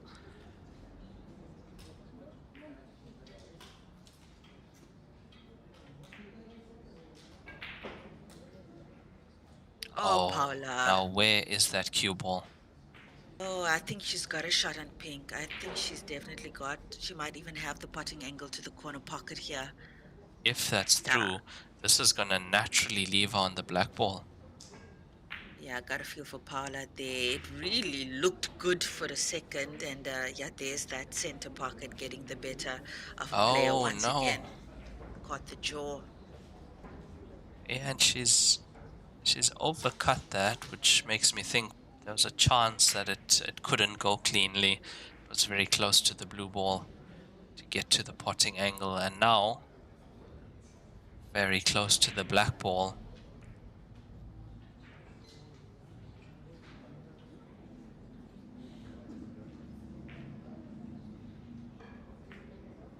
That's in. Shot. That is in. Or not. How did that not Oh, go in? She expected. She was walking yeah. to the next shot. That was a very clean hit. Yeah, it was a good control shot there, and she played the two-way shot there. It's a good hit, and she's managed to snooker Tersa somewhat. I mean, Tusa might have the left-hand side of the pink ball available to her, but runs the risk of In scratching off, on yeah. that shot. Yep, Not only the in off is the problem. Problem is, opening. yeah, she's gonna open that, but she's gonna push the pink safe if she comes in from the left side. So that's why she's. Look at Oh, this. this is. Oh my Whoa! word! That's unfortunate. That is unfortunate. But it was a risky shot to take on, nonetheless, the way she took it. How did that cut the black ball in perfectly? I don't believe Perfectly. that. Oh my word! That is unlucky from Tersa Fernandez.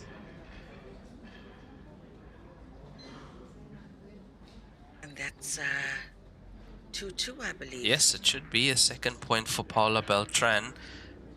Tersa Fernandez potting the black ball prematurely, and the other player's gonna take their break now. We've gone over 50 minutes of play. Or have they opted against it. Yeah, see glove off from Teresa Okay. Fernandez, and I think the players are taking their 5-minute break.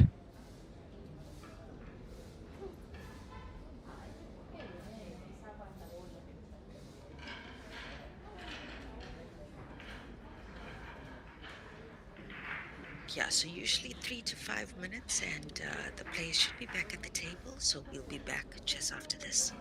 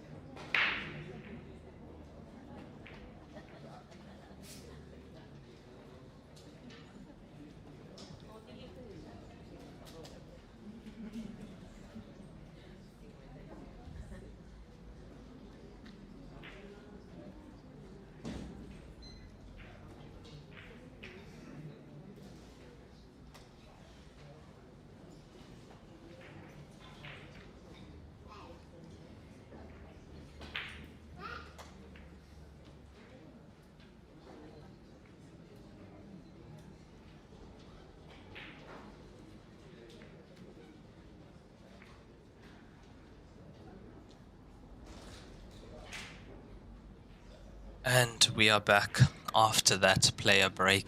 Teresa Fernandez 2-all against Paula Beltran from Bolivia. And yeah, unfortunate in that previous frame, 2-1 up and then potting the black ball prematurely. Teresa Fernandez and yeah, giving that second point to Paula Beltran. Yeah, trying to see what's available to Paula here on the table. I mean, she's definitely got, uh, shots available, blue and pink. Uh, both sets have a ball tied up next to each other. So either way, and yeah, I must say, blues look a little bit more comfortable considering where the cue ball is now. And here goes Paula to secure blue. Yeah, and definitely Good blue, hit. definitely looking better from where the cue ball was. Blue secure for Paula Beltran. Now scored 2-all. It's all to play for. Under 40 minutes left in this match. I'll say about 35 now. So the next, I'd say this frame and the next, most important. Yeah, considering the pace at which these players are playing and considering that it's been a lot of back and forth for all of the frames, I'd say, I won't be surprised if we see just two more frames in play on this table. Yeah, and that would make this frame a very important one. Then the player that is ahead. For that mental advantage Yeah, as well. definitely. Also, it all depends on how long this frame takes. If we are saying there's 35 minutes left, I mean, if this frame takes 20, if it is a tactical battle and takes 20, and we might not even see another frame in this match.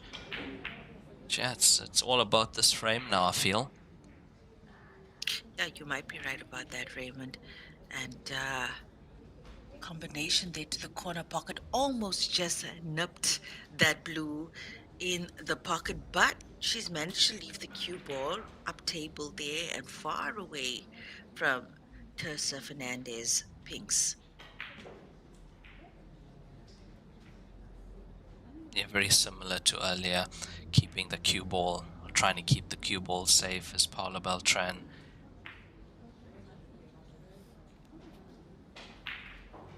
Say a little bit more follow in that cue ball and would have released that pink ball even more into a potable position.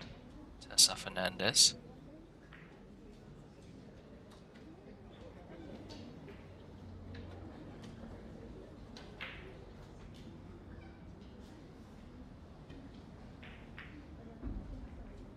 And here's the thing now with um, Paula having control of that one pocket, well, actually two pockets, and a pink ball on the cushion up table, it would have been also a good opportunity for her to release the blue that's tied up with the pink.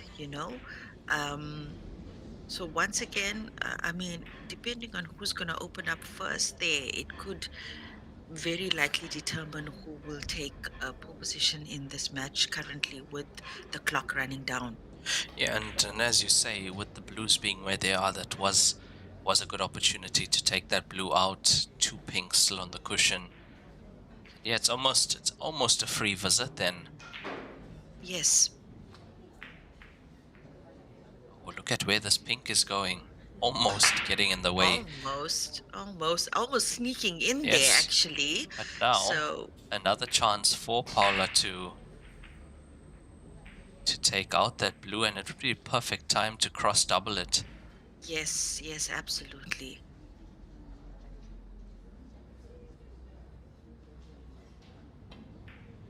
Yeah, that's a shot she's taken. Now it should stay off the cushion. It does. And yeah, that's okay. That's okay. Yeah, it's okay. I mean, good cue ball for Tersa. I mean, she can definitely do something with this as well. And I mean, of course, even with that pink being on the other half of the table, she could potentially play that down to the corner pocket as well. I mean, that would be advantageous considering that Paula has a blue outside that pocket as well. So just some maneuvering here from Tersa, who has, that tactical mind. We've seen it many times in this match already. Look at that! Look at that! Ooh, Yeah, that's a bit unfortunate to yeah. push that pink ball safe. Now I mean, look at the cross double also available to her here, she's going for it. Oh, she's going for the bank into the top right. and And she's look at got that. it. Effortless. Yeah, and that's the thing with a player like her, it really does roll for her when she's deciding to go for it. And I mean, right now she could potentially play another bank into the center pocket and open up both balls at least. Look at this. Look at this. I think, it just didn't have enough legs. I think that was struck Yeah, into the center pocket. definitely looked like it was.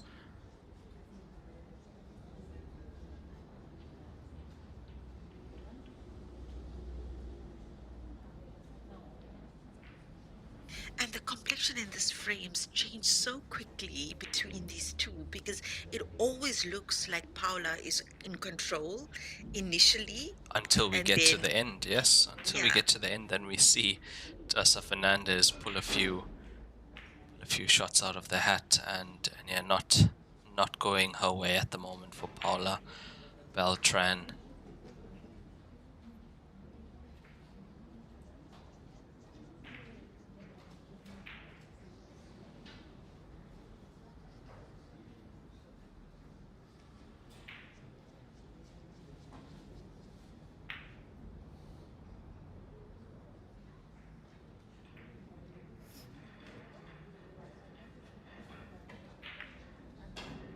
yeah, look, she's got that corner blue ball now, and she could definitely use that to develop a finish here. And she's got the blue on the side of the table to connect it to the black as well. I mean, she could even take on that blue. It doesn't have to be her last ball, considering that the black is open. Yeah, and they all go. I mean, all the blues, they do go. Those two outside the center pocket as well. Yeah, she's just got to be a little bit careful here. Every millimeter makes a difference. A seemingly easy finish, and you just lose that cue ball a little bit. Oh, she got a little bit fortunate there. That's a good miss. Yeah, and that pink bottom right doesn't look like it goes, but could she somehow, if she plays it off the inside jaw, try and move the blue, replace the blue with the pink? Yeah, I think that's certainly what she's looking at, or even just bang that blue out of that. A little bit more conservative. I think she That's not snuck it bad. in there. It's not Yeah. bad. I mean, they could be occupying equal amounts of the real estate in that Yeah, corner definitely. pocket. But now that pink definitely does go.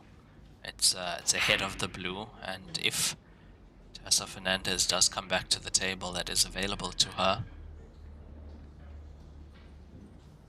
Oh, is this Uh-oh. gonna reach? Oh. No, no, Oh that's a foul. no.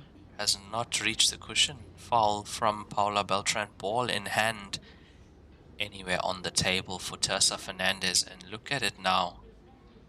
But why didn't she take on the blue in the corner pocket? I actually wonder if, I mean, look, even if she potted the pink, played her blue first and potted the pink, she could have left the cue ball snug against the blue. And with Tertia's pinks all up table, that would have been an ideal tactical move from Paula in her last visit. And yeah, it looks like she wanted to leave that cue ball tight on the blue up table, but that just went horribly wrong for her. And I think she knew it the minute the cue made contact with the object ball there. I mean the cue ball. Yeah, Yeah, this should I have don't been think this should have been third point for Tessa Fernandez.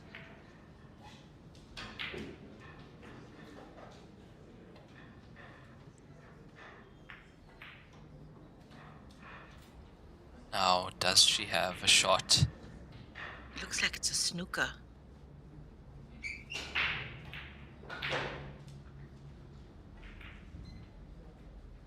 Yeah, I'm thinking that Tessa has control of that pocket, and that's why Paula's not doing anything there. It otherwise doesn't make sense, unless, of course, um, she's not um, using the rules to her advantage. Yeah, and as you say earlier, a few shots back, she could have played that um, kiss her blue first, put the pink, and leave the cue ball in that corner. That would have worked well. And she's got ball in hand now, so I think, we'll be able to see what her level of knowledge is about the rules based on what she's going to do now. Because that pink is snug against the cushion, and And that's a combination to play. If things exactly. remain the way it is, you pretty much leave Tersa anywhere on the table, and she can play that combination. I mean, even now, she could have played the blue down to the corner pocket. That Yeah, that that was was a a miscue. that was a miscue, and I have never seen that before. Yeah, it jumped, hey? It looked Yes, like it no, I mean, jumped. I have never seen a miscue with the pot. Like, I've never Mm. seen it work out.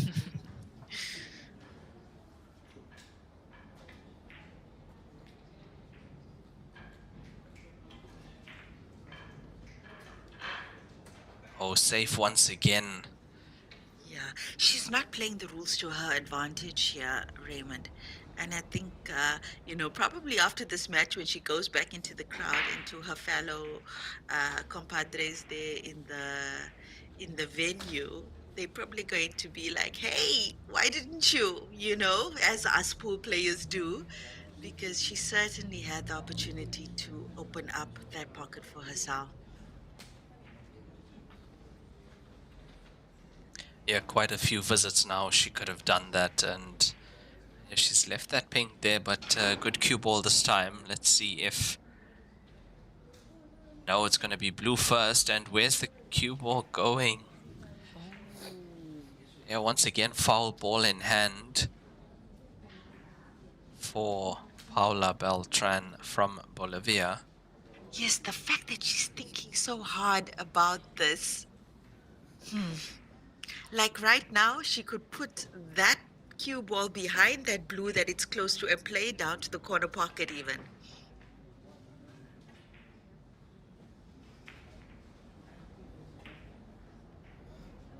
And use it to replace the pink.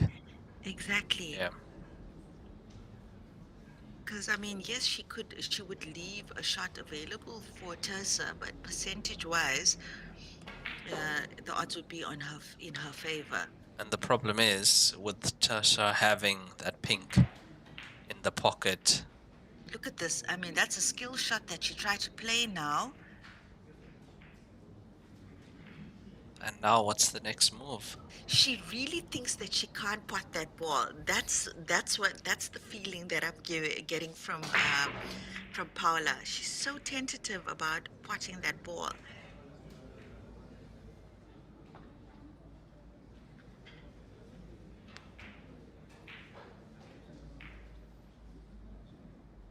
So for those of you who are unfamiliar with Heyball rules, you are allowed to pot your opponent's ball, provided you make contact with your ball first. And in that case, it's just loss of turn. Except, of course, if you make contact with your ball first, pot your opponent's ball and pot your ball, then you carry on playing on the table. So, yeah. And this is the right shot for Tersa. Releasing that. Would have been better if it went closer to the pocket. And once again, now also another good opportunity for her to make contact with the blue and pot that pink, just leave the cue ball. And she's not doing it. Yeah, I don't No, think she's no, familiar she with the is. rules. Yeah, she's potting blue onto pink. Oh no. Has she missed it completely? She missed it completely. My, oh my. Ball in hand for Tersa Fernandez.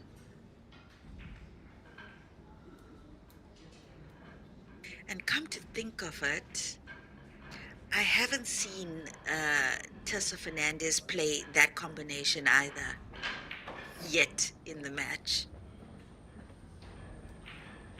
Yeah, I think it might be unfamiliar for some of these Yes, players to play that shot, but let's see now where this pink ends up. looks like she's played it Anywhere off but the behind blue. the blue. Oh, oh my! And I'm sure Paula sitting there in her corner now can't believe that luck. Yeah, she's got to be so careful here, and I think it'll be probably behoove her to play on that cushion first. It's cushion. That's, Oh, she's got oh, it. I was just about to say legal Oh, shot, but potting the cue ball, unfortunately. Now ball in hand for Paula now Beltran. really great luck there, I must say. Really great luck. I mean, I did not foresee Paula coming back to the table. Definitely And didn't see that. and now just 20 minutes left in this match. That's how important this frame is. My, oh my. Yeah, I think coming down towards the pocket, she played that blue, the pink on pink. She should have maybe tried to play it off the blue, you know, that would have been a safer shot for Tertia. And perhaps she was trying to do that and just missed it by a fraction. But that cost her big time. Paula Beltran now 3-2 up for the first time in the match, I believe. Yes, that's for the first time. Paula Beltran leading in the match, 3-2 now in this race to 6. 100-minute time limit on these matches. We have been playing for about 80 minutes now, so just 20 minutes left in the session.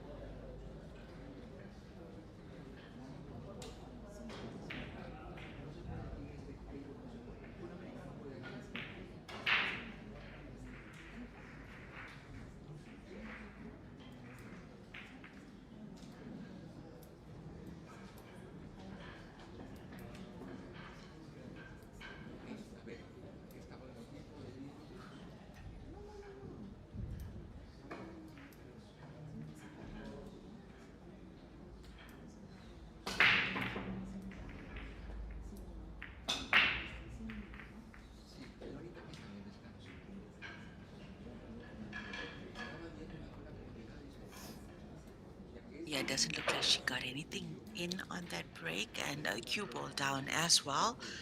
So that's ball in hand behind the bulk line. Oh, where's... Uh-oh. No, no, no. Uh-oh. No, no, no.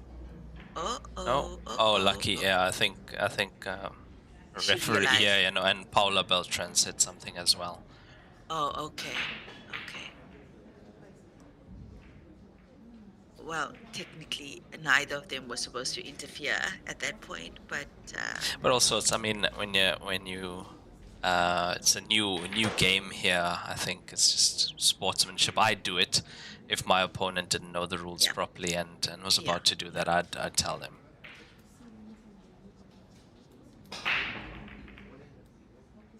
yeah. Context is important. But I mean, we know when we play in China, it's martial law there. You don't say nothing to your opponent, and most of the time, your opponent doesn't speak English, regardless of where they Yeah, are yeah. from in the world. You can't say anything.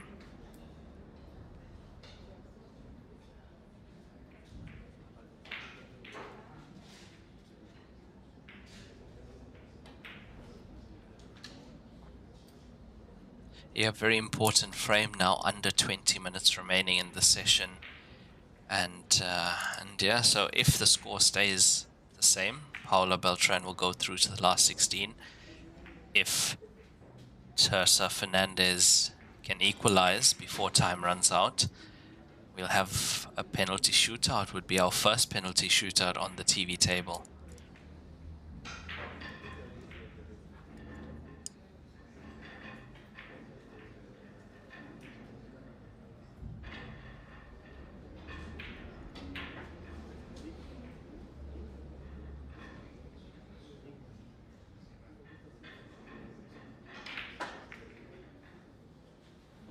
She's taking this to the center pocket now.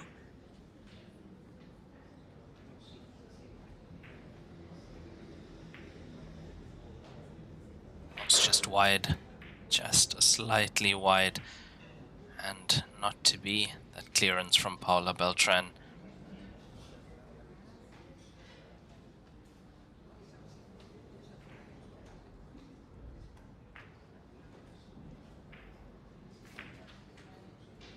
It's a good pot along that left cushion, right cushion to the top right corner.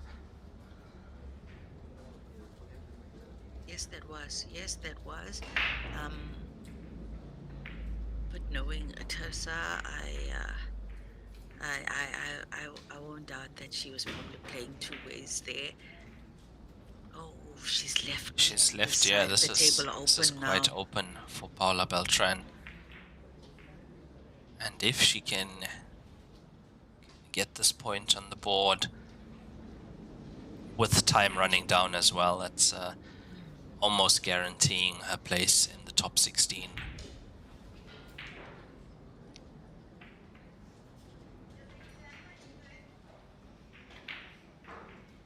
Yeah, I actually thought she might run that cue ball down to the cushion on our side of the table and, try her luck from this side on that blue ball. But because that blue ball is tied up, I mean, it doesn't have any of the corner pockets available to it on the side of the table. Yeah, at the moment, not potable. These two corner pockets on the side, that blue ball. Yeah, but look at this now. I mean, she's definitely got an angle, maybe coming up this side, either 2 or 3 cushions. If she makes the pot to the corner pocket. And if she does manage to get the cue ball on this side of the table, oh no, she's playing conservatively.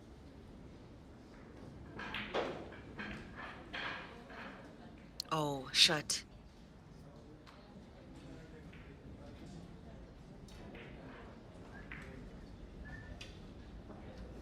Yeah, I think it was a clothing foul.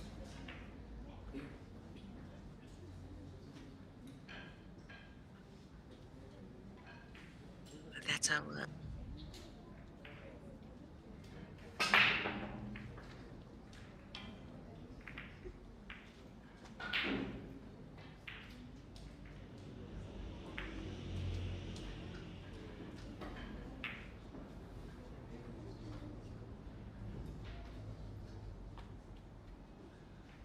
Yeah, they have. They have. I gotta agree with you on that as well. I mean, we saw them pick up those small nuances as well in previous matches.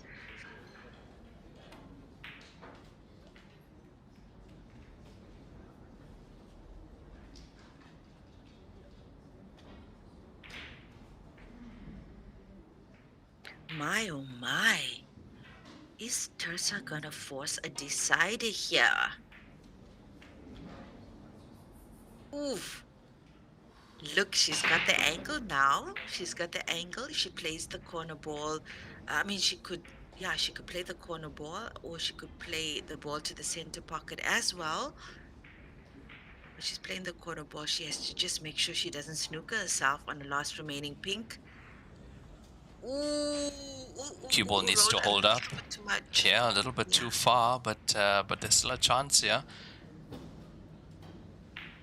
And this frame, quickest frame of the match so far. She really needs to take her time here. Oh, what a pot that is. Cue ball comes around. It's gonna be a medium distance black ball to the bottom left corner pocket. Oh, Paula. That was really unfortunate and well What taken, a finish. hey? Yes, what a finish from Tersa Fernandez to get her third point. And looking at the time left, I would say 12 minutes left. Yeah, I'd say decider. I'd say decider in this match. Unless, of course, there's a brilliant break that leads to a run out.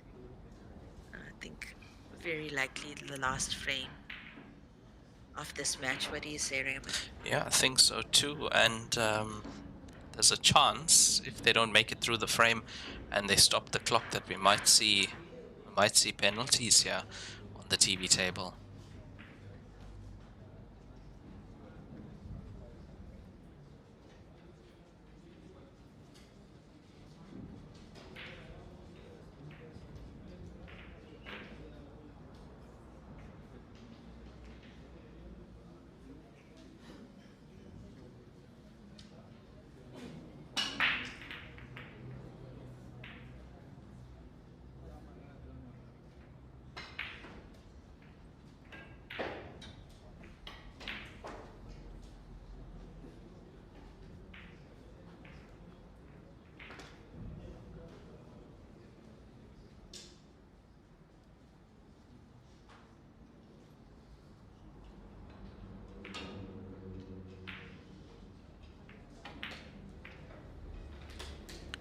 So still an open table.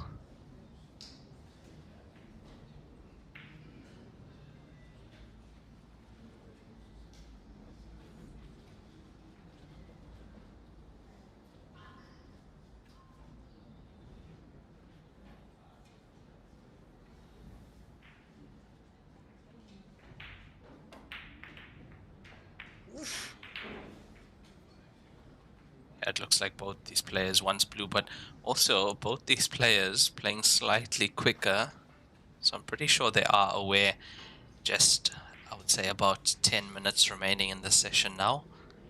But because they're tied, neither of them need to play quicker. They just need to give every shot its deserved respect, because that's not going to count in their favor to try and rush any finish whatsoever. Has a color been secured No, yet no, between these still two? open table here. And now, after those few shots, pinks are looking better. Much more open, yes.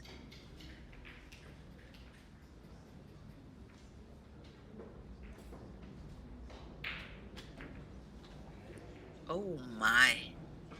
Yeah, I think we should see Paula Beltran securing pinks now. Yeah, that's the pockets for you. It looked kind of certain there for a second that Teresa was going to get pinks under her belt, but not how it goes. And I mean, Paula now will do really, really well to just take her time. She's got more than enough time on the clock to execute a well thought of finish. Yeah, and if she gets into a situation where she can't, she can maneuver her balls into a better position as well. Try and push them towards the pockets, like I think she's doing now. That looks close to being potted, and that's in. Oh, Yeah, very and nicely done. yeah, and I think ideally she would have wanted to lay on this side of that pink at least. But I mean, that pink is the only problem now that remains for her. It is, yeah, that pink not available to the Ooh, corner pocket. yeah, good miss there for Paula. Hasn't left an easy table available to Teresa Fernandez from Peru. And yeah, I think this match has been head to head. Two very different styles of play from these players. But that said, equally matched in what they bring to the table. Yeah, definitely, and that's why we've seen such a close, tightly contested match thus far between these two players.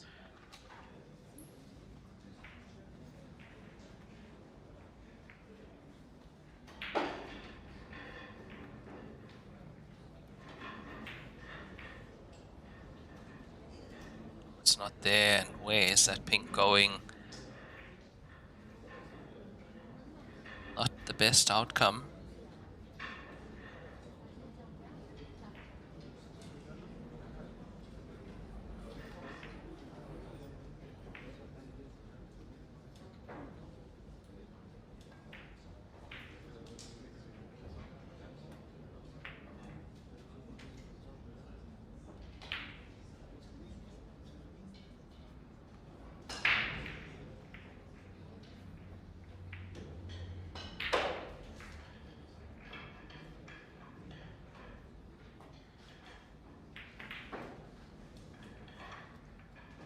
Yeah, and look at this cue ball now from Teresa Fernandez.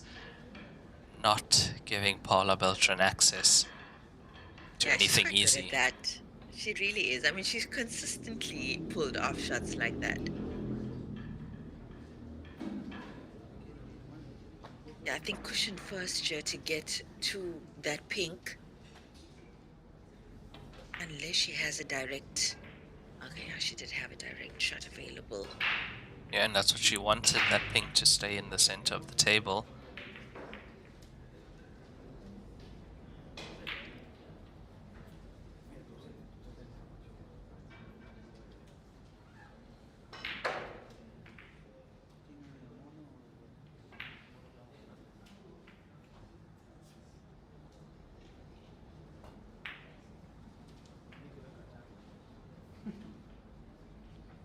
Now, what is Teresa Fernandez gonna do? Is she gonna park the cue ball behind the blues?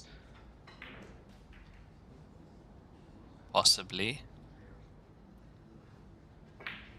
Yeah, I think she's certainly looking at that, Raymond, and She's played that harder than I expected. yeah, I think she just misjudged it slightly. Hasn't left an easy table though to Tertia. I mean to Paula, even though she did that. I don't think Paula has a straight line to the corner pocket. She's playing the combination to the corner pocket here. It's gonna be I think she's got close. it. Yes, she does. Oh, look at the cue ball though. Oh, That that is is unfortunate. very unfortunate. And now, I think under 5 minutes left in the session. Oof, oof, oof.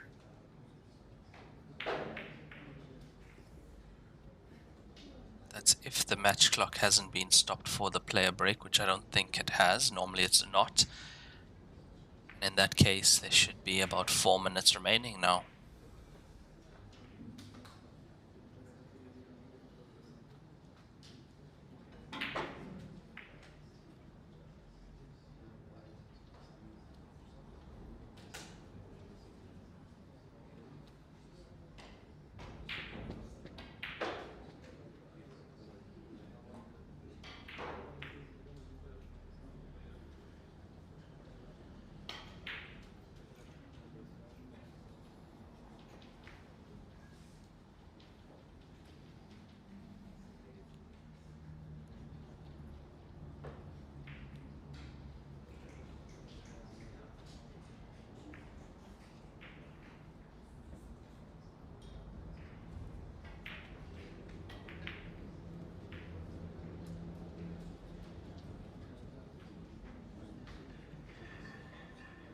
Yeah, I think Paula also playing a little bit more conservatively now, not wanting to leave Tessa too open. And I think as far as that goes, there was a decent shot from her. And at the same time, trying to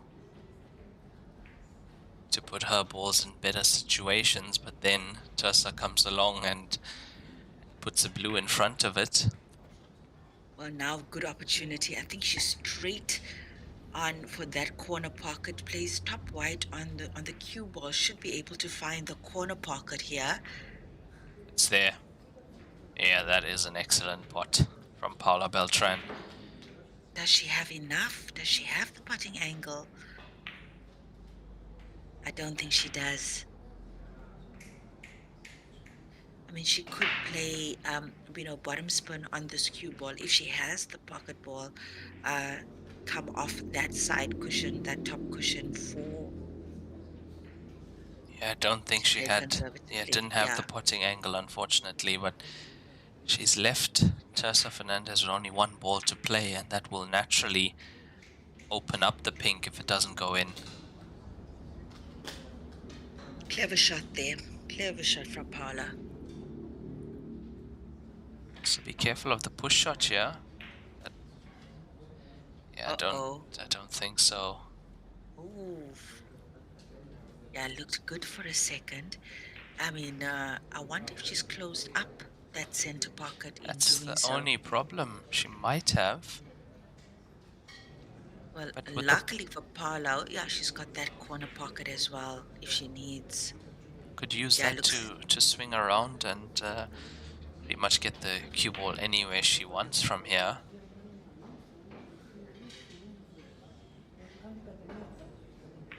Yeah, she's playing the left side of that cue ball from the looks of it.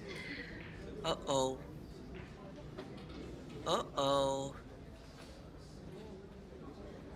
Yeah, she didn't really develop that cue ball well enough, and I think I wonder. And I mean, she's quite a potter. She's quite a potter. I mean, she could. The smart choice here would be to, do what she's thinking of doing. Maybe usher that blue against the cushion, the side cushion, if she can't sneak the pink in there. Yeah, that's not a bad shot either.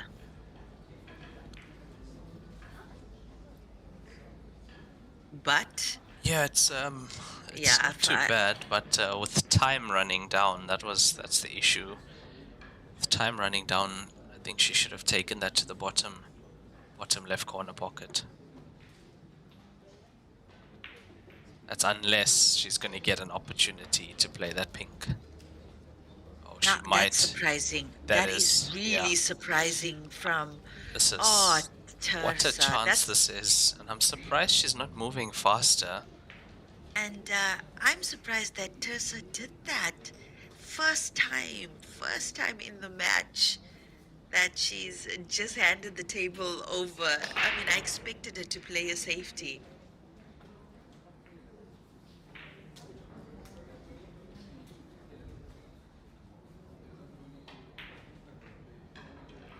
Yeah, and look, there can't be. I'm sure the match clock is visible to the players, but there can't be but a minute or two left on that clock. And that's why I'm expecting her to play faster because she has the advantage. She doesn't have to go to penalties if she makes this.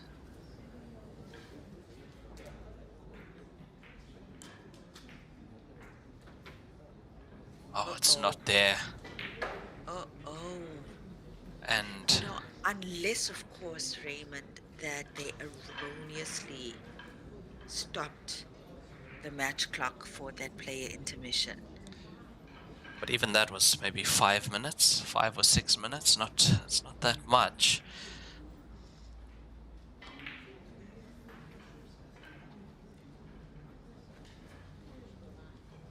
Oh, she And this could almost. go. This goes.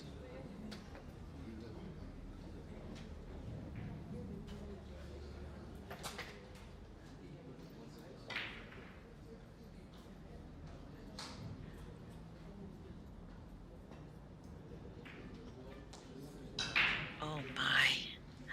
Oh my. Oh my. That's just gone horribly wrong for Paula.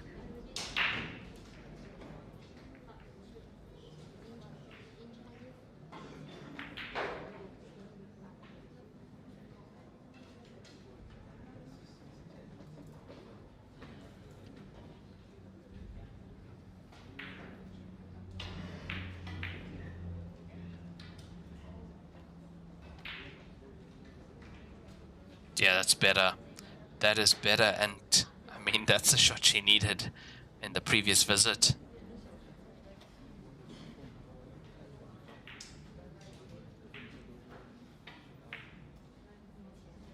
Oh my gosh. Oh my gosh.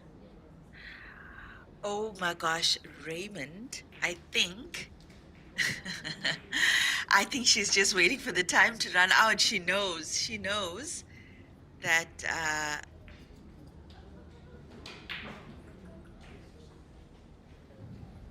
oh, I actually thought that she had less than 45 seconds left on the clock. and Tessa that she was Fernandez. running Yeah, the clock down. which would be totally within her rights to Yeah, do. but are the chances that she's found a snooker out of that as well? And Paula with a swerve here for the black. This is for the match. Oh my. Oh my gosh, unbelievable.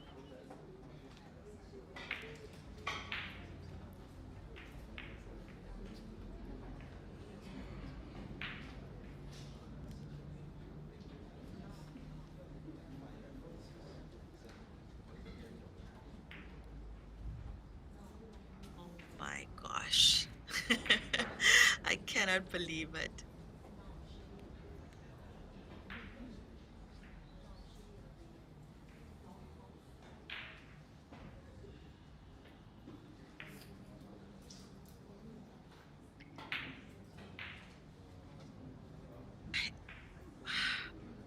I'm surprised that she did that. Really surprised that she did that. I think she should have committed to the finish there, Tessa Fernandez. Yeah, I also think so. And what has she left? She's left this black ball once again now. The black ball on close to the bottom cushion.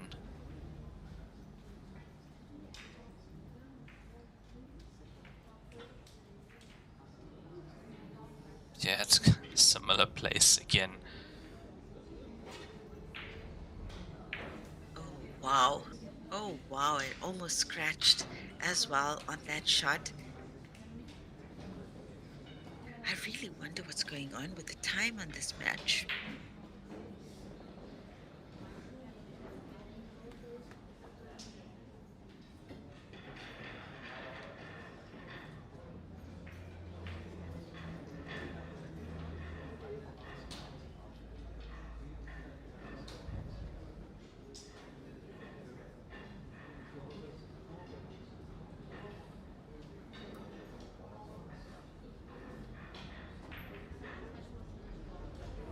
Oh, she's missed it completely. So that's ball in hand now. Now, why is Paula Beltran still sat in that chair? Oh my. What is she? I also am a little What are bit you doing? confused. Run! Unless they are under the impression that they must finish I the have frame. to get confirmation of that, because if we are right, this started at 5:30 local time. Correct. Yeah, and Which means we are overtime. we are. And I've just got a feeling that it could be that all three, the two players and the ref, might be under the impression that they had to finish that frame as opposed to go to penalty shootouts. And wait, what is going on? Okay, well, that means this time is still running somewhere. I can hear timer now.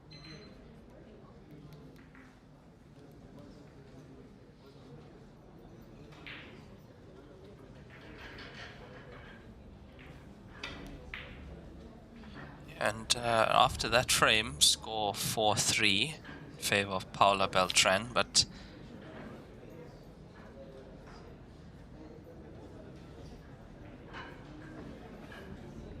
quite surprised. On my count, the match should have been over 7 minutes ago.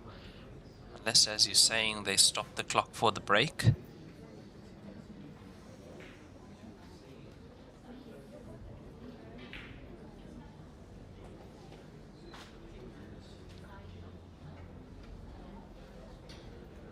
It looks like.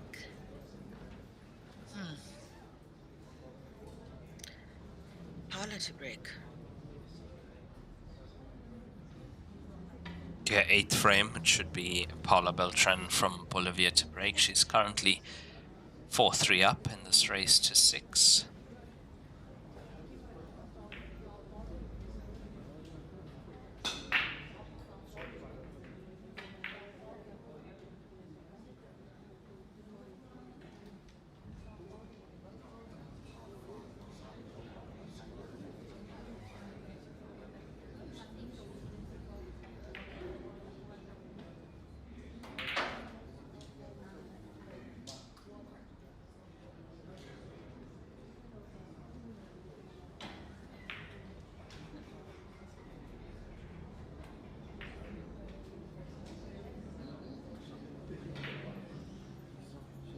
So I just got confirmation the clock is stopped for the player break. And yeah, their player break was between 5 to 10 minutes.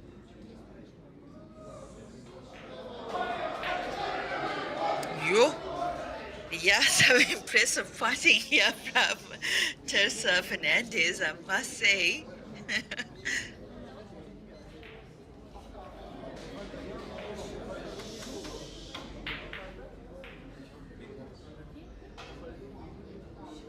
And that looks like that brings that visit to an end.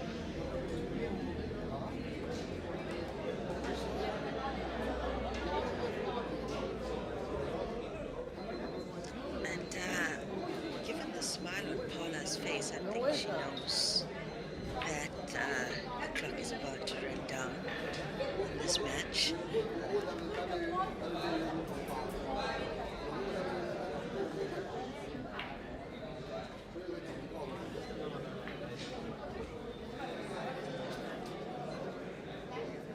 Yeah, it can't be much time left on that match clock now, and yeah, that the way she's played that shot tells us.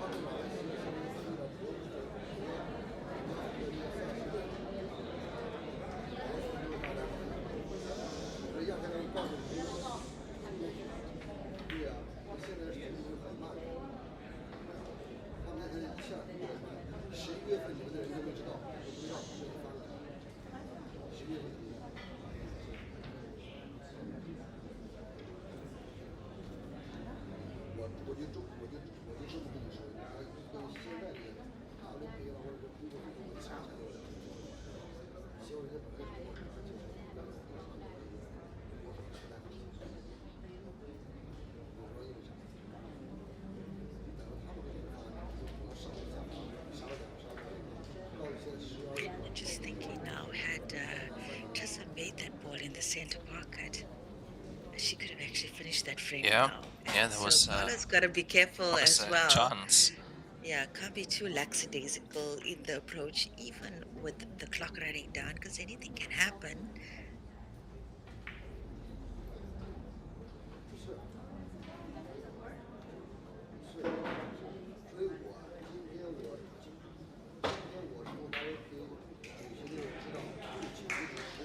Oh, that cue ball's dangerously close to the bottom left corner.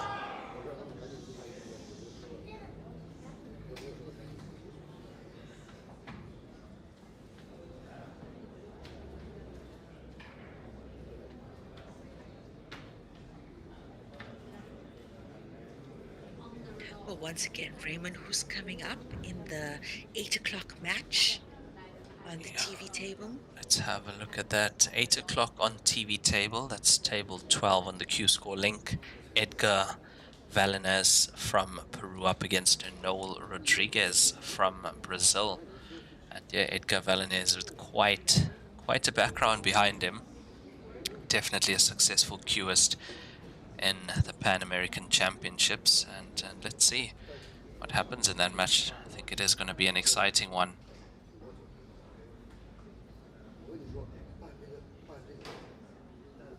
Yeah, and I think his Brazilian opponent as well. A couple of accolades are behind his name too in the American pool scene specifically. So yeah, I think we're in for an exciting match there in the men's division. That's also is that a losers qualification or a losers round two? Let's have a look at that. That's losers round 2. Yeah, that's to get into losers round 3. Then comes losers qualification. So a lot more matches on that side of the draw to come.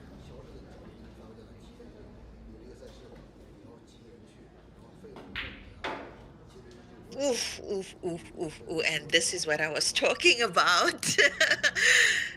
Look at this. That was one cracker of a pot you took onto the center pocket. Oh, this is unbelievable from Teresa Fernandez. my. Oh my. One good pot here.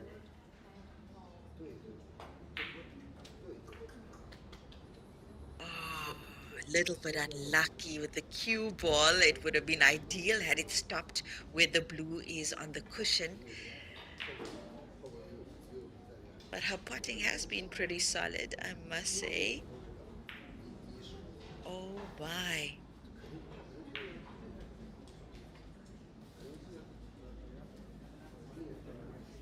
Yeah, Paula still, I think, looking at the clock.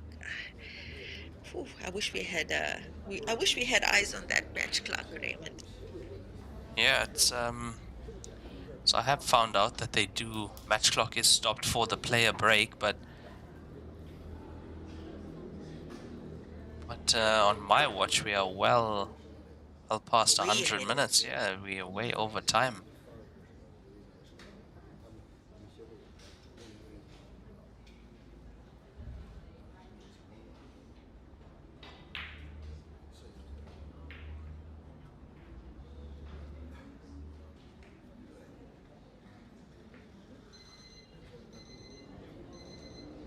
And that's another clock.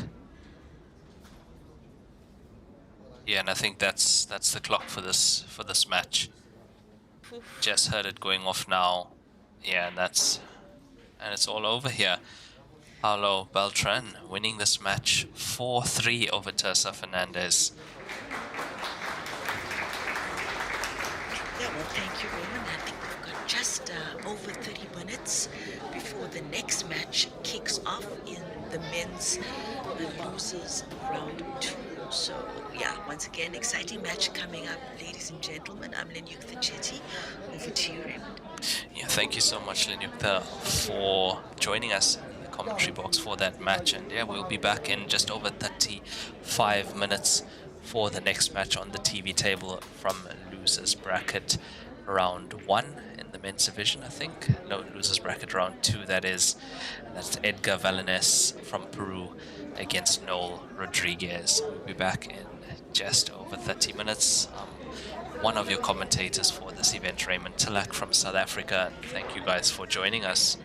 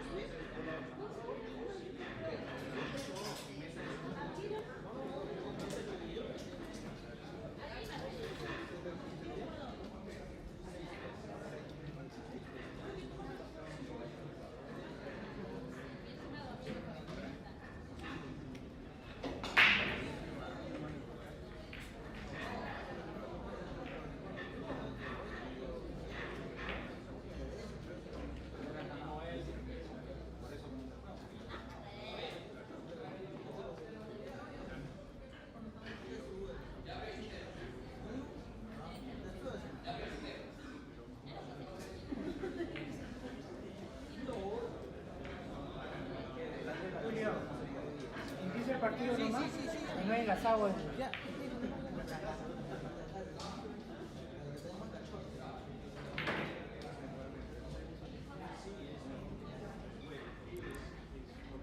day everyone and welcome back to day 2, session 5 here at the 2025 WPA Pan American Open live from Lima, Peru. I'm one of your commentators for this event, Raymond Tilak from South Africa, and joining me in commentary, Lenyukta Chetty.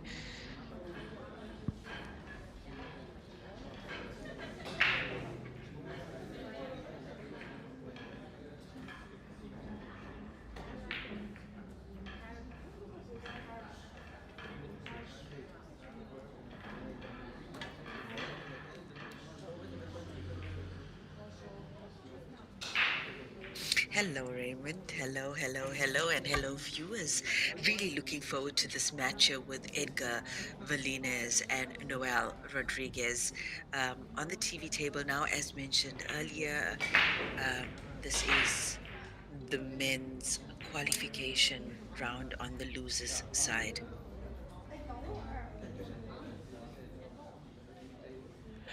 Yeah, and I think this is going to be a really exciting match on the TV table. Both these players come with a lot of experience. Edgar Valines, we have seen that, I think, winner of one of the Pan American Championships. I think it is in the 9-ball division, runner-up as well in one of those championships. And Noel Rodriguez played at the Champion of Champions in Brisbane, Australia. Yes, I remember seeing his name pop up on the draw, and I think, He's the player yeah. that put Kyle Akalu in the electric chair. Kyle Akalu made a post on Facebook. Yes, Noel yes, Rodriguez, the man who gave me the electric chair for the first time in Heyball, 4 finishes in a row and 5 in total. At 22 minutes, I was 5-0 down. So that's Noel Rodriguez from Brazil. Yeah, and remember, Brazil is one of those countries where they started playing Heyball quite earlier on. I mean, South Africa being the other one, and of course, Mongolia too.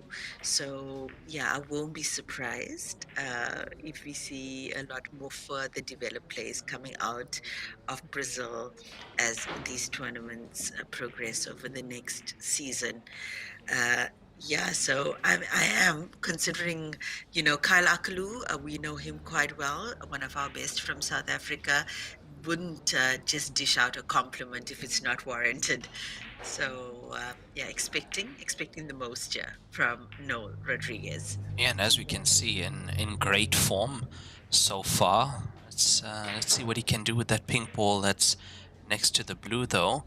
Might have to play this off that ball if he wants to free it. That's exactly what he's played. Oh, that's brilliant stuff from Noel Rodriguez, and he looks well on his way to getting the first point on the scoreboard here. Now, this important match, this is losers round 2. If I'm not mistaken, let's have a look at that here. Losers round 2 for a place in losers round 3.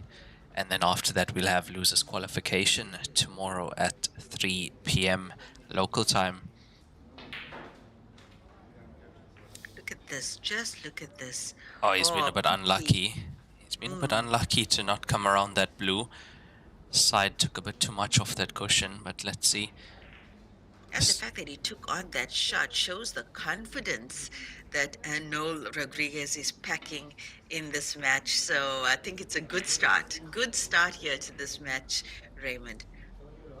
Yeah, he's looking very confident, looking very strong at the moment. Oh, he needs to just be careful of that blue. Uh-oh. No, he's God. run a bit too far. Might be seeing the jump cue coming out if he can't get to it directly. No, he can't. Yeah, no, he can't. Here comes the jump cue. That's a bit of a careless error from Noel Rodriguez to overrun that cue ball. You know, it's a good opportunity to get that first point on the scoreboard.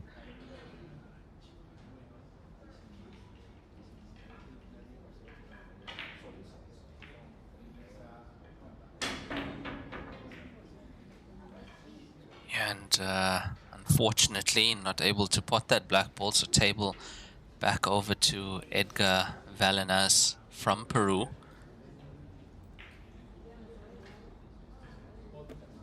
Yeah, who's seemingly going to take care of his problem ball first.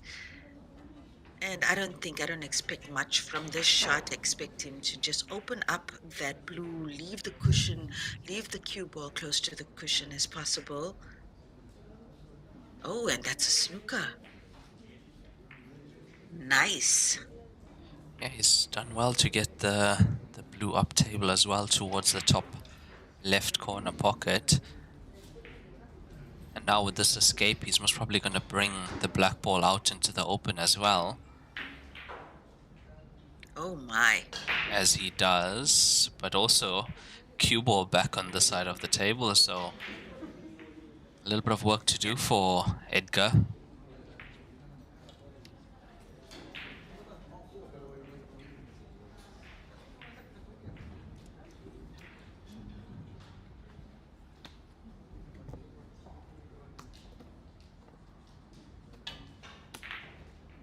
Oh, what a pot that is. That is Nice. a brilliant, brilliant pot. And I think we are going to see some great finishes in this match from these players, and it's going to be quite a fight, evenly matched, I think.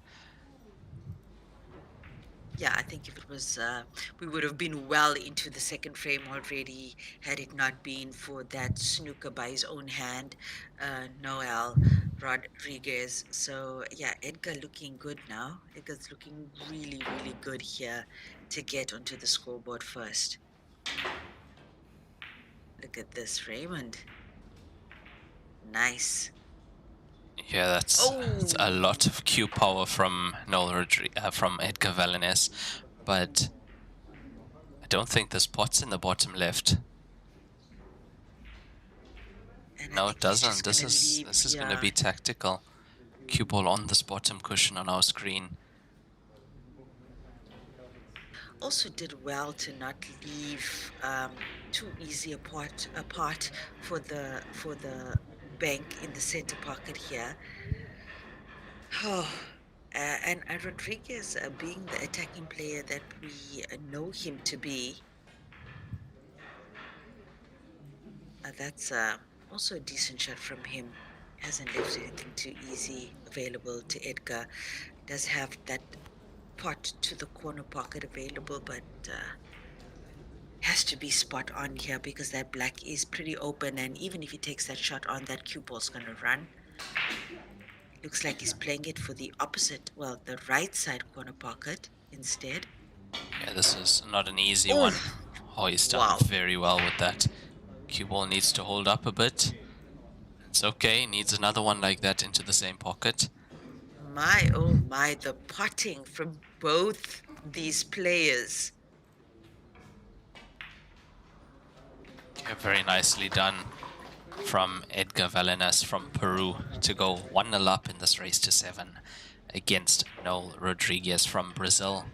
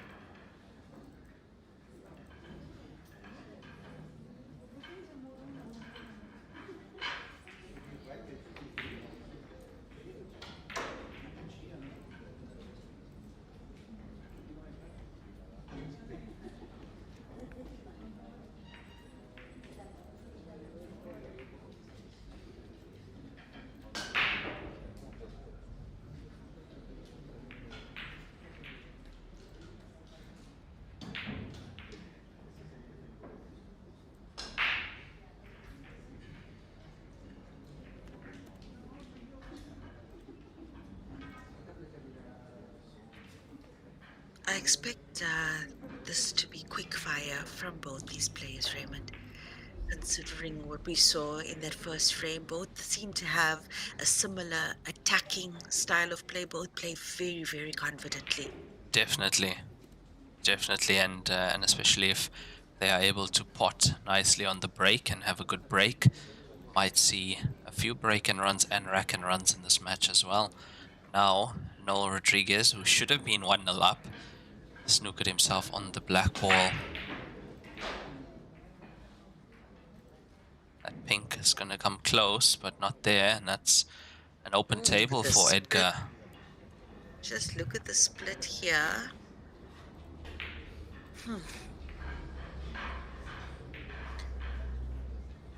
Pinks look slightly better, just slightly better than the blue from the perspective we have on the table here, and also from taking a first ball or securing the first ball as well. Pinks do look better.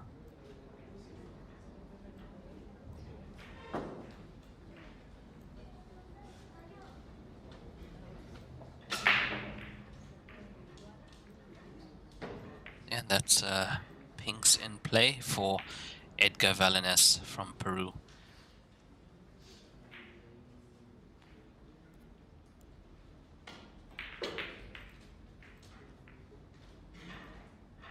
Look at that. Moves the cue ball so easily. Effortless cue ball movement.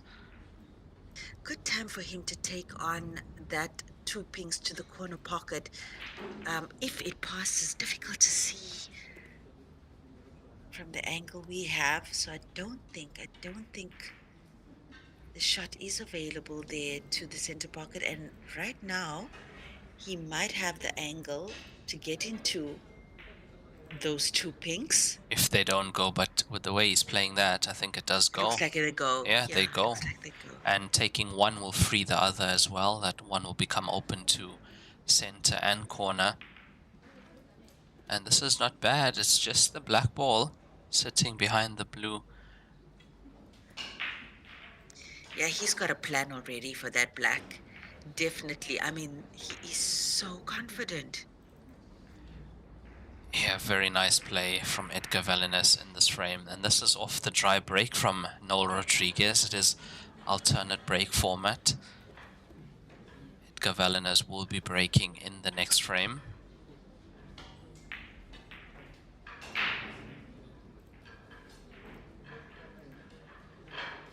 I think he wanted that cue ball a little bit more down. He wanted to land low on this pink, possibly get into the black ball. Oh my.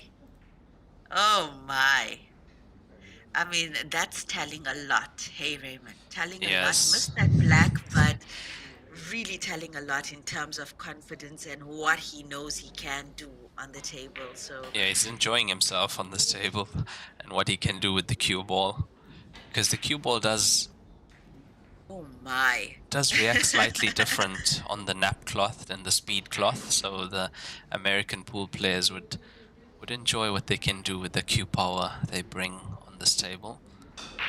But now that black ball has gone safe, and this is an opportunity for Noel Rodriguez to pick these blues off and get himself on the scoreboard.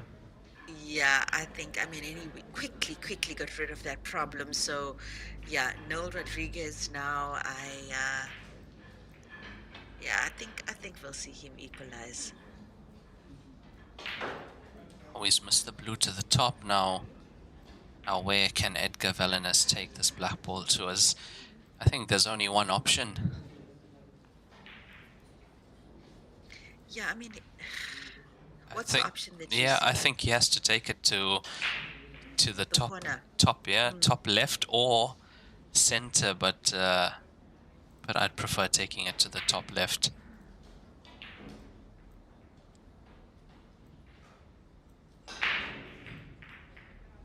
Oh, he's gone center. Oh my word. Oh my. How has that come that close? Shoo. And, we've seen a few players take on that shot now in the last 2 tournaments, which is quite interesting. Hey, quite interesting. The players from South America, in particular, that take on that shot like it's easy, even when the long double to the corner pocket is available, They go for that center pocket, and it really is beautiful when they get it right. And in my mind, going for the corner pocket seems like the easier shot. I mean, getting it into the center from there, judging that angle right, and also the pace that the center pocket would take it from that angle. It was a great attempt as well, and he's come very close. The only problem, he's left the black ball open.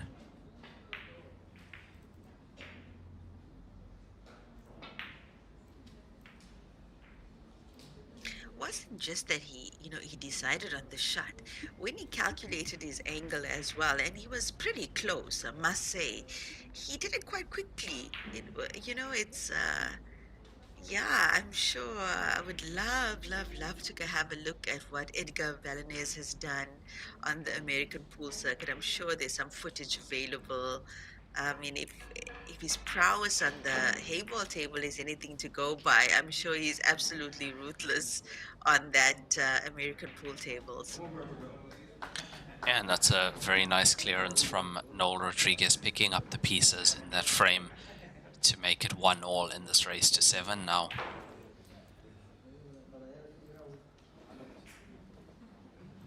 And I can definitely see how Noel Rodriguez would make 4 finishes in a row. Can Yes, definitely see it. absolutely, absolutely.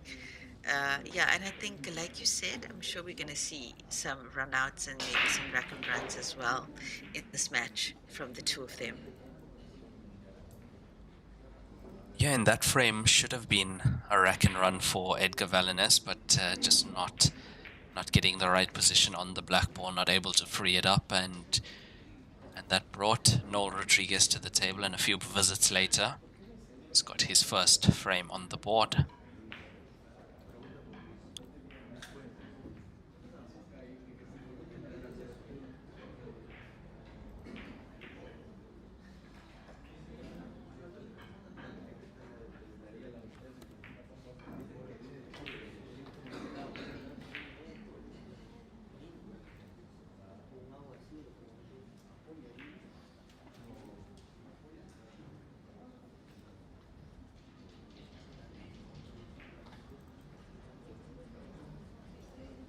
Edgar to break also employing the cue ball on the center of the bulk line.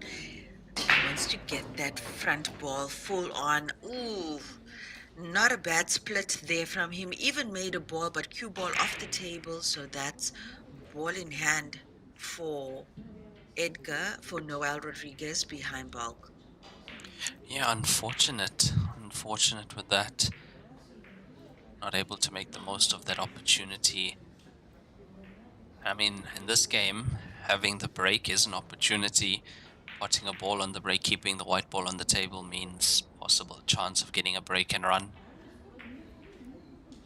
And that's blues secured for Noel Rodriguez. Just look at the blues as well. Yeah, he Just look just at the has to get the blues. cue ball up table to those 2 on top. Yeah. That's what he'll have a look at now. I mean, most certainly could have been a break and finish for Edgar if he remained on the table, if the cue ball remained on the table in any event. That's good. That's good. Yeah, I'd say he could come 2 cushions up to play the next blue into the same pocket. Oh yeah, very nice. Very nice. Look at the pace as well. Hmm. Fantastic from Noel Rodriguez. He's just looking to see where he needs to leave the cue ball to land himself on those 2 blues at the bottom right corner of the table. I mean, looks like an easy enough combination on this side of the table. So he just pretty Of much needs line of sight. And he should have it. Yeah, he's got line of sight on these 2 blues.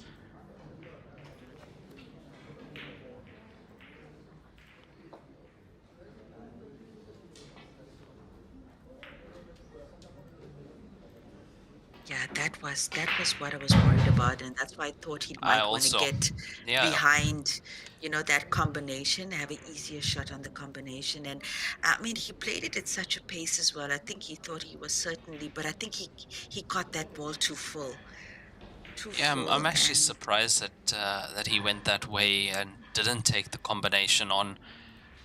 I mean, even at a very slow pace, he would have made the first ball, landed on the second ball.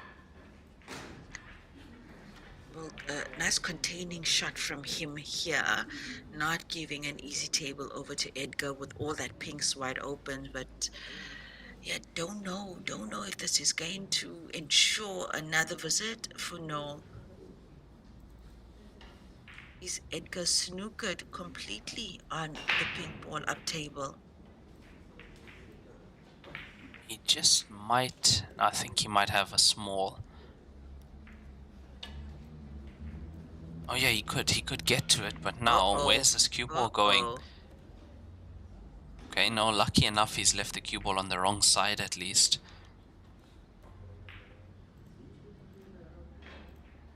Yeah, I mean, decisions. Yeah, I mean, the bank is available to the center pocket. He could take that blue up table. I mean, if he's going to play safe again, he'll have to play a similar shot to what he just played in his previous visit.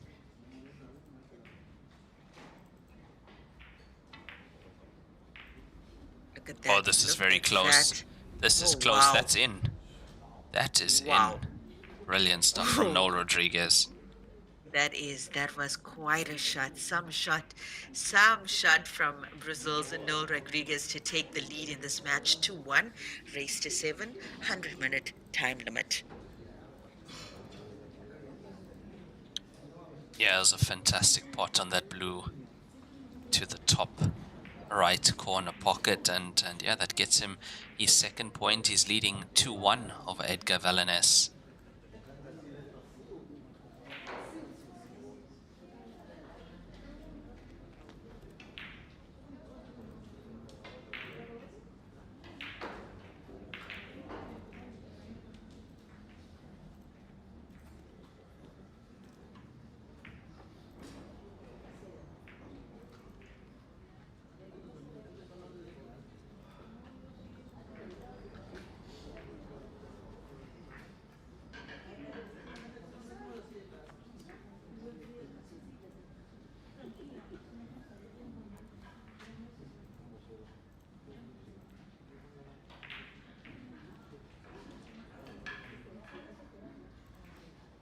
If you've just joined us, ladies and gentlemen, this is the final session for day 2 at the 2025 Pan American Heyball Open, coming to you live from Lima, Peru.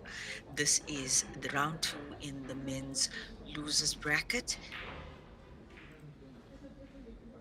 Noel Rodriguez from Brazil leads 2-1 on Edgar Vallanes from Peru. And Really good start to this yeah, match. Hey, it Raymond. is. It has been a great start, and not many mistakes from these players. Some great potting showcased, but just surprised Noel Rodriguez at the end of a frame. He's just not able to clear it at one visit. I think that should change very soon, though. Yeah, because he's definitely got the capability. We know a little bit about his history. Um, oh my. Yeah, it's shots like that. That's it's just getting away from him. One or two like that. One or two misplaced Yeah, shots with the cue ball as well. So it's going to be and interesting. Edgar's certainly with an opportunity here to take on pinks, to secure pinks. He's got that corner pot available to him. Is he going for blue though? Looks like he's going for pink. Yes, he is. He's going for Is pink. pinks in play Oh for wow. Edgar Uh, Vallanes. yeah, and I'm just wondering, that was a bit of a risky shot. I don't think he actually gave much consideration to the situation there at the middle of the table, and he looked for a second like the black was in trouble when he took on that shot quite powerfully. And yeah, I think that was touch ball, but Heyball rules, you are allowed to move the ball if it's your ball, and if it's touch ball, it's considered a shot on that object ball, and of course make contact with the cushion as well. Now Noel Rodriguez on blues. Had a look at the table. It's not an easy layout on blue. It's quite a lot to do.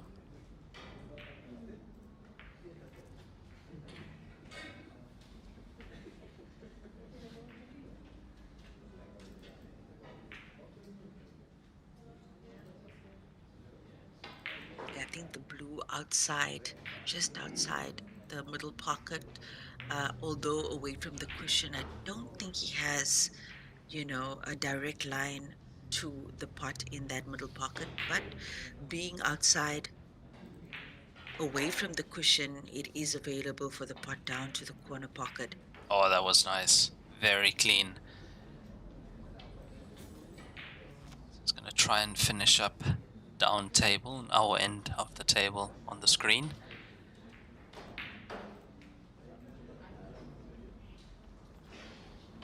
It's quite rare that you hear the referee say 10 seconds here. It's a very quick level of play from these players in this tournament.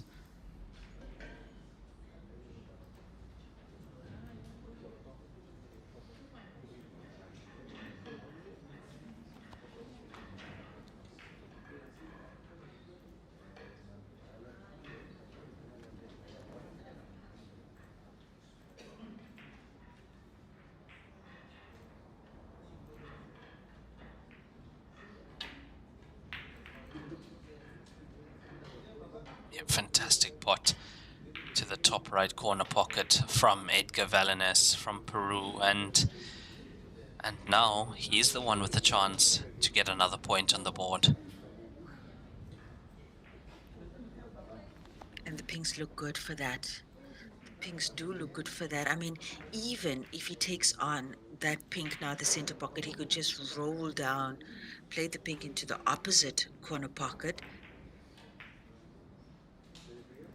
Yeah, I think he wants a little bit less of an angle on that ball to the center, so he can roll down. This pink on our side is available to the bottom right and center right, but yeah, I'm surprised at that.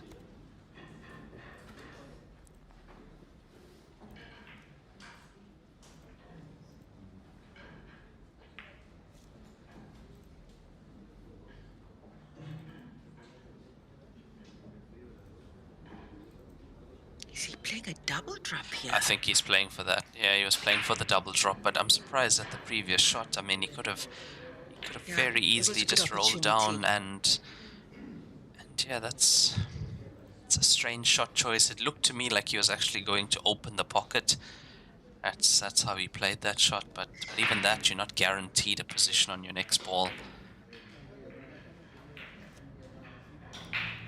Oh, okay. Yeah, and he put the cue ball in the only place where that ball was actually potable to the center pocket for Noel Rodriguez. Yeah, Noel's got to be careful. It certainly looks better for pink on this table. Oh, this is good. This is good. This is good. Look at that. Yeah, that's good from Noel. Really good. Really, really good shot there. He has to punish the mistakes of Edgar Valenes, because that's what's happening towards the end of the frame as well. Edgar is playing a few shots that surprise us, and where he could make sure of the frame and secure the point.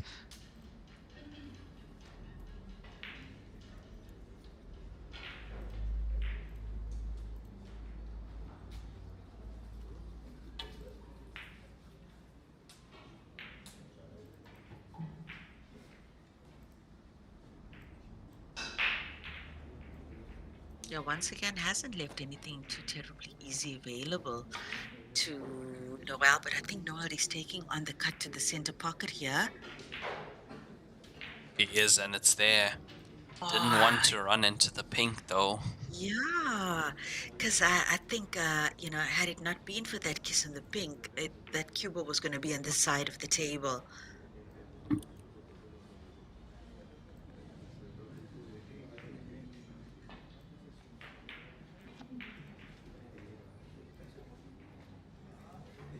get tactical once again, and that's good. He's blocked the center pocket for Edgar Valinez.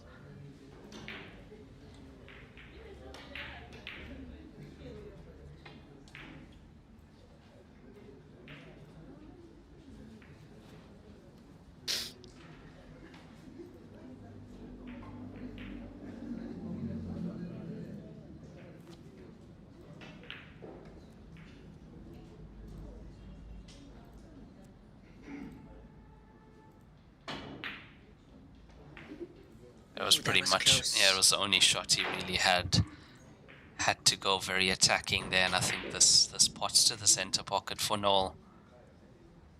Oh, okay. Yeah, it does look like he's playing it for the center pocket. I thought for a second there it might be closer to our half of the table.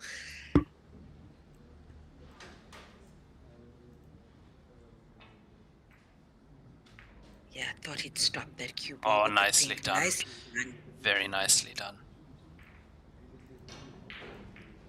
And this now should be third point on the board for Noel Rodriguez. Really great cue ball control from him. You can see as well with the way he moves the cue ball in small spaces, especially Noel Rodriguez 3-1 up now in this race to 7.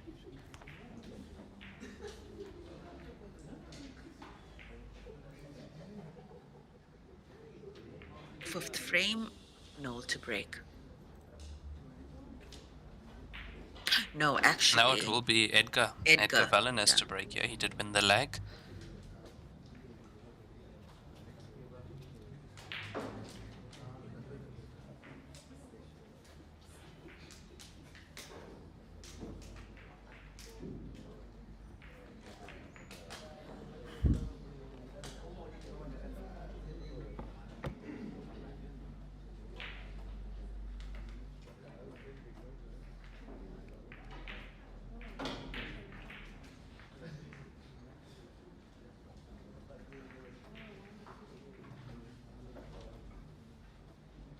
I mean, both these players seemingly equally matched, Raymond. And I mean, we've seen some really great shots. And that shot, let's say that risky business kind of shot that Edgar took on earlier that cost him this point, is also a shot that he's executed to perfection in a previous frame. So I think that's one of his favorite shots to play, and that's why he went for it at that point in the match. You know, we do have those shots that we kind of tend towards. Every pool players like that.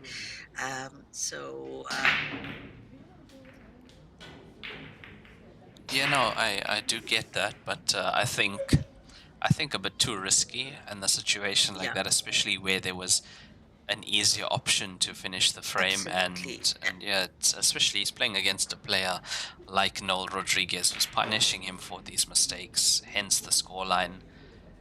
So he has to tighten it up a bit with those kind of shots. If the finish is there and it's simple, he has to keep it simple. It's the only way he's gonna be able to stay in this match. He strikes me as a player, though, that his default style of play is one with a lot of flair. You know, he just seems like that kind of player. And well, he's done well to open up that cluster. And Things look secured much better pinks. now. Yeah, secured pinks. And if he can find another good pot here, could Is be that pink out. not through to the center pocket? Does it pass the black? Or looks like he's going for the pot down to the corner pocket here.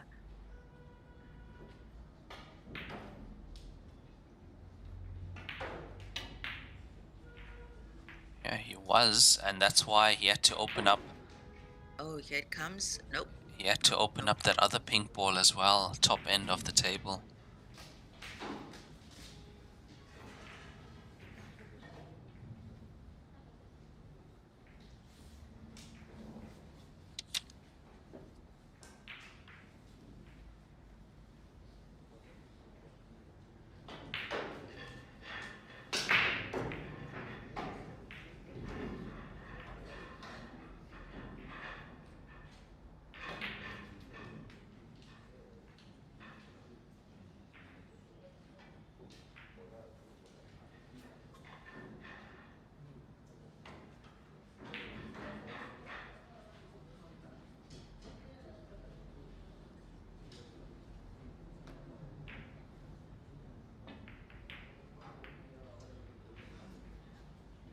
Surprise, surprise.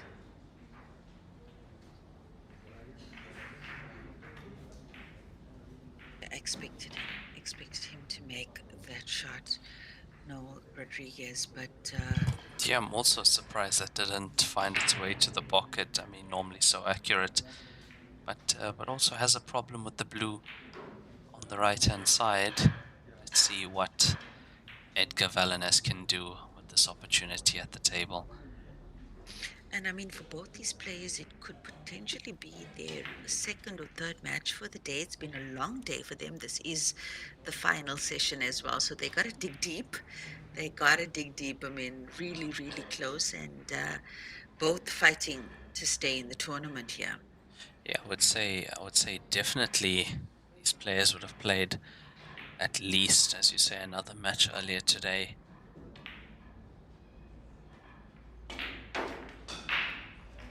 Nice, Oh, very really nicely nice. done from Edgar Vallanes.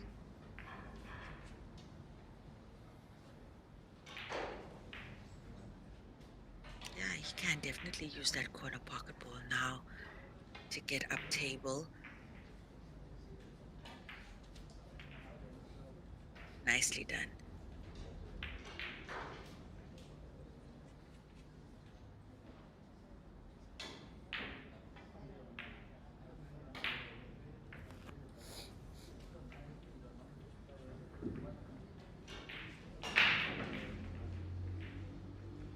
So tomorrow morning, first match of the day at 10 a.m. on the TV table. That's table 12 if you are looking at the Q-Score link. Will be from the ladies section, last 16.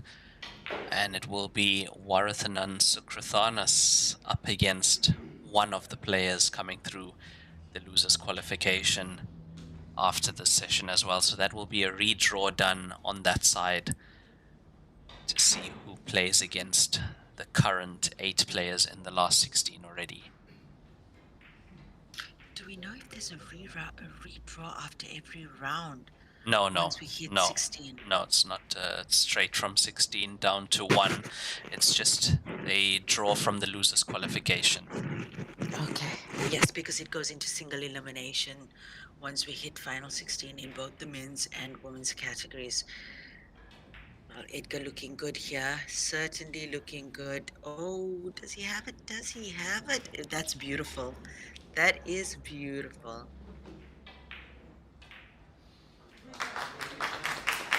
Yeah, and you could hear the round of the applause there for home favorite Edgar Vallanes from Peru taking his second point.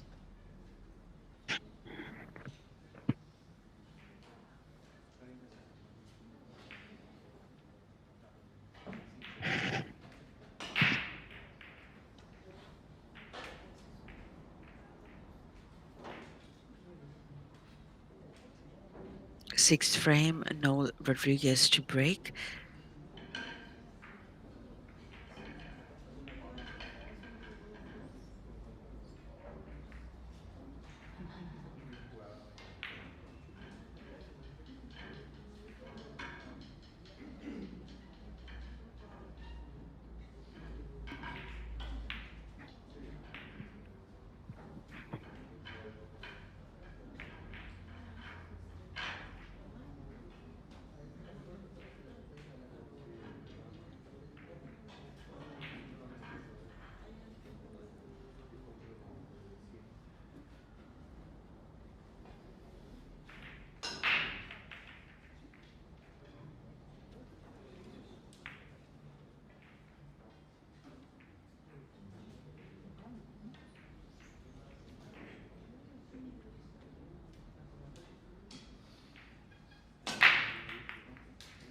A full ball hit first ball of the rack, also employing the break from the center of the bulk line, but no cigar for Noel Rodriguez on that particular break. Open table for Edgar Vallanes. Yeah, there was a nice clearance in the last frame for Edgar Vallanes to get that second point. Definitely got quite a backing here at this tournament, and look at that. Pink secured with that bank shot too. the right center pocket. Yeah, his confidence is something else. Uh, Brings to mind another player that we have in this tournament. Oh my, why does that happen every time we say something wonderful about a player's ability on the table? But it is what it is. And Noel now on blue, And and now he's got a shot available we to the had center pocket. quite a lead at 3-1, and if he wants to extend that lead once again, needs to make the most out of these opportunities. Not a bad shot there, getting that blue closer to the top left corner pocket.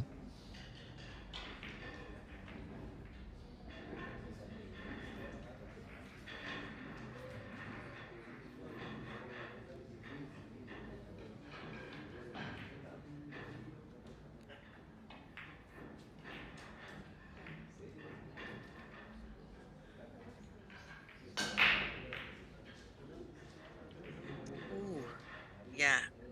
Blue certainly looking a lot better now from where he's gotten the cue ball to off that shot. And I'm thinking, Raymond, He that he could has potentially to go play into that into. here. Mm, Has to find a way to get into that bunch. Got the angle, got the cue ball down here. controlled shot necessary, though. Oh, That's not looking too good, I don't think. Yeah, it doesn't. That blue doesn't pass. I think he's gonna have to go tactical.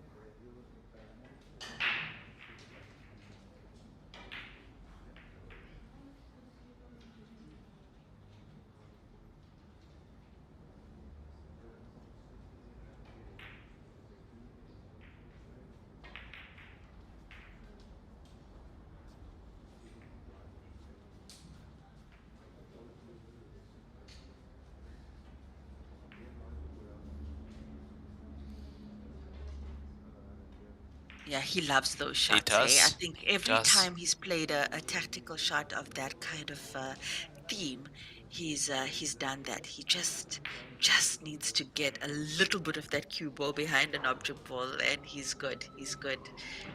And I mean, yeah, that takes a lot of experience and also a lot of control, and yeah, speaks to the experience that Noel Rodriguez brings to the table. We know that he's perfectly capable of pulling off finishes as well on this table, as far as his previous exploits in other tournaments are concerned. And I don't think we've seen the best from Noel Rodriguez just yet, No, Raymond. no, not at all. I'm waiting. I'm waiting for those 4 finishes in a row kind of performance that South Africa's That we've Kyle heard Akalu was about. talking Yeah, about. Yes.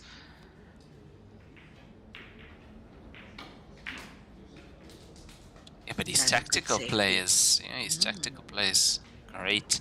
And also with that shot, he slightly opened those blues up, bottom end of the table.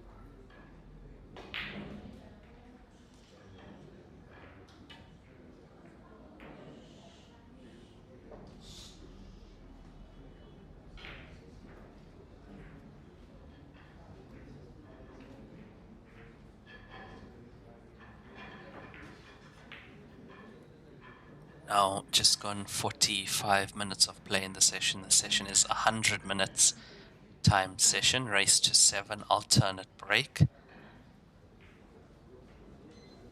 We are in the losers bracket round 2, which means these players have taken a loss already in the double elimination stage of this tournament.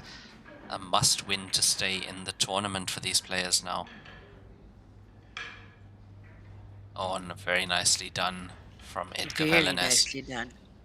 Yeah, it was definitely a pressure pot there to the center pocket, considering where the blues are, the blues that belong to Noel Rodriguez. So yeah, he wants to get on the right side of those pinks.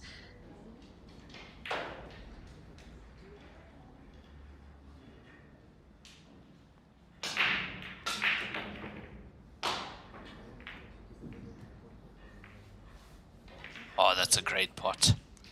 That is a great pot from Edgar Valines. And I have to say, this is a very evenly matched. Yeah, it's evenly matched match between these two. I think he's gonna run into that pink now. That's the problem for him. But also he has to be But careful. yeah, he has to control this. He doesn't wanna. Oh, nice! Oh, that It's worked worked out out. Yeah, it's. really well. You have to. You are relying on a touch of luck there, and that's why he's raised his hand to his opponent. And especially at the pace he played it at, he's definitely relying on a touch of luck. Uh-oh. Oh, that is close. He Does he have it? just might. He's already looking at the black ball. I think he's okay.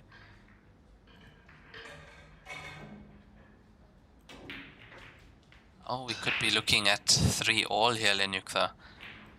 Yeah, definitely, Raymond, definitely. And just trying to think now. Yeah, I think he's just gonna drift this cue ball over. Oh, it means that the black is passing through to the corner pocket. Does mean that pass was probably not the entire pocket. He has to go off the jaw. Oh, but he had it easy enough, and that's 3-all. Big round of applause for Edgar Valenez as he takes his third point and equalizes here. Yeah, definitely one of the matches where the scoreline is indicative of the player's skill on the table. I mean, we predicted a head-to-head between these two at the outset, and that's what they're delivering. Noel Rodriguez from Brazil and Edgar Valenez from Peru. Difficult to call a winner here, Raymond. Yeah, it's very tough. Noel Rodriguez was 3-1 up, but two great finishes for Edgar Valenez to bring it up to 3-all, and if he continues like that, he's going to go into the lead and pull away.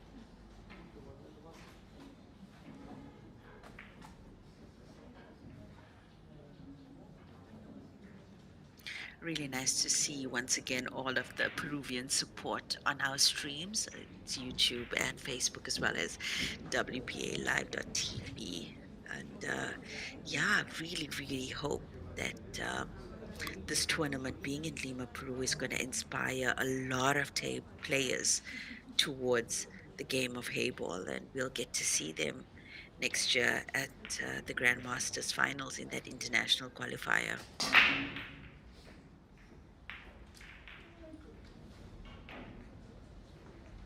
Looks like a dry break. It does, yeah. Nothing in on that break for Edgar Valenez.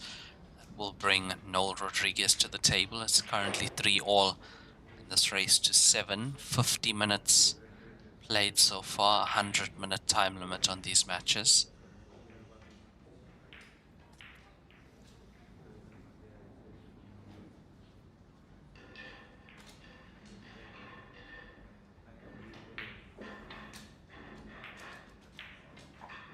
I think he intended to open up the blue with that shot, Rodriguez.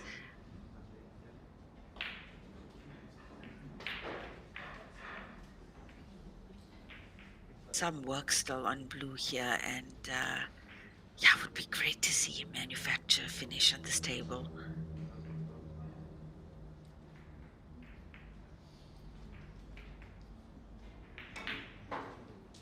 Yeah, back for that blue and pink, but not able to get it again. That blue might just be potable to the top left corner.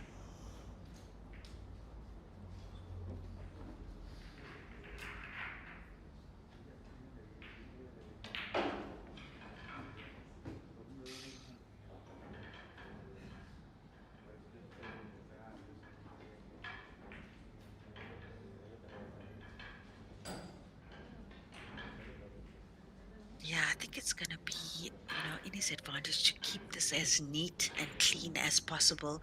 I mean, even with this angle now, oh my gosh, is he going to try to run into that cluster here?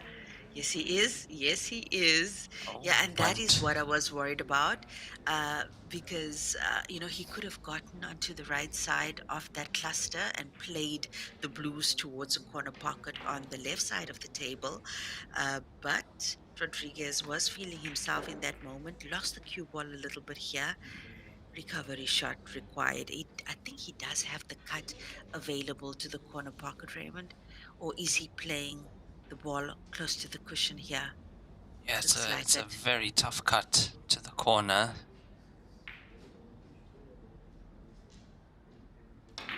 and he's gone for the cut to the corner. Look at that! My, oh Opened up my. all the blues with that shot, and yeah, blues are definitely looking better than pinks on the table at the moment.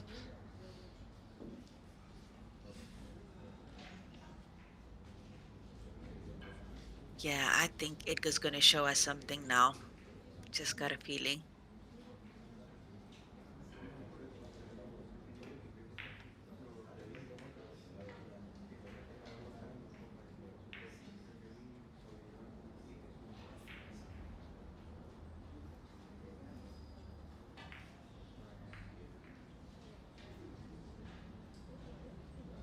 Oh, he wasn't able to get the pink past the blue. Now, cue ball's not in a bad position though. He hasn't left anything that easy on.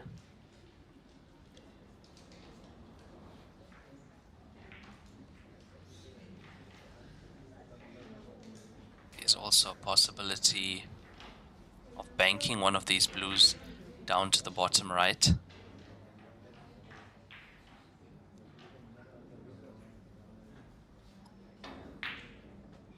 Yeah, there it comes. Oh, look at that. Oh, look at that. Lovely to watch. Yeah, it was very nicely done. Now, can he do more? He's got that blue open, which means that blue does pot now. Cue ball anywhere on the right hand side of the table.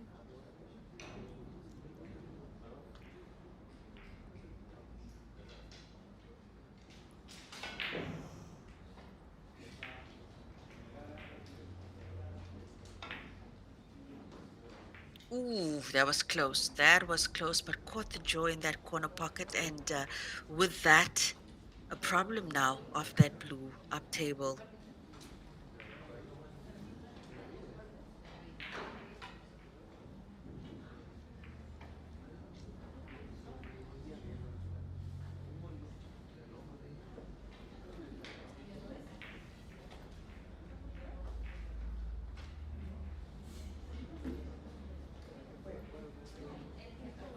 How are we looking for time there, Raymond? It's been just over 50 Just minutes. over, yeah, Hey, just over 50 minutes, 54 minutes at the moment.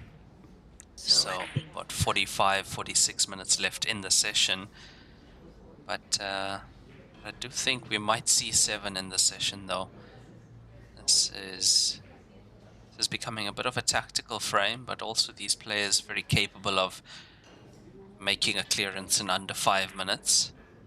yeah, and the ref should probably avail a break to these plays. Oh, that didn't work out No, well no, it for didn't. Edgar. That went horribly wrong, actually. Or anywhere but there. Anywhere but there. He's not going for Yeah. the pot here, though. He didn't get what he wanted. His signature snooker. He didn't get it. We saw that the look on his face gave it away. I'm surprised he didn't try and open up the black ball from there, as the black ball was so close to the blue. And Yeah, thought I thought he might, and I mean, even if he didn't have the angle to open up the black, he could have gone up table from there and used those balls to connect him to the black. So yeah, and it's those small decisions in let's say clutch situations that usually determine who's going to win the match here. And I mean, we've seen both these players pretty equally matched here. And look at that, Edgar doing really well. a I good cue don't think ball. he has a straight line. Yeah, No. don't think he has a straight line to the corner pocket up table. Yeah, now the only thing is, the reason I can see he left that blue down by the bottom right corner, so that if he gets a shot in it from the top of the table, he could open up the black ball off one cushion, but He could not also an easy play. chance. Could also play. All right, he's playing conservatively here. He's got the double kiss. He didn't want that. Mm, He didn't want that. It's left the blue where it was, still safe.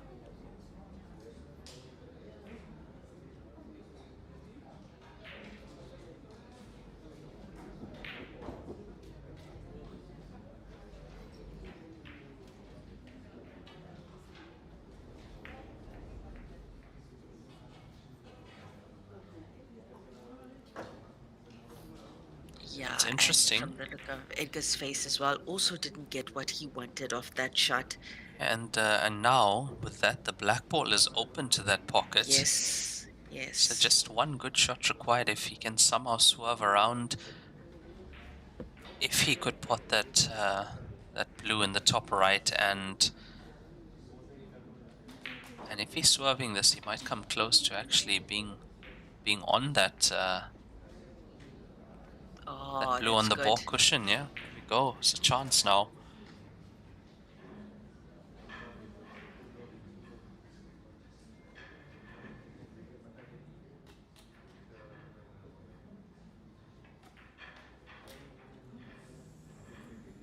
My oh my. My oh my. And with that gap existing There there is, at the yeah, corner pocket, just enough, I think, to get the pink in. that can potentially change everything in this frame.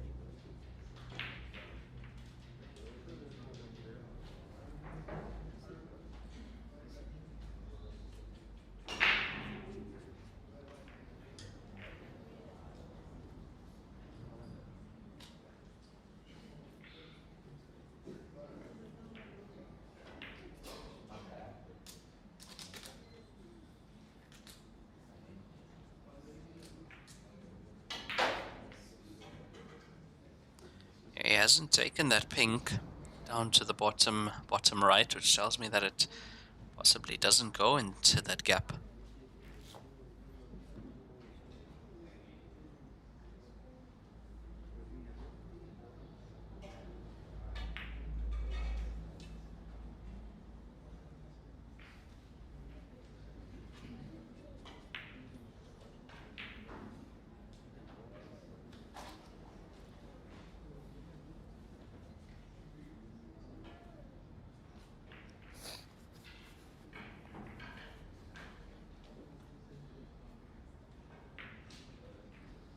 What is his plan here? I think his plan is to pot one of these blues. He could either go with the pink, pot the blue top right, or now use this pink ball and pot the blue that's in the bottom. Yeah, and that's not a bad cue ball as well from Edgar Valinez.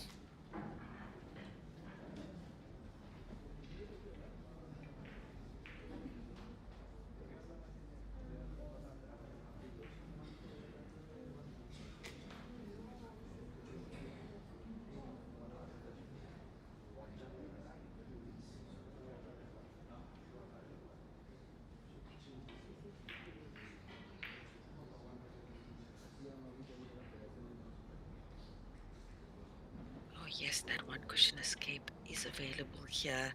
Look at that. Look at that. I think he's He's good. got it. He's going to pot it. But the Yeah, problem is the black ball. the butt. Yeah, The that's butt. the only issue with that. Wasn't worried What? about him getting the pot. I was more worried about the Oh, position after. my. Is he actually looking at the cut down to the left corner pocket? I think he is. I think he is. And even if he runs into the pink um, and pots that pink, he's still good. Yeah, that's Oh, what he played. He played for that. It's going to go very close to the center, though. and it's open. It's It's open. open, Yeah, Valanez. it's a chance for Edgar Valinez to take the lead.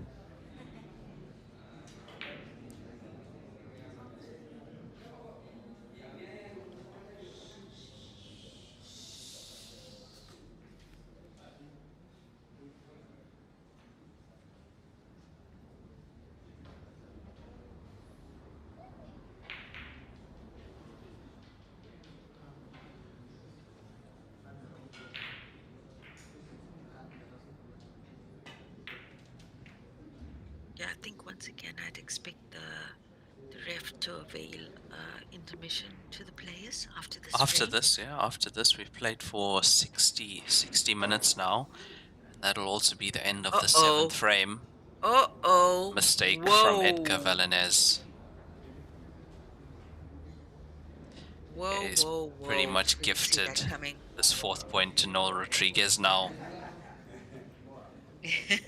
Naughty, naughty little gesturing of the finger there from Noel Rodriguez. I mean, arguably to his supporters around the TV table. And he's gone 4-3 up here. Looks like they're going to continue.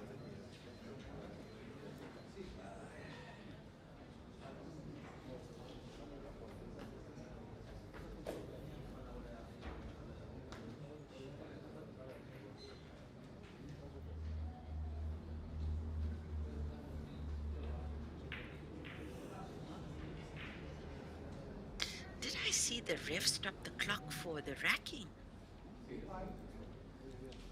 Oh, I'm not he's sure if he actually if he issued. stopped the clock or if no, I No, they're think taking he's, the intermission. yeah, he's writing down no, when he goes to the desk he's writing down the scores, and then he's just putting his stopwatch down. I don't think he's not touching the match clock. As far as I know, match clock is not supposed to be stopped for the player break, but it will be that player break now, so 5 to 10 minute player break, and we'll be back then. Stay tuned with us for the end of this match.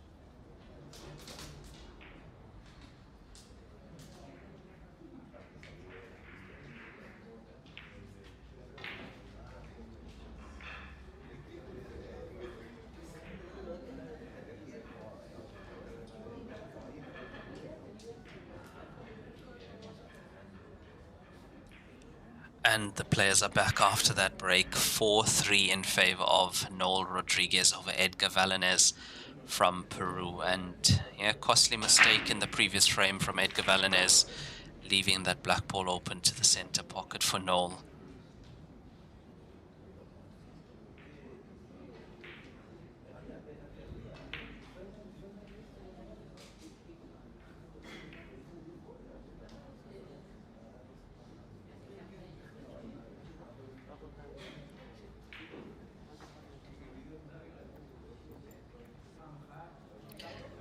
Testing 1, 2.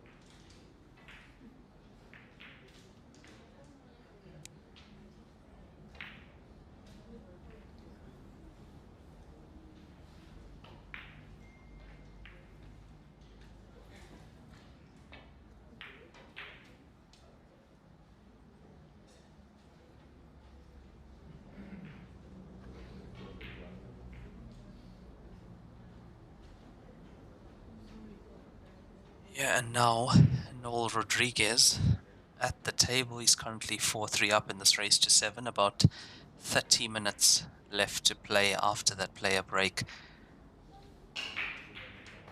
And this Once it for gets a to place, 4 points on the scoreboard for either player, Raymond, it goes pretty quick. Hey, It does usually, and this now for a place, and the losers round 2 must win for these players, as the loser will be eliminated from the tournament. Double elimination down to the last 16, and both these players have already taken a loss. But look at this, Noel Rodriguez on his last object ball. and it's a break and finish, the first one in this match. Yeah, Well, it should be. potentially. Yeah, potentially. Potentially. I think he'll play the black into the same Oh, pocket be careful here. of the cue ball. Not again. I think he's okay. I think he's okay. Yeah. Just by a millimeter or two.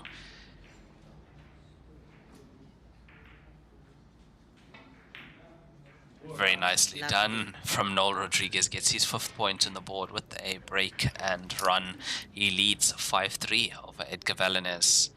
Yeah, and he was really happy with that. So a little bit of air guitar there from him, Raymond. So, Yeah, about time. yeah, It's about time that time. that we are seeing a 1 visit clearance. It's our first 1 visit clearance in this match.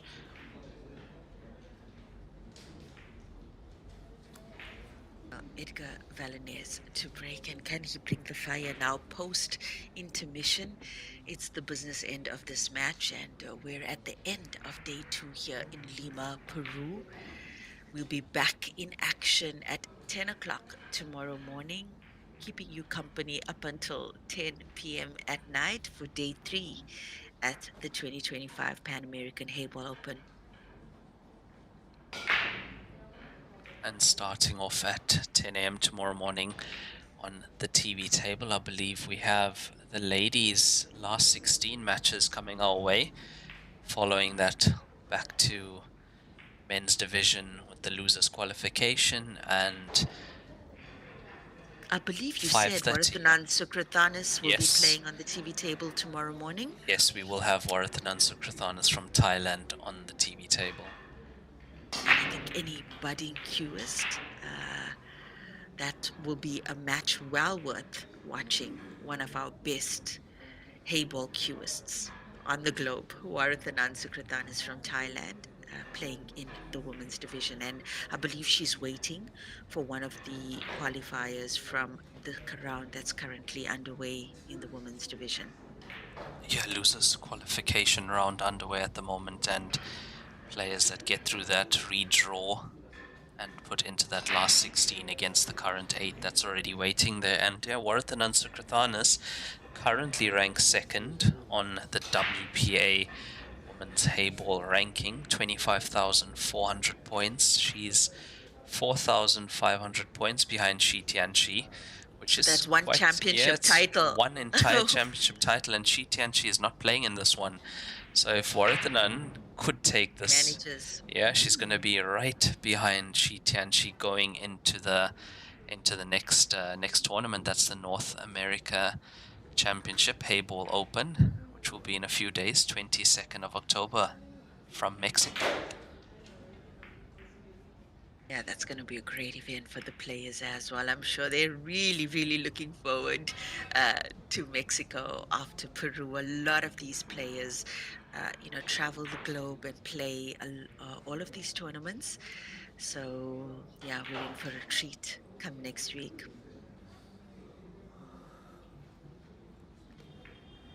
Well, nice safety there from Edgar Valanez. He has left a one cushion escape available to Noel Rodriguez, which I believe he'll take on now for the pink and the center of the table. It's a good hit. It's a legal shot, but now time not on the side of Edgar Valanez. He has to either keep it very tight or make a few quick finishes. Get back on level terms. Look at the Look at cue that. power he has. It's unbelievable.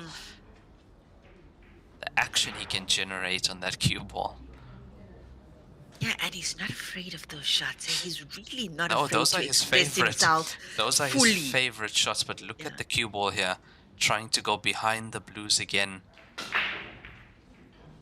And I'd have to say that in this frame, favorite Edgar Valanez at the moment.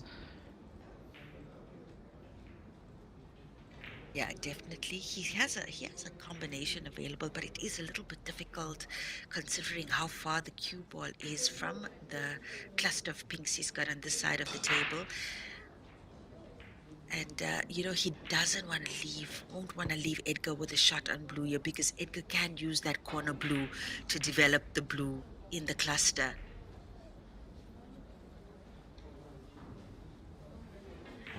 And I think Edgar, no, he's not on the right side, not on the right side of that blue to do it just yet. Cross double, is that cross double available? Or even the double to the corner pocket?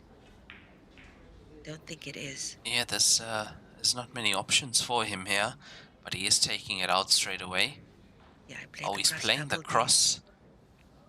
Worst case scenario, he leaves it outside the center. That's not bad. Now the two pinks outside that center pocket is the combination on there. From here, it actually looks like it could go, but it's a tough one to get, especially coming in from this side. Yeah, I think he's had a bit of a look at that. If it goes.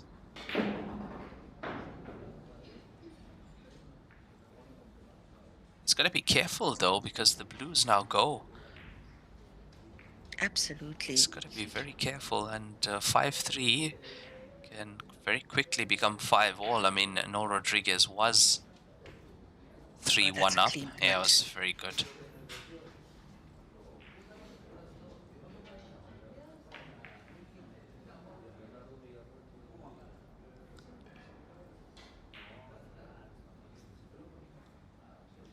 It looks like he's going center pocket here.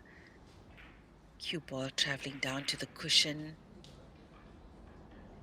Yeah, still nice okay. Piece of the black to slow it down. Now it's those two that are outside the left center pocket. But actually, he could. Yeah, that was the plan. That was the plan, and it's gone a bit wrong for him though. Yeah, which means that combination wasn't on No, then. no, it wasn't, and this is a good chance for Edgar Valanez now.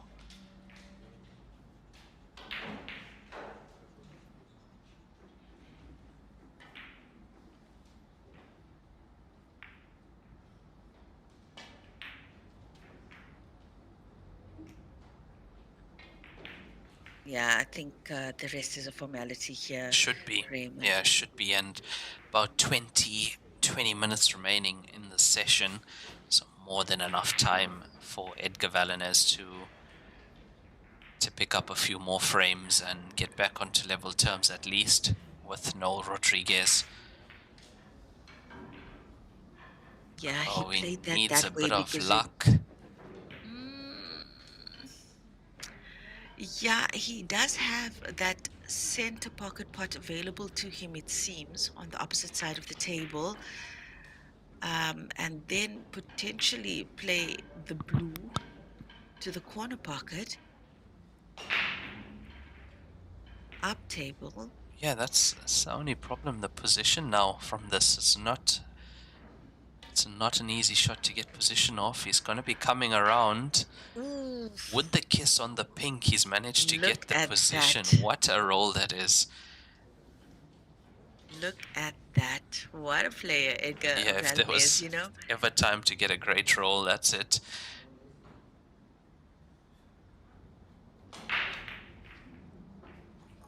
Nicely done, and this should be 4th point on the scoreboard for Edgar Valinez.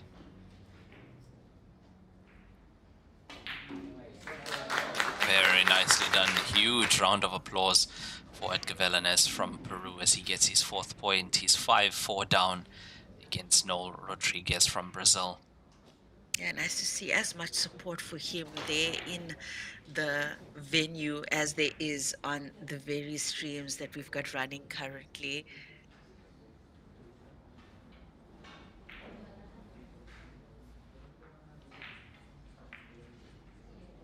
And yeah, this all could change in a blink of an eye. Two-point lead there from Noel Rodriguez, and pressure certainly on him now.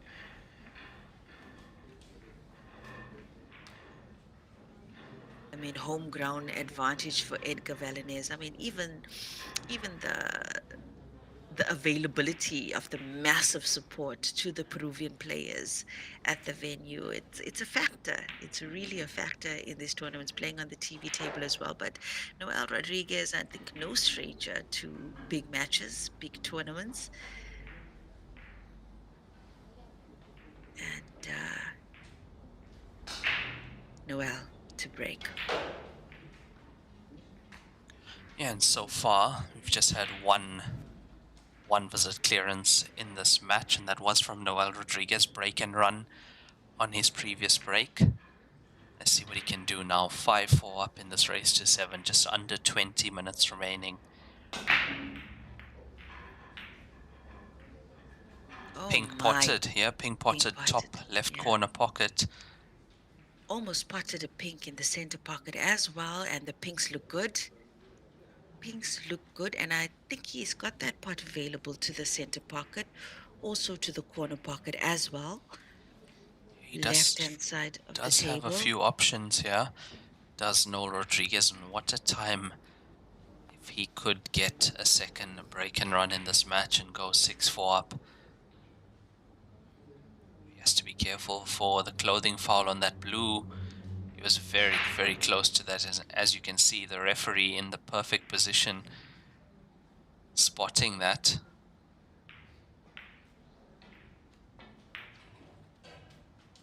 Oh, looked all good, and that's pinks in play for Noel Rodriguez. Yeah, he's not happy with the position of that, but he was playing a little bit hampered. So don't be too hard on yourself, Noel. Yeah, I mean, we see players usually even miss a shot like that when they have to worry about a clothing Yes, foul, and the ref practically breathing down yeah, your neck when you're taking it's that tough. shot. Hello, Irving Gomez. I see he's also playing in this tournament, Raymond, and he's on the stream now. Really nice to see you at the tournament, Irving. Yes, definitely is.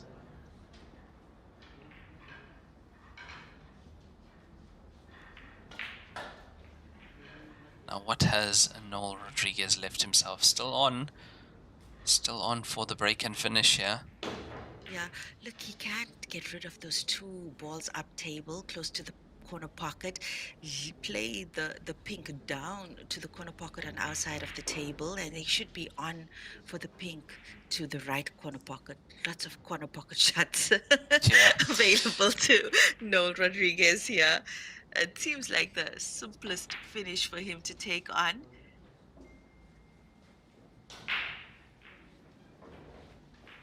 Yeah, he's on this. Pink ball in the center of the table to the bottom left.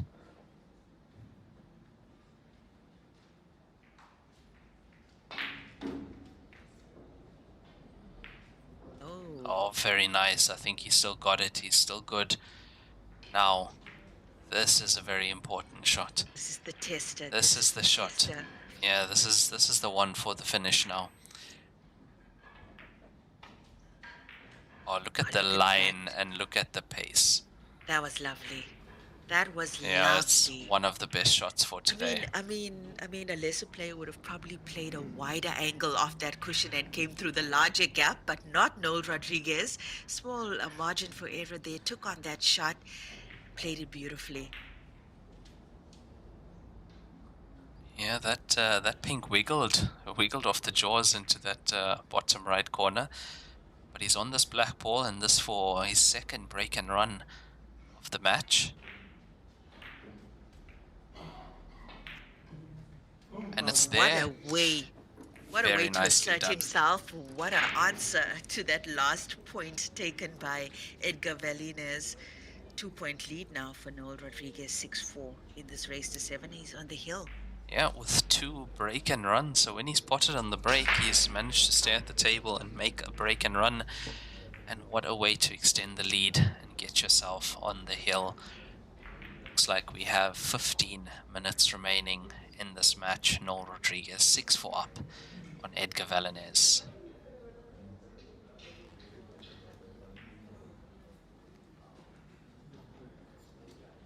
Yeah, that was certainly some finish there from Noel.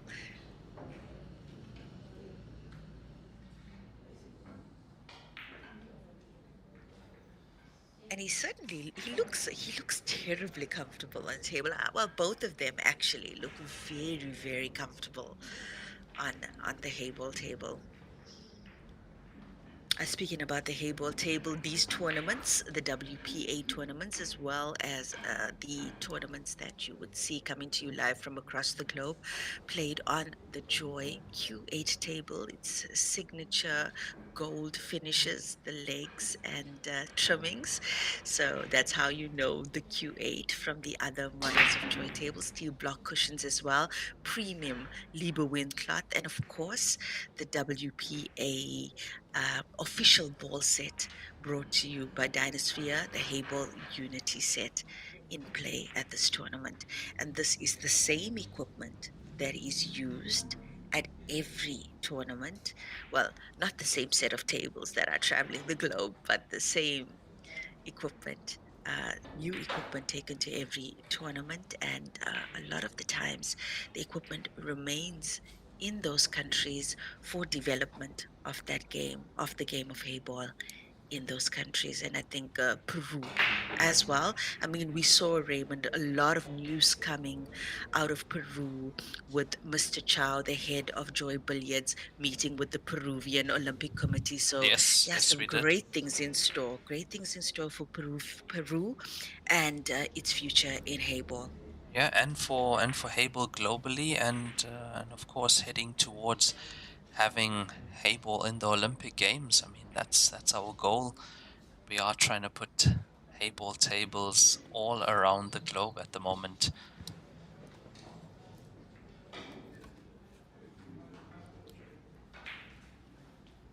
Oh, once again, Noel looking really good here, Raymond. And that black is through for the center pocket. Yeah, it does I go mean, left he could center pocket. potentially promote it as well. He's got enough blues around that black to do something should he opt to do that. I mean, he could potentially as well leave that blue in the middle of the table for his last ball, but I don't think he's faced too much with what he's got to deal with here. And got a feel for Edgar Valines, benched now, hoping for another shot. in this frame. Oh, he's going into it. Yeah, he's opened it even more. That was a nice control shot from him. And Once again. I don't think, look, the scoreline, yes, it shows us Noel Rodriguez more experienced, taking his opportunities better, but also Edgar Valenez, I mean, the shots we've seen him pull off in this match. Really, really hope to see Yeah, him at future tournaments, Raymond. I think definitely. he's one of those players given enough opportunities can definitely shine. I mean, he's got uh,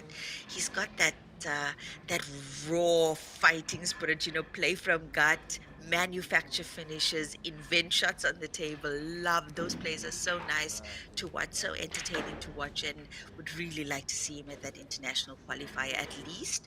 And I've heard someone say on the stream that Edgar Valenez is in the top five best pool players in Peru. So, yeah, really hope he's inspired to go further in this game in the future. And we saw miscalculation from Noel Rodriguez there, not able to make that clearance and get that 7 point on the board, unfortunately. Ooh, and Edgar certainly capable of punishing him for that. Yeah, and there's about 10 minutes left on the match clock, and that can be enough time to Yes, put 2 frames absolutely. on the board.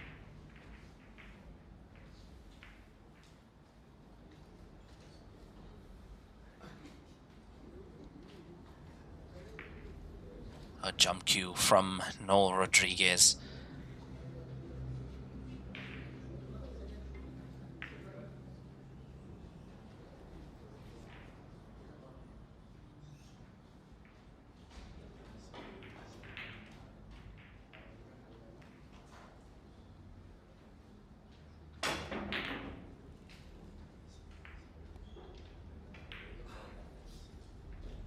Yeah, I don't think it's worked out that well for him. I mean, both those balls were sitting outside that right bottom corner pocket.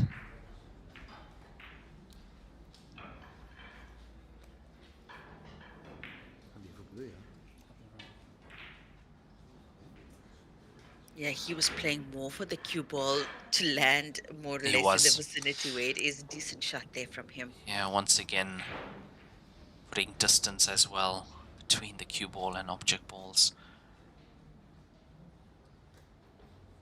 Here's a tester now for Noel Rodriguez. Look at that, Oh, what a Raymond. pot that Oh, is. beautiful. That Beautiful, is beautiful, an beautiful. amazing recovery shot.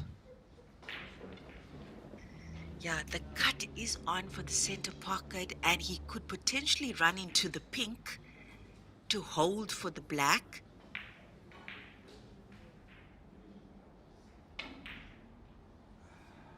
Oh, Yeah, yeah, I took that on a little bit hard. Hey, it's a tough shot to play it like that. I'd rather play it without the bottom and just glance it and let the cue ball run free.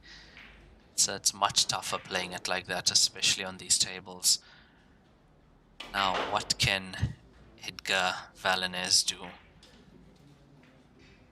oh, he can do a lot. I think we Think both so, have yeah. seen what Edgar Valenez can do on this table. And yeah, I smell a clearance loading here for him to take this to 6-5. It really looks favorable for him to close the gap. And I think it should be about 7 to 8 minutes left on the clock now, Raymond. And certainly will be enough time. If this goes to 6-5, that'll be the 12th frame. 12th frame will mean Yeah, it will that be Noel to break. Noel Rodriguez breaking in that frame. Uh-oh. Oh, he almost Oh, overcut that. yeah. He thought he overcut that as well as soon as he made contact with the cue ball.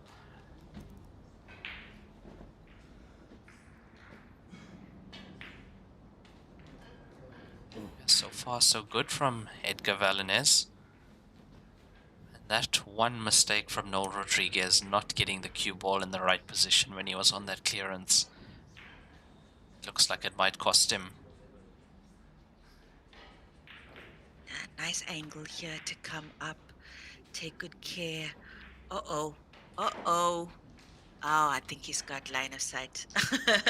Yeah, he's got the shot. He's got the shot, and yeah, enough space between the pink and the cushion to get it straight into the pocket here. Yeah, the problem is the bridging coming over the black ball. That's it's causing a bit of an issue for him. But close enough, so Yeah, he expect him looked to pretty get it. steady. Yeah, Yeah. looked pretty steady even with that hampered bridging. And looks like he wants to come off two cushions for the black.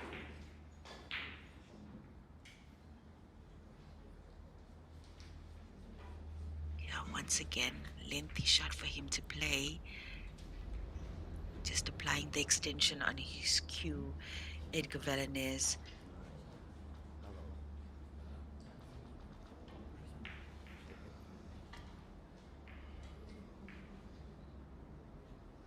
Yeah, now if he does take this frame, he's got to hope that Noel Rodriguez doesn't pot on that break.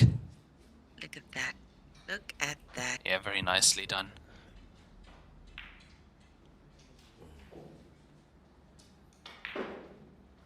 Yeah, he's got to hope that Noel doesn't break in, because Noel's already loaded two break and finishes. Yes, Hey, in this the match. previous two breaks of his.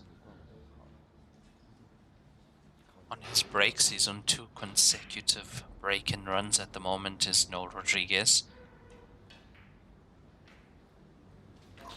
Yeah, very nicely done. Edgar Valanez takes his 5th point, trails Noel Rodriguez 6 frames to 5 in this race to 7.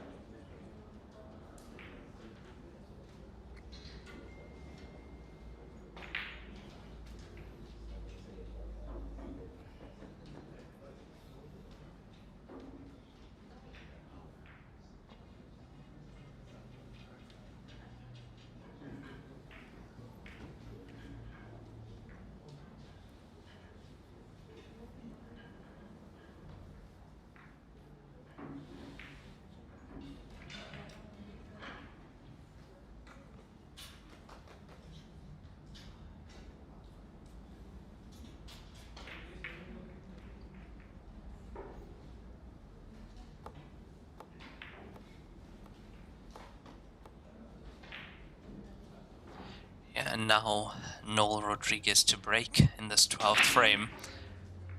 Just about 5 minutes left, and yeah, and that's no ball potted on that. My, oh my. Straight away going for pink here, Edgar Valanez, and well, it seems the obvious color to try and secure considering where the cue ball is right now.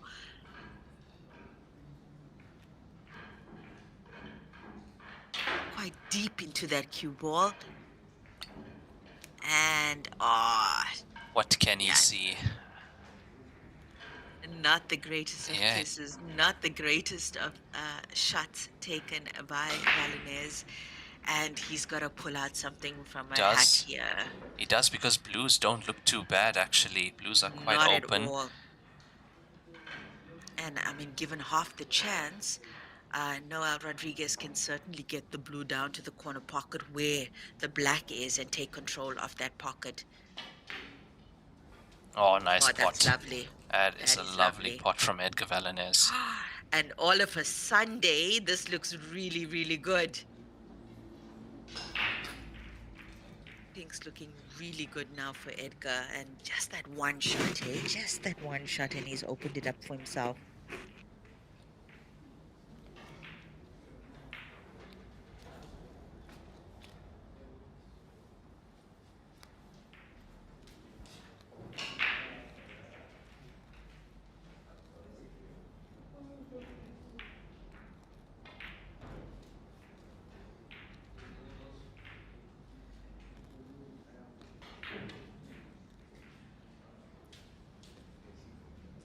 Oh, he needs a good Uh-oh. cue ball. Uh-oh. Does this ping pass to the bottom right I corner? don't think so. I don't think it No. does, but he might have the corner pocket pink available to him. Might have to play cushion first, though. My, oh my. I mean, you can see by the way the pink is sitting in this corner pocket and outside on the table, it's more towards the right of that pocket, It which is. creates some of a problem for Edgar, considering where the black is.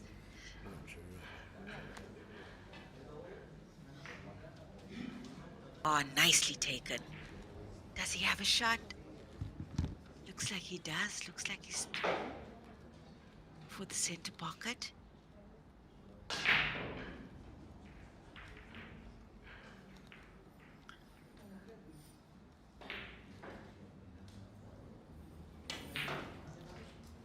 Look at that.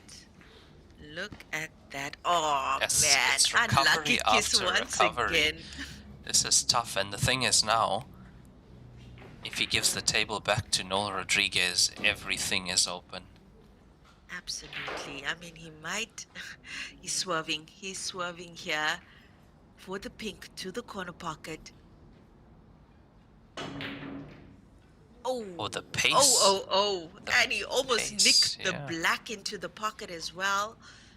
Oh, Edgar, I'm Edgar, Edgar, surprised Edgar. at the pace he played that, because you're not getting much of a swerve at that kind of pace. He smashed that in. And now Noel Rodriguez on the hill at the table, and yeah, looking at the clock, you have been playing for 100 minutes.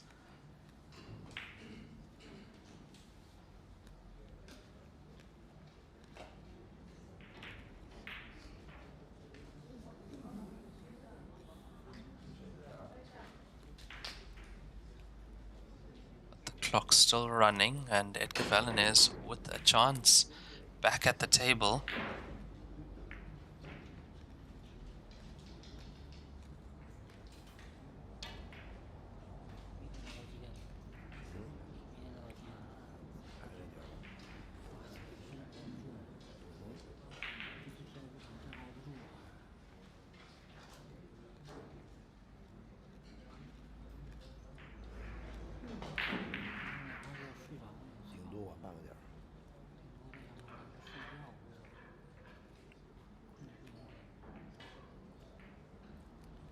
Oh, that's in.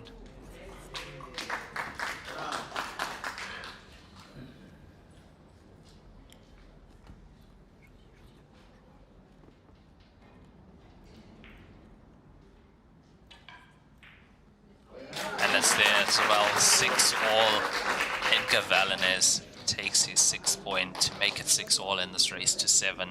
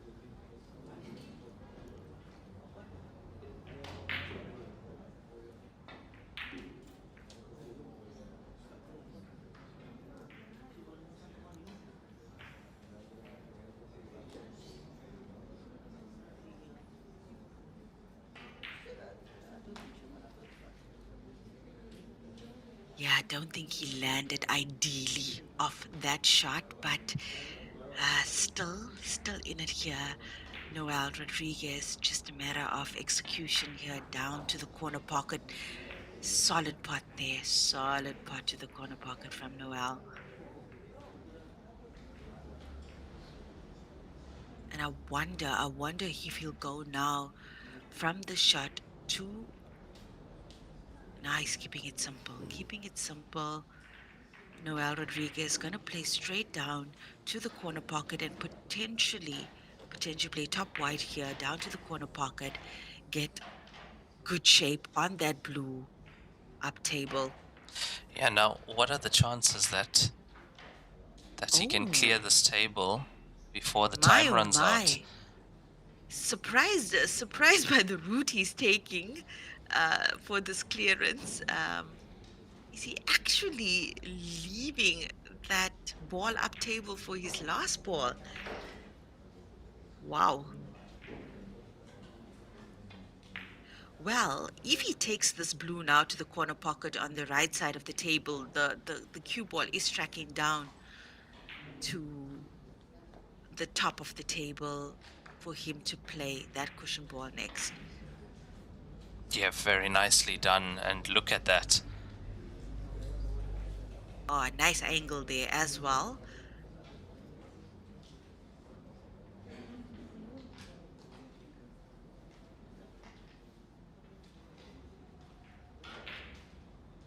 Yeah, and what a conclusion to this match this will be. It's gone all the way.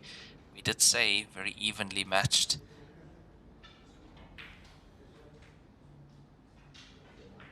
Uh-oh. Uh-oh. Oh my gosh, does this blue pass to the corner pocket? I don't think it does. I think he was actually trying to get shape on it for the center pocket. But I think it does. I think it does. Look at this. Look at this. Small margin for error here. Oh my, Oh what a yeah, shot. very nice. Beautiful. Beautiful. And I'd say, equally matched by Noel Rodriguez. Wow. Oh, look at him celebrate. Unbelievable. Yeah, Now, absolutely brilliant stuff from Noel Rodriguez to get himself into the next round at losers round 2, winning 7-6 of Edgar Valinez, and you could see how much that means to him. yeah, it was a tough match. It really was a tough match. It could have gone either way. I mean, some little bit of unlucky rolls on both sides, but both players, I mean, they really brought the fire to this match and, yeah, provided some excellent Q Sport entertainment for all of us, wherever we streamed in from across the globe.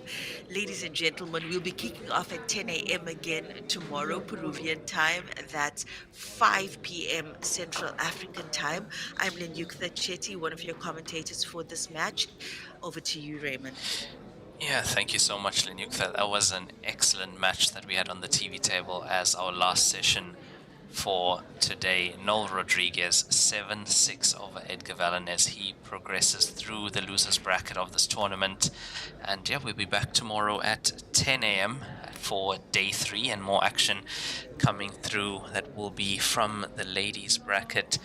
Warthnan Sukrathanis, her opponent yet to be determined, but yeah, we'll see her on the TV table for that last 16 match. Thank you guys. I'm one of your commentators, Raymond Tilak, for the Joy International Heyball events. Thank you for joining us, and we'll be back tomorrow. Thank you.